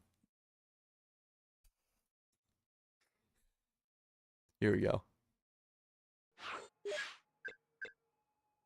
Here we go. You can hear, one, footsteps. There's no footsteps. There's no footsteps in this. Or no footsteps in Agent 64. Footsteps in here. It uses, I think, 8 repeated footstep sounds on just general. You could have just had a general footstep sound. It's not that hard to implement footstep sounds. And you can hear the bustling city in the background. You can hear all that. You can hear like the sirens going off and the beeps and the cars flying by. And then you get indoors. Gone. It doesn't stick around the whole time. It's atmospheric.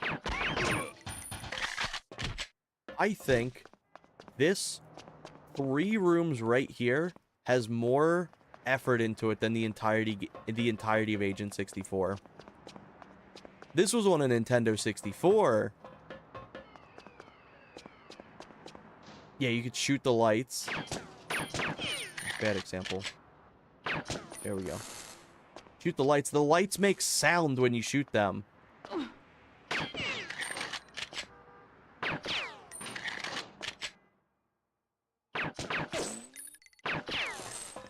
here. Oops. Here he is. But then, you can just turn lights off. Like, you can interact with the world. You come close to a monitor, and you can hear it. You can hear it, like, playing. Let's see, what's another good example of stuff?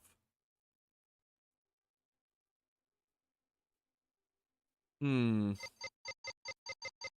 know Crash Site's good. Because you can hear the wind and everything like that.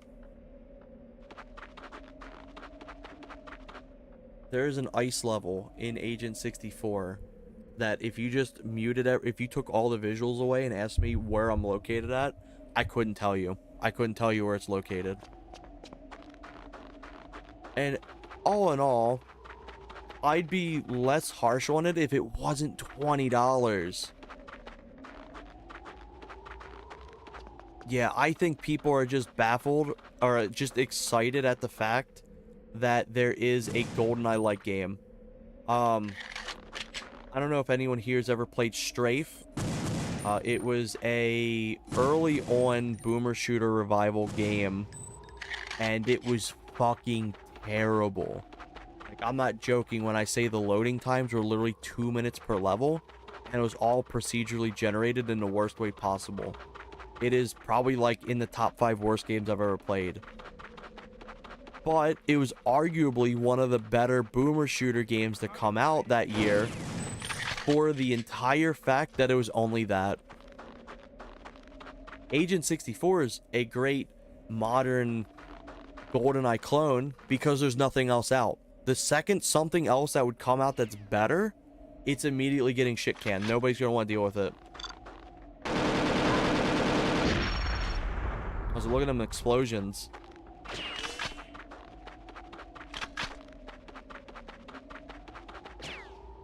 But it's like you can hear the rustling with the snow. You can hear the wind. Like you can tell where you're at. Like let's say like in here. You can tell you're on like something metallic. You can feel the world. We'll meet up later. Like you can feel the world with your ears.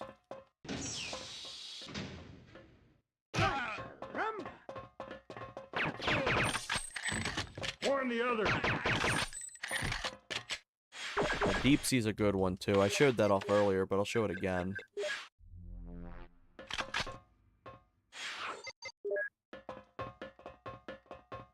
But yeah, I think generally, if I was to pinpoint like 3 big things with Agent 64, yeah, I mean, they set the bar really low for a better game. I know, right? The 3 big pillars when it comes to me, I would say the fact that the game looks unbelievably ugly. They require ray tracing. Or not ray tracing. They use rendered or rendering for the shading. They don't have like where the actual textures are shaded in and the vertexes are shaded and stuff like that. They just use a renderer from Unity to blanket over shadows.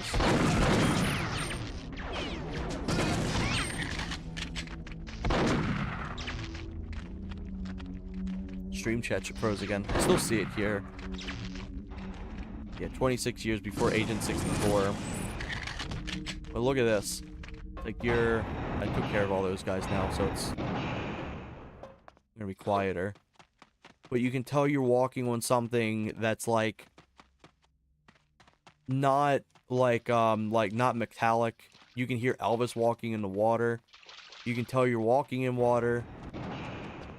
You can tell you're walking on like metallic stuff. And you get inside here, and it's nothing but just ambience.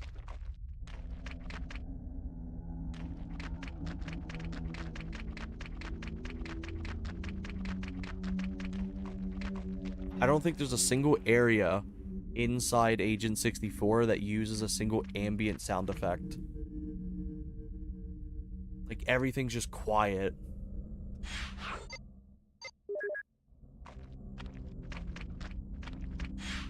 I think I could make a good mock-up on what Agent 64 would look like if it was through Perfect Dark. Alright, so first, let me go into audio. Let me lower this so I don't blow everyone's ears out. Go into extended. Let's go into experiments. Turn on ray tracing. First off, we'll take one more look about ray tracing being off. We're going to keep it that way because they don't use any shading in the game. What we're going to do instead is we're going to add a bunch of these. I think we're going to do 4. I saw Agent 64 for the first time. I wasn't impressed, but Perfect Dark still looks like a decent game. Like, it's impressive. Let's do map lighting. This right here, by the way, taught me why Agent 64 looks so bad. This is with a general renderer on. See how the shadows... This is cool, having shadows like that. But you see how the shadows don't work on low poly models? That's why Agent 64 looks so ugly. It doesn't work. It doesn't work with it. Oh, no, you're good. But even then, with all the lighting literally turned off in this map, this still looks better than Agent 64. Yeah, look at this. Look at how they look. It's cool for a second until you see the hiccups in the shading and stuff.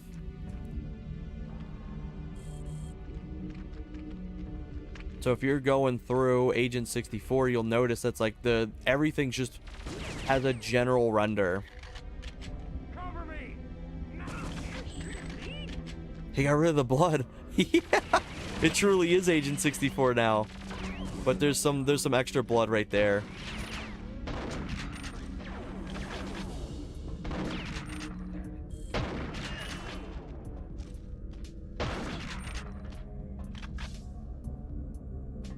But yeah,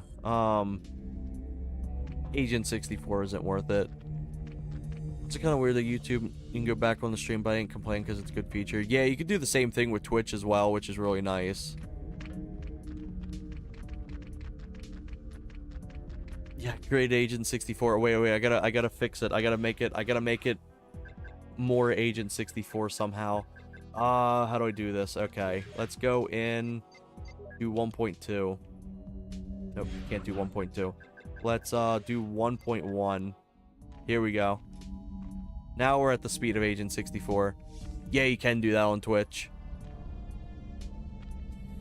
Okay, there we go. There's our Agent 64 gameplay. Fucking hell. I don't understand the people that like were completely diehard shilling Agent 64. I'm like, you're getting paid off. Like, there's no reasoning behind shilling this game so hard. You're getting 100% paid off. I don't care who it is. Whoever like sucks a game's dick that hard, that's a solid 3 out of 10, is getting like a pushback or something. I want to see an explosion. Ooh, let's see. Ooh, let's go in. Let's do here. Look at this. This looks beautiful.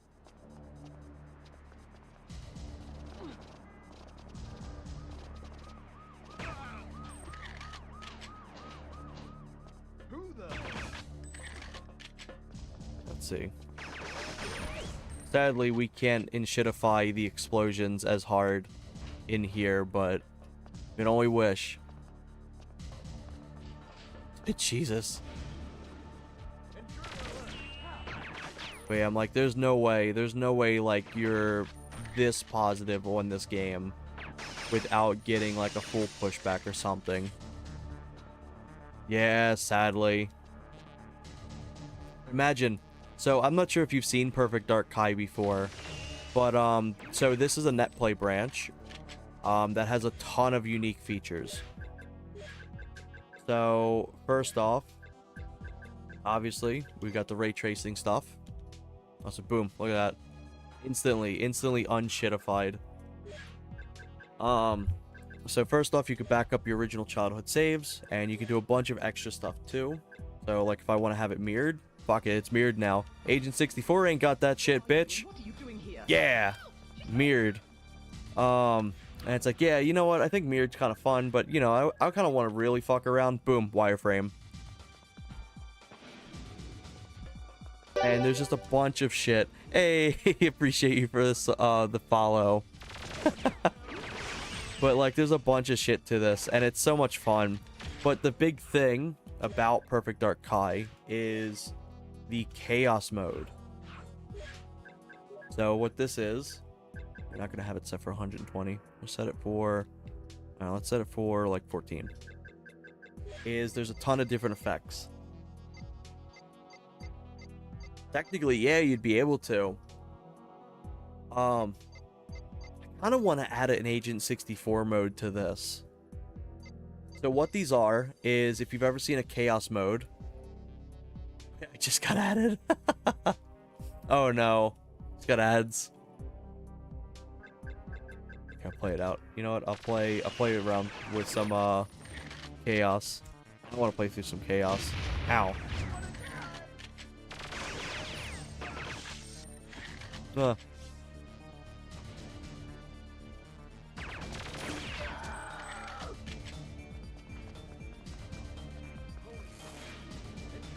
Fuck, they got hit by an airstrike. Oh, not my glass cannon. I'll wait for him to come back before I talk some more about it. It's like 3 minutes of ads. It's 3 minutes of ads per hour. Mirror mode.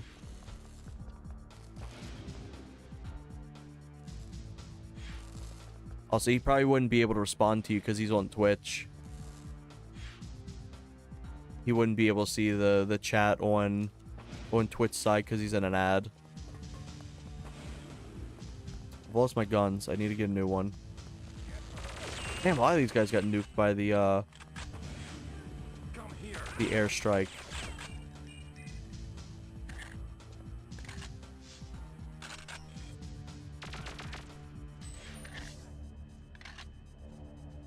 Oh fuck, not Russian roulette. Ooh, I live. Hey, I live.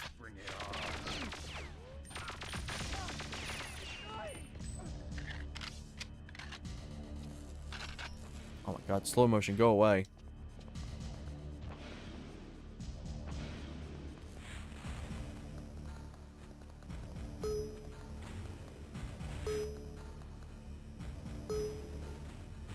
Truly crusty. But yeah, I kind of want to add a thing to have Agent 64 mode in this, and it just runs like complete shit.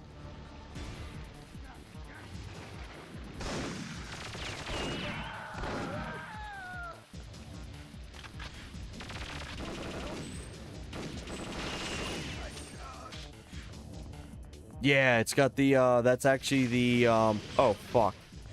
That's actually the Game Boy, colors, or Game Boy's, resolution and shit.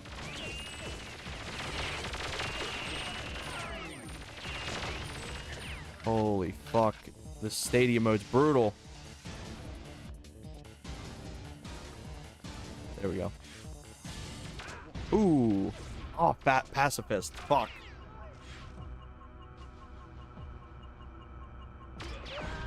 He killed himself last second. Oh, and a banana peel. That is me in the textures.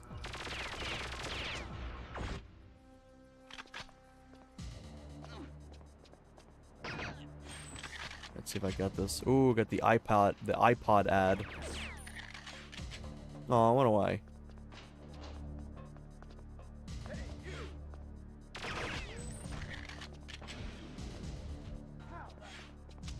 Oh, fuck. Not a weapon jam. Uh-oh.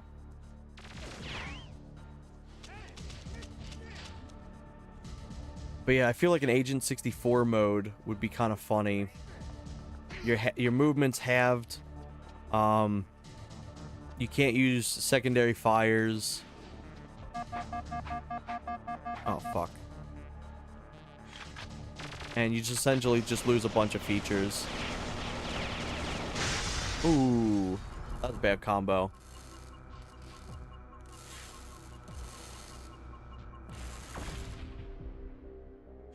I am not sure which stream Graz did that. That was probably a private one. Because we have a bunch of different sound... Ooh, fuck. We have a bunch of different sound clips from, when Graz plays, like, Fortnite and stuff like that. Oh, shit. The whole crouch. There we go.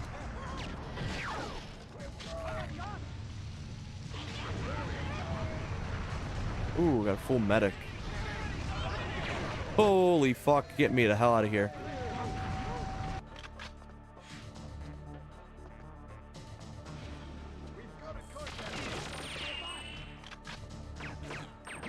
Oh, I lost my gun. I think I just heard the Scatter King die. Oh, shit, I forgot. I'm playing a different one. Oops.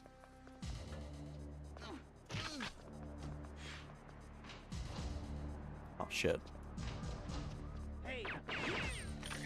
There we go. Oh, my God.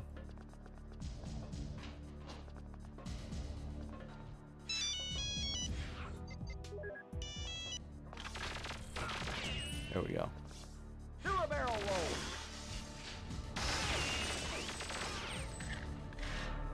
Can't begin to describe how fun. Jesus Christ, it's loud. I can't begin to describe how fun the chaos mode is. It's like wonderful. Oh shit.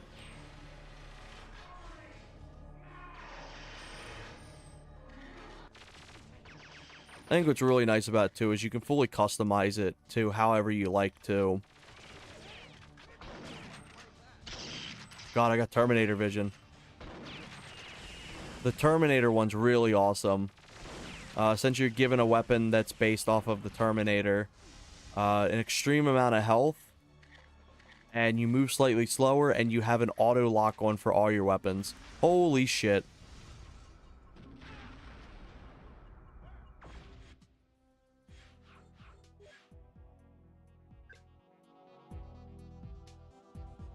There we go. That should be good enough, in case there's anything too loud. Ooh, hell yeah. Give me an RCP.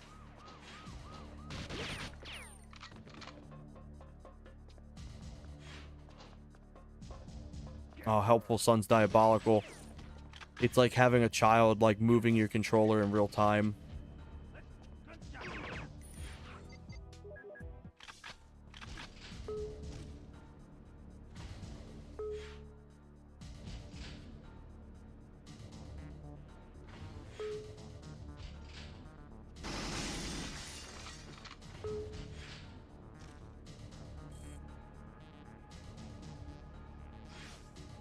Oh, come on. I hit with the plague.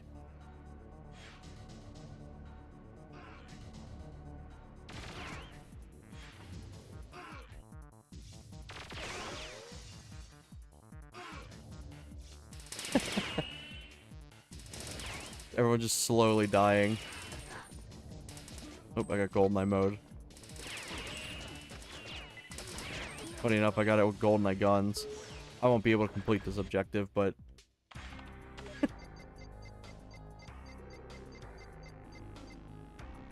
I love this mode so much. It's unbelievably cool.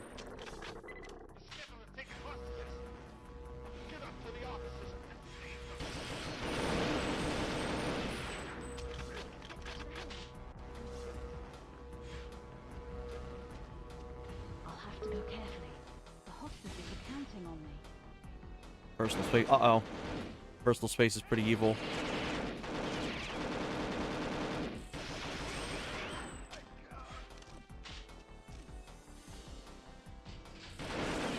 Oh, shit. I don't know how weird. Oh, fuck.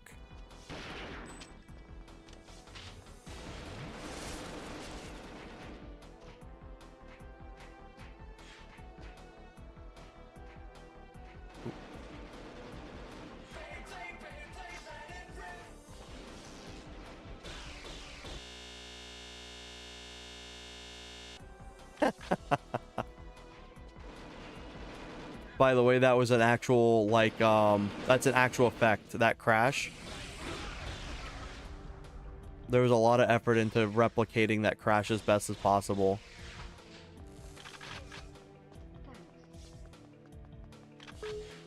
Right, somehow I've managed to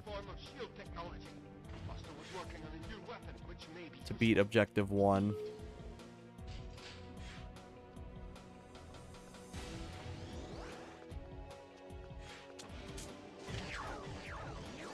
Ooh. This is what Foster is working on. Oh, fuck. Thank God that she only had the Mauler. Holy shit. Alright, let's go into here. Get my RCP 120. Things are desperate. They planted a bomb. Find it and get it out of the building. Understood. Can't do that. Let's just move.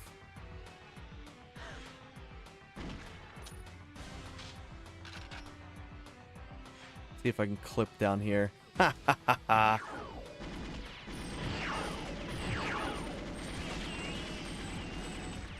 There we go. Mine is like the PC port project.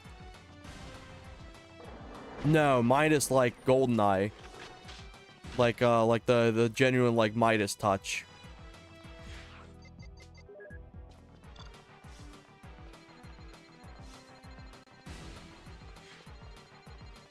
Ooh, got Brandon's mod. Nice and blue. Oh, fuck.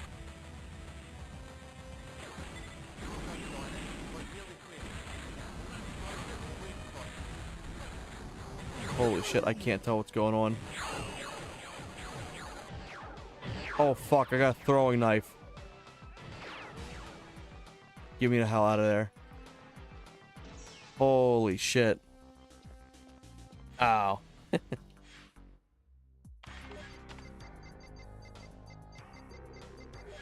Let's do Mayan SOS. See if we can get through this.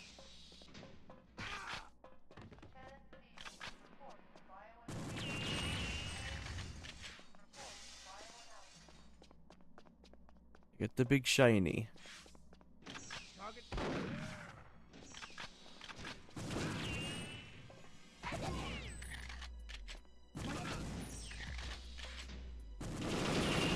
Oh fuck, not armor guards. I wasn't paying attention to that. Let me skedaddle.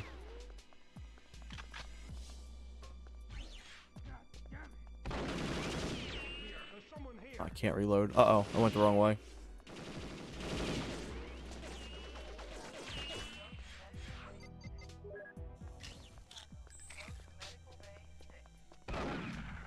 You made your last mistake.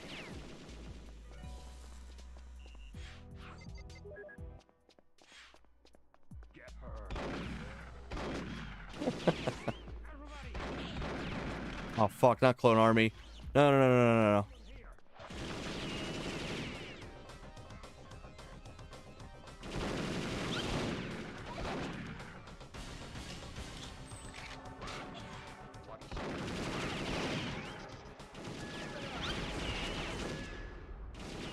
Oh fuck, not the silo timer. Fuck, yeah, I wasn't living. But yeah, this is just so much more fun going through. I have a blast playing through this. There's gonna be updates to this as well in the future too. So, but we've just been kind of taking a break with the Project Midas and everything like that. I'm most looking forward to the updated RAFnet support. What the fuck?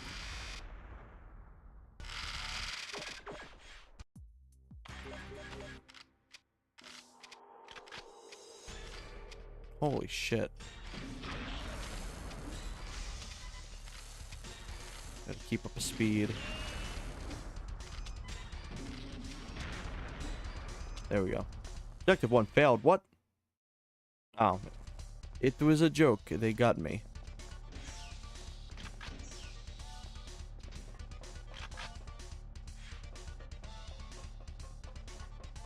I actually have another stream planned as well for the Chaos mod too. I'm definitely excited to do that again. Probably be like in the next day or few. But man, I love doing the Perfect Dark Chaos. It's just enough bullshit and it's enough fun to be fun to see how far you can get and how quickly you can get through it. Quad-handed. Hey, welcome into Odysseys. Good seeing ya.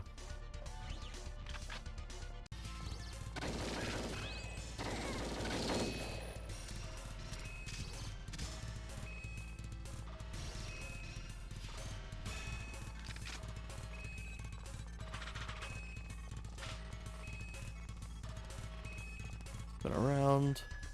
There we go. Gone. Set her into the stratosphere.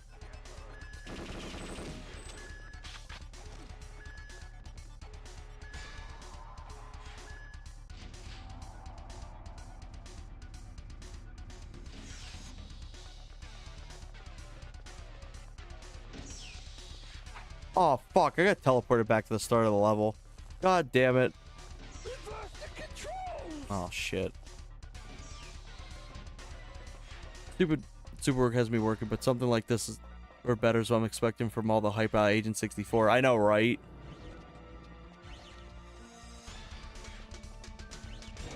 Oh, fuck, not Australia mode. Is that Thanos snap? No, it was not. It was Blink.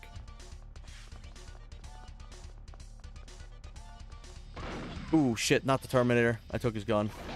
Oh, I did not take his gun. Oh, fuck. I gotta get out of here. Oop, I can't instead of note 7 to explode on you.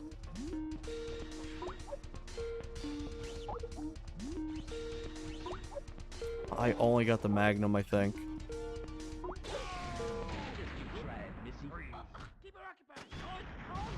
Oh, come on, I died. But yeah, I think I would have a thing of Agent 64 added to this. And it's just, like, really unfun.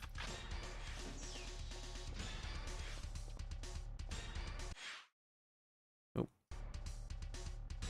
Oh, shit. I gotta exit out of this real quick. I got the worst day of your life so far. Which meant everything... Everything was permanent.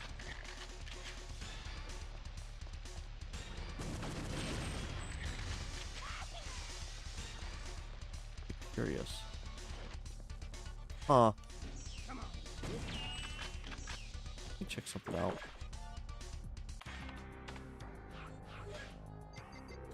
I had too many things going at once. I gotta restart the game. Some of the effects got permanently toggled. It's stupid Skype's how it gives you PTSD. Yeah, let's load this up one more time and I'll head out of here. You can tell how much I love this because I just keep playing it. Here we go. Let's see. What's another good level? Let's do Carrington Villa Special Agent. Fuck it. Let's try and see what we can do. 5 seconds and it lasts for 14. Ooh, got max ammo right off the bat. That's for everything. Ooh, combat knife. Holy shit, not the Terminator. I'm stuck exclusively with the combat knife until the knife fight ends. My gun. My gun. Put this up. Let's see. Oh, fuck, not one bullet mags. I think it took too long for this guy. He shouldn't. Oh, he did.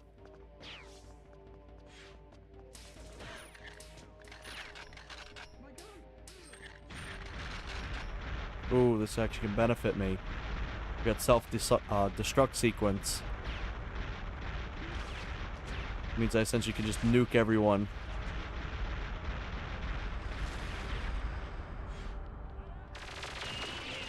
Still got a weapon jam. I can't fight back. Oh, fuck. Holy shit, Scatter King. Get me out of here. I think I just teleported. I teleported back to the beginning of the map. Shit.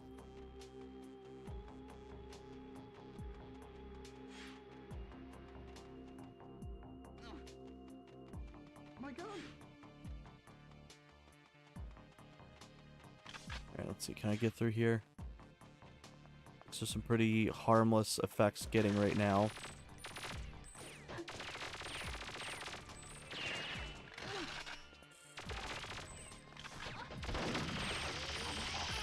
There's Terminator. Was. Holy shit. I couldn't turn.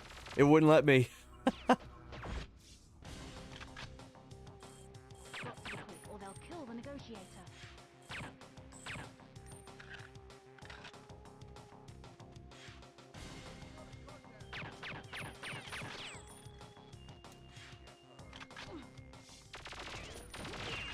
There we go.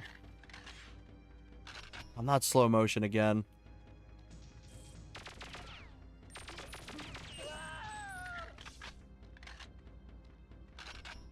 Objective 5 isn't real. My gun. Actually, the slow-mo may actually benefit me.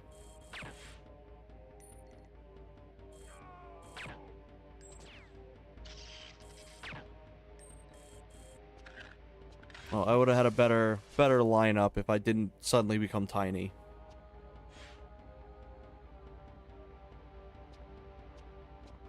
There we go. Sonic mode's diabolical. If you get shot, all your weapons explode out your inventory.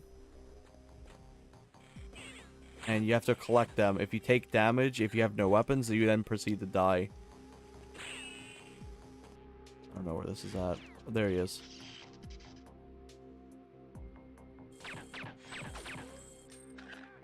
Okay. Fortunately, I can't tell what effects I have. I think I've got fake lag. Yep, we got fake lag.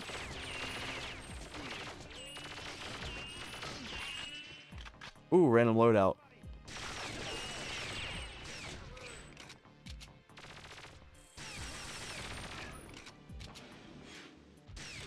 Oh, come on.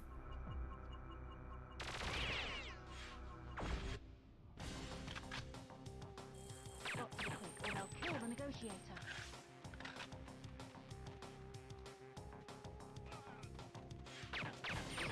Objective 1 actually may pass if they got the plague.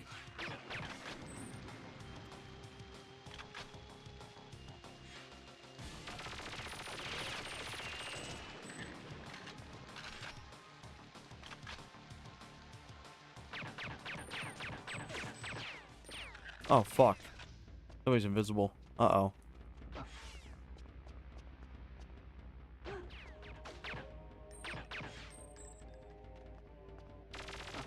Oh, who the fuck?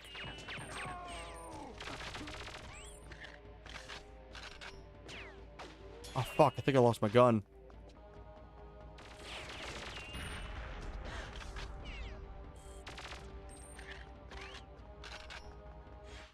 Oh, come on. Oh, well. Oh, I should probably start heading out. It is getting 5 hours. I need to make some food, and I need to make some stuff for, I'll get some stuff ready for work tomorrow. And maybe I'll do one last one.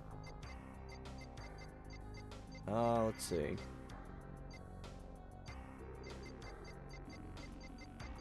Don't think I'm gonna win.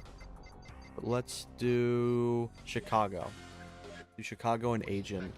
Win or lose, I'll finish the stream up. Jesus Christ. But I do want to say I appreciate everyone for tuning in. I want to try to do maybe another stream either tonight or... Oh, there's the Graz. Come on. Come on. Look at how smooth. Come on. There we go. At least I stopped the guy from calling the cops. But I do appreciate everyone for tuning in.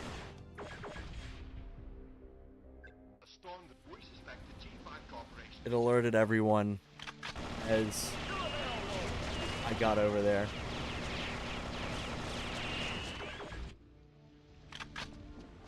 There you go.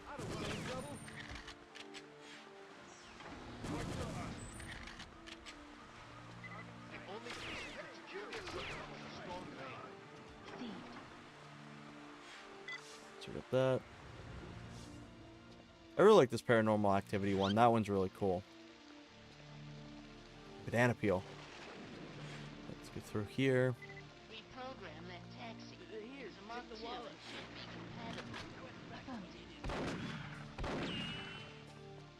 We don't.